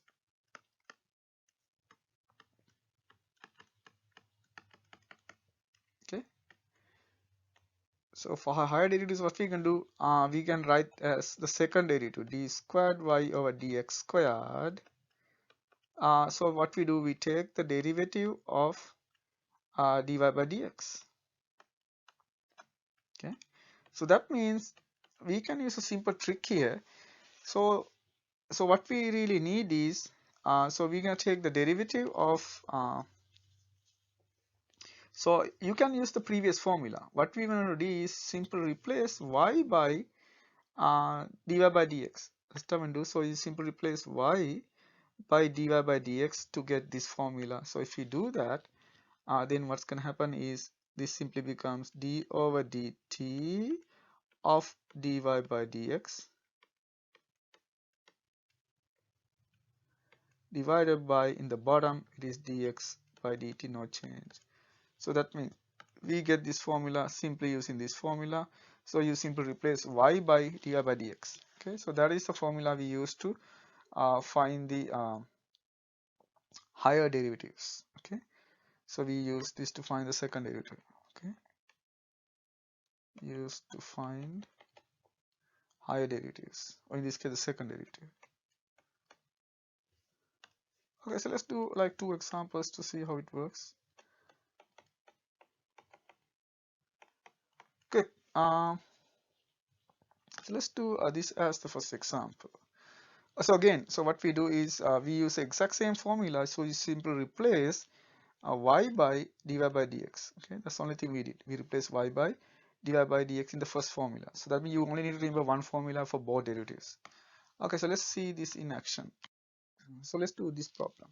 So let's say find the first and the second. Find the first and the second derivative of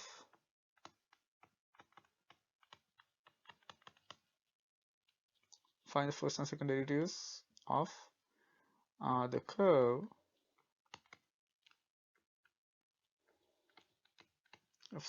defined by the parametric equation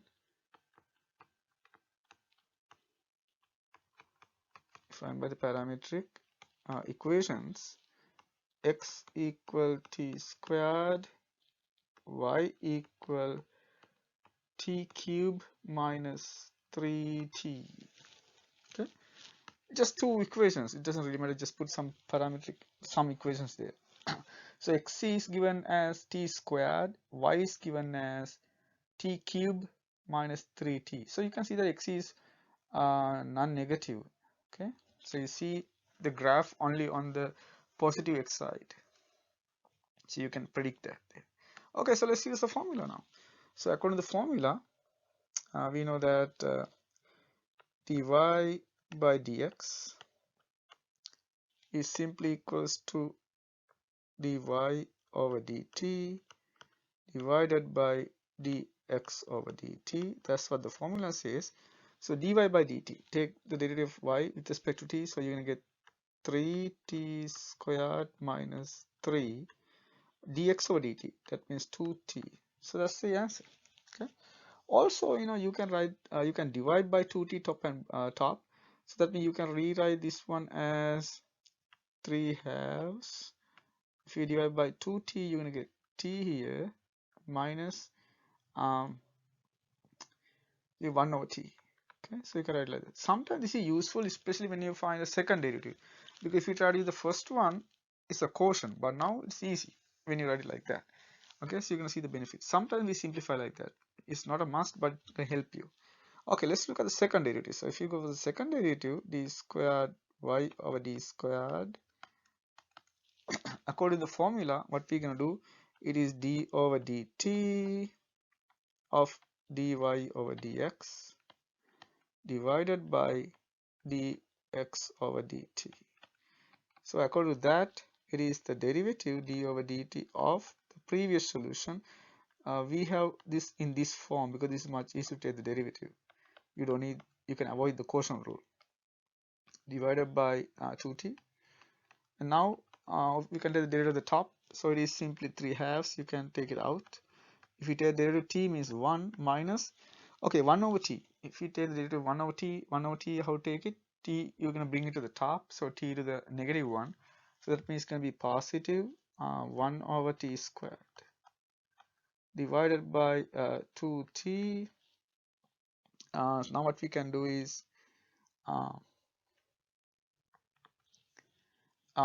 this 2 and 2 become 4, so 3/4 t, and then you can multiply the top and bottom by t squared. If you multiply the top and bottom by t squared, you're going to get 3 t squared plus 1 over 4t cube. This is for t not equals 0. Okay, it's not valid for that. Okay, that's it. That's the second derivative. Okay, using a parameter. Okay. So this also tells you certain things. For example, it is concave up for positive t, concave down for negative t. Okay, and then also if you graph this one, you're gonna get a curve like this. So this is the parametric curve that you get for this. If you use the parameterization, if you plot certain points, so you're gonna get something like this. So you're gonna get like that, and go like that. Okay, so that's what you get. And you can see that at this point the slope is 0. Okay, so it's very clear. When you plug in t equal plus 1 or t equal minus 1, the slope becomes 0. That's exactly what happened at this point. Slope is 0, so this is for t equal minus 1, and this point slope is 0, that's for t equal 1. Okay, you can see that. And that's the point 3. Okay, so it's gonna move like this. It's gonna go like that and go like this. Okay, so that's the parametric curve that you get for that. So let's just do one more example. So how about this one? So let's say find the slope. Find the slope of the tangent line, or let's say just tangent. We don't say line. Tangent is a line. Tangent to the cycloid,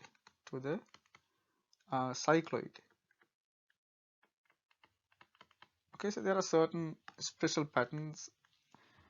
This is what we call cycloid. So cycloid is always given by like this: x equal r theta minus sine theta, y equal r 1 minus cosine theta, and then at the point theta equal pi over 3. Okay, at the point theta equal pi over 3. And then you can see that in this case the parameter is theta. So the parameter is theta.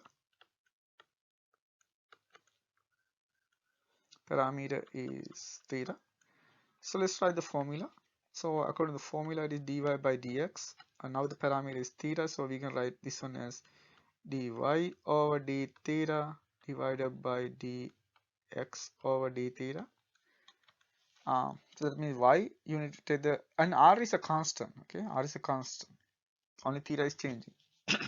So if you take the derivative with respect to derivative of y with respect to theta, you're going to get r is a constant 1, so 0 minus cosine, so which is minus sine theta. Same thing, r theta, so you get 1 minus cosine theta. And now you can see that r get cancelled. So you get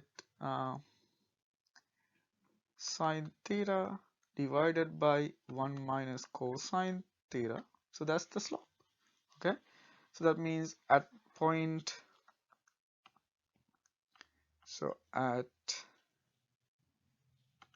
the point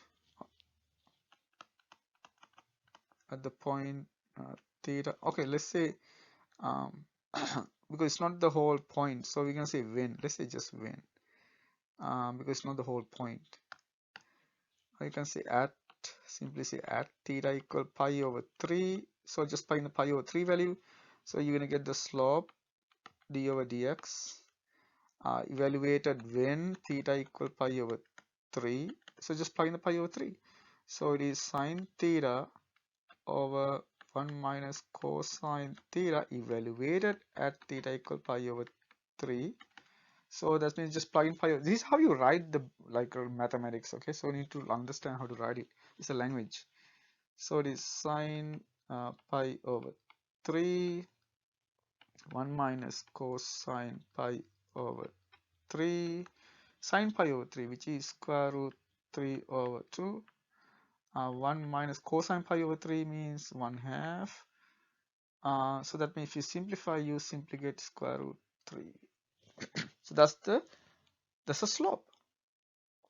Okay, that's the slope, and then you can, since you know the slope, and you can also plug in the value and find the x value and the y values, then you can get the point, and then you can use the slope point form for this one. Okay, so what is the shape of the cardioid? So what happened is, so if you graph this, so this you get like a curve like this. So this is what we call the not the cardioid, the cycloid. So you're gonna get something like that. So like stretch circle.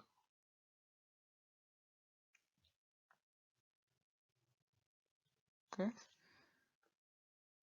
so that's what you get like something like that. Those are what we call the path of the cycloid. And at this place you can see the tangent line is like 90. Okay, so it's gonna go like that. Good. So we're gonna find the so you can find tangent at any point like that. So, okay, that's about that. And then the last thing we're gonna do is the derivative of what we call polar curves. That's just extension of what we are doing right now. So let's do that as the last topic. So derivatives or the slopes in the other case.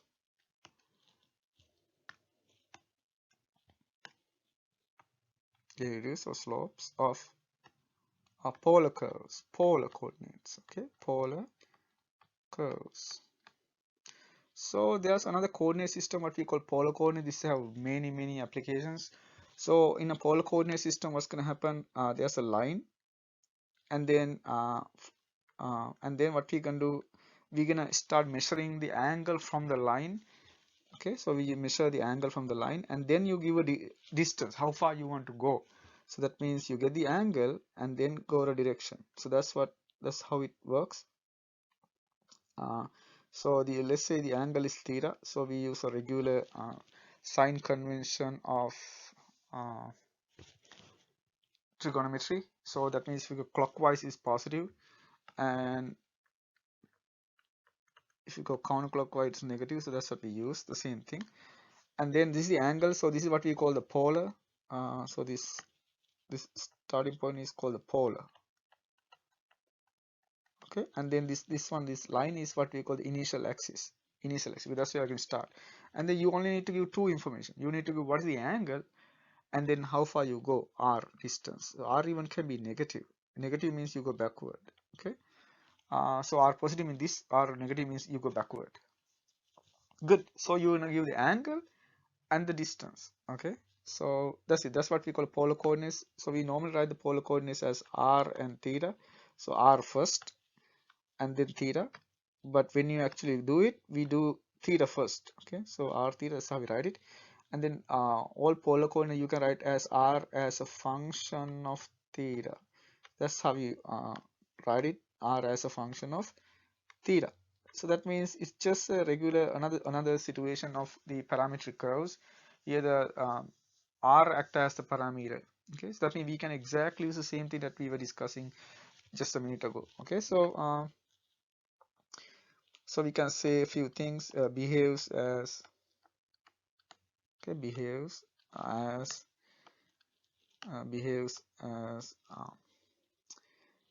a parametric curve. Behaves as a parametric curve.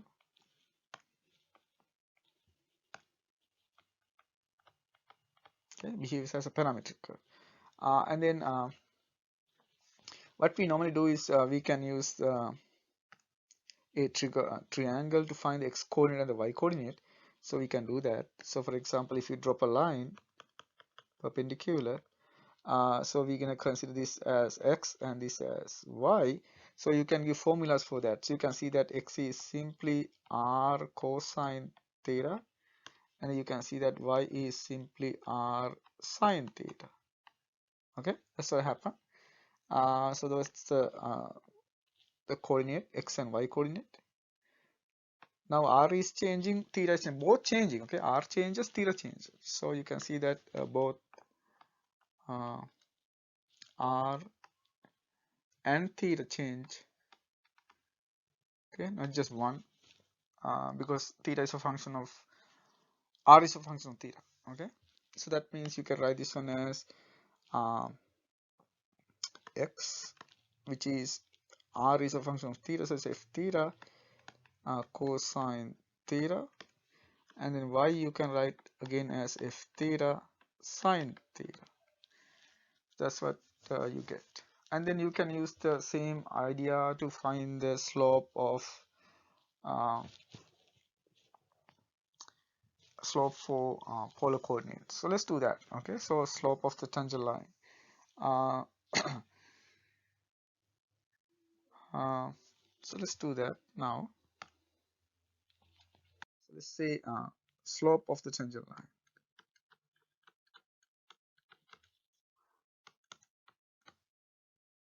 So the slope of the tangent using an earlier argument, so dy over dx. And now the parameter is theta, so we write this one as dy over d theta divided by dx over d theta. So that means we need to take the derivative of y with respect to theta. So what we can do, we can replace y by r sine theta that we know, and then divided by the same thing d over d theta r cosine theta. Now we use the product rule. Okay, use the product rule. If you use the product rule, what happen? Take the derivative of the first one, multiply by the second one, plus take the derivative of the second one, multiply the first one. So r cosine theta. Same thing here. Take the derivative of the first one, multiply by the other function, and then we have r derivative of the cosine negative sign, so negative r sine theta. So that's the formula you get. Okay, and then we know r as a function, so you plug in there and simplify. So that means as a formula you're going to get dy over dx equal dr over d theta sine theta plus r, which is given, cosine theta divided by dr over d theta cosine theta minus r sine theta. So let's try this as a formula.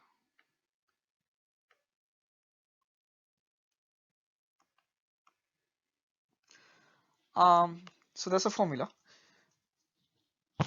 So R is given, so R is given as a function, and it will be clear like when we do two examples. So now what we can do is there is a special case. So what's going to happen at the tangent line? Okay, tangent line at the pole. At the pole. Pole means the beginning. R equal 0 case. Okay, you stay at the origin. So that means just plug in R equals 0 here. If you plug in R equals 0, what will happen? You can see you can simplify this very well.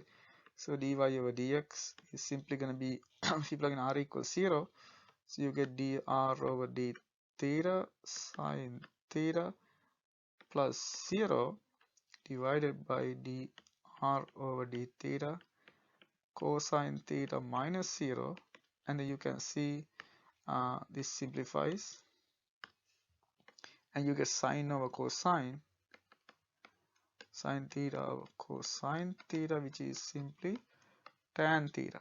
Okay, so if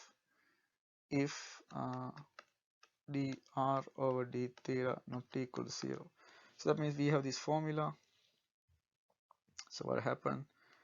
Dy over dx equal simply tan theta at the pole. Okay, this only works for the pole. So at the pole. Good. So those are the that's the only formula that we have. So let's just do maybe just one example to see how it works. So this is the last example of this discussion. So let's do find the slope. Okay, find the slope of the tangent line. Find the slope of the tangent to the curve to the cardioid. There's a one curve called cardioid because it's shaped like a heart. Cardioid. R equal 1 plus sine theta. So cardioid has special format. You see the 1 plus or minus sine theta has the shape of a cardioid, or 1 plus or minus cosine theta has the shape of a cardioid. So you learn these things in Calc 2 classes. When let's say theta equal pi over 3. It's a number that simplifies very well. So we like pi over 3 here. Okay. So how to do the problem? We know that R equal 1 plus sine theta. So that's the equation, and you can see the R is a function of theta now. So the slope is simply dy over dx equal dr over d theta sine theta plus r cosine theta divided by dr over d theta cosine theta minus r sine theta.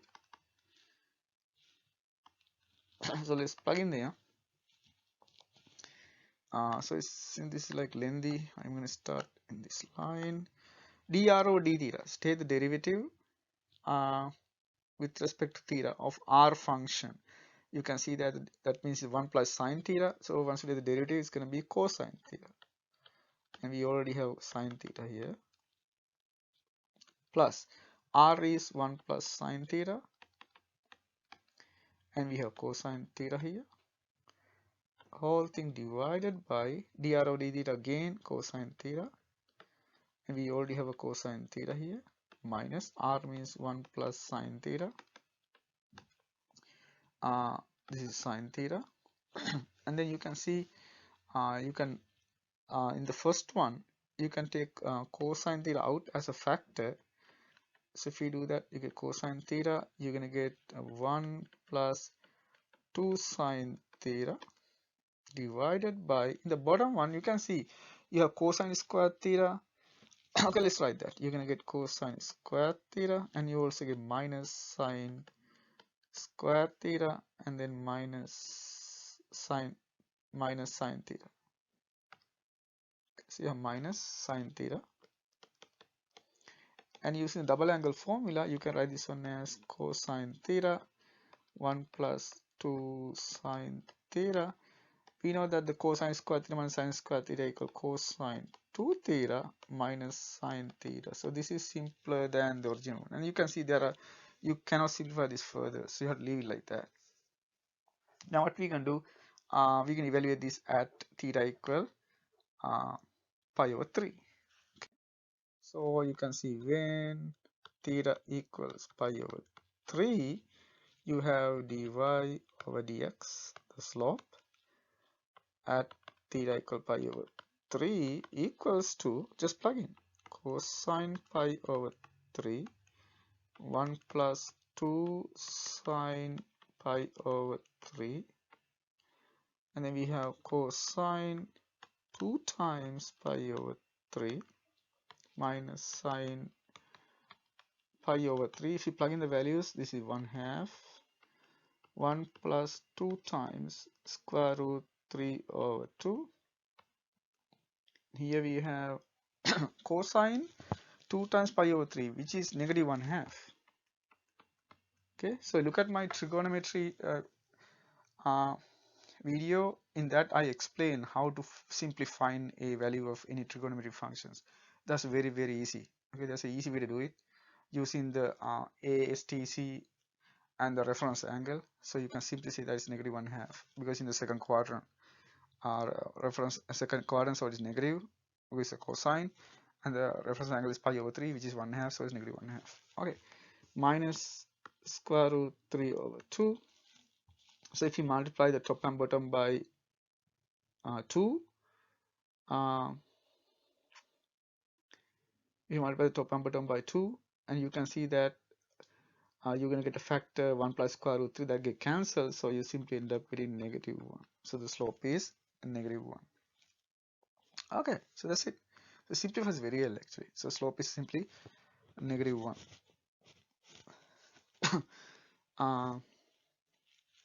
So if you need more steps, we can do that. So you can see what you get in the top is, when you after you multiply by 2, you get 1 plus square root 3 in the top. In the bottom you get negative 1 plus square root 3. Okay, you can see that get cancelled and you end up getting negative 1. Okay, that's what happened. Okay, so I'm going to give you an exercise. Try this problem. So find the slope. Find the slope of the tangent line. Find the slope of the tangent. Find the slope of tangent to the ellipse.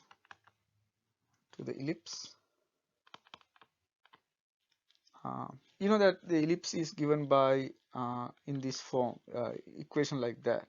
Okay, so let's say 2 minus sine theta. So this is a ellipse. This we discussed in Calc 2. At theta equal pi over 6. Okay, so if you look at the complete video as a courtesy, see whether you can find the solution of this one and write it in the comment section. Okay, so good.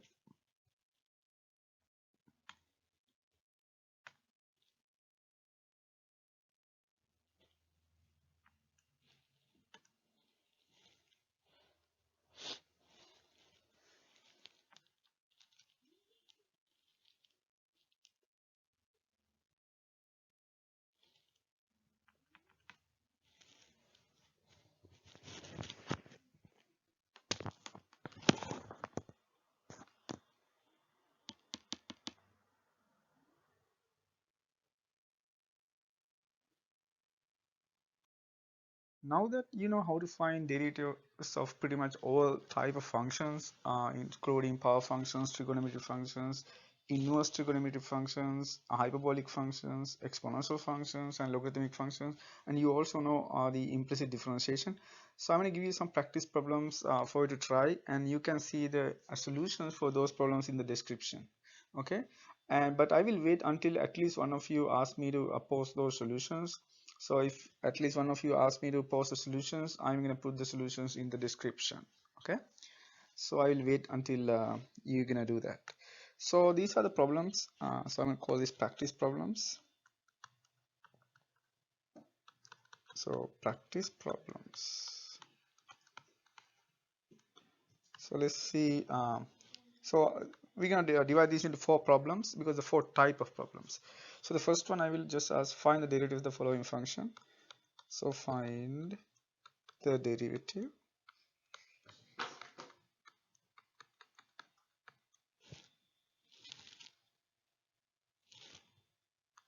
find the derivatives. So I'm going to say a y equal 3x to the fifth minus 6 over square root x plus 4 sine 3x plus e to the minus 2x.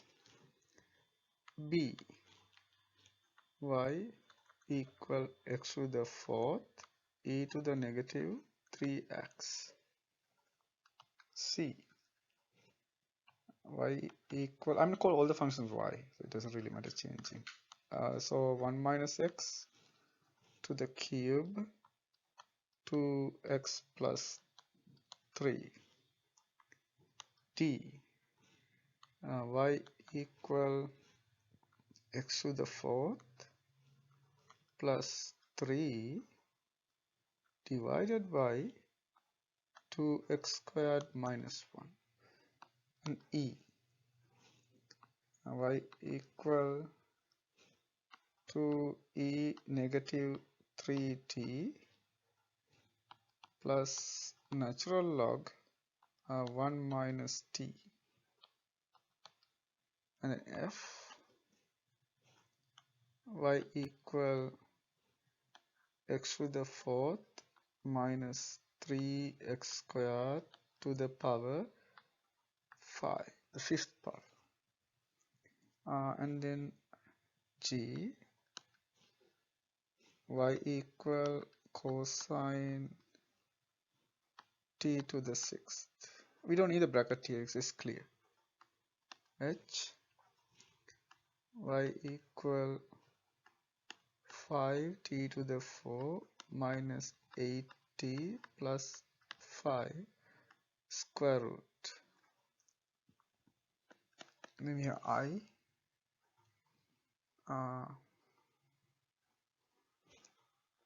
y equal e to the sine theta squared, and then j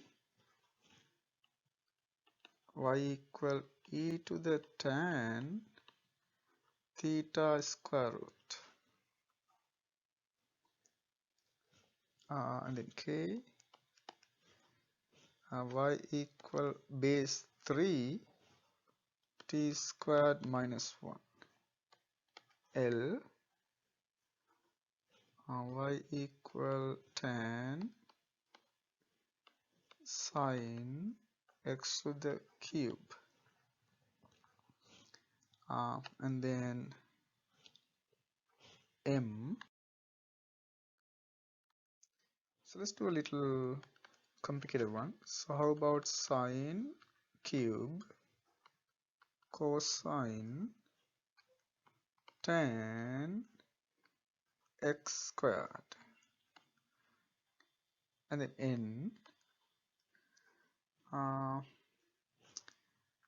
y equal 1 minus sine theta 1 plus sine theta square root, and then we have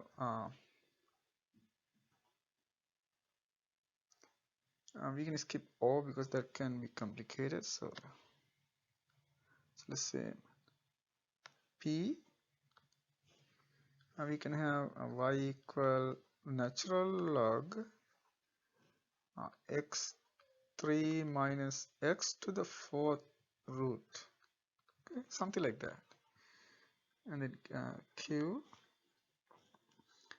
y equal, let's say x to the cube x to the fourth minus x the cube root.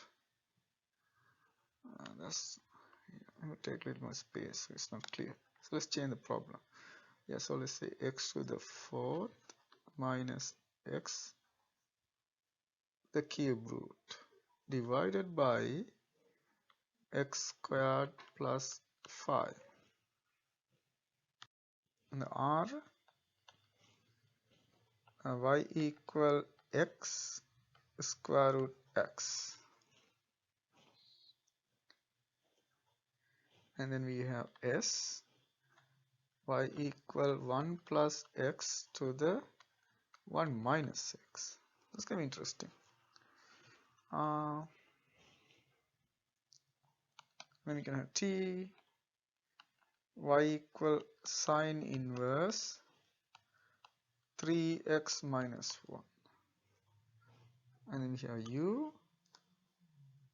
y equal tan inverse, or the arctan sine x, and then v y equal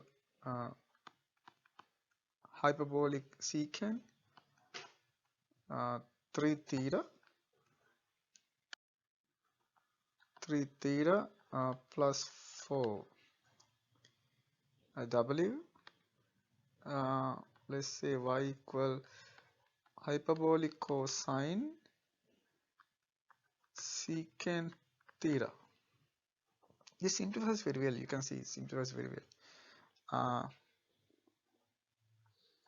So x y equal, so this is also like really nice one. This simplifies very well. X sine inverse x plus 1 minus x squared square root. I'm going to put a star here because these two like simplifies very nicely. And then we have y. So let's a similar one but using hyperbolic sine function. So x sin inverse x over 3 minus 9 plus x squared square root. Okay, that's question number 1. And then in the other question, we're gonna go with the implicit differentiation problems, parametric curves, and polar coordinates. Okay, so let's do that next. So the next question I'm gonna call question number 2. Find y prime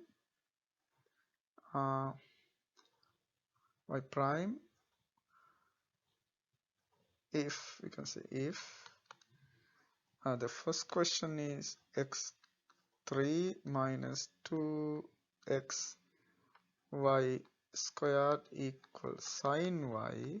That's the first one. And the second one, 3x plus e to the xy equal y. And question number 3, find y prime and y double prime if x equal t cube and y equal 2t squared minus 1. And number 4, let's say find the slope. Find the slope of the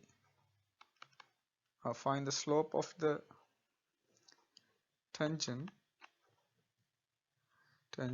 to the hyperbola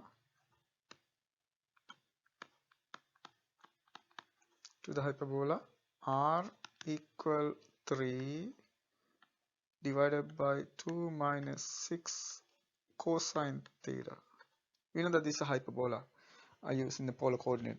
Okay, at let's say theta equal pi over 3. Okay, so try to do these questions and compare the answers in the description, and also I'm going to wait until at least one of you ask me to post the solutions, so then it's gonna be there. Okay, so thank you so much for watching the video.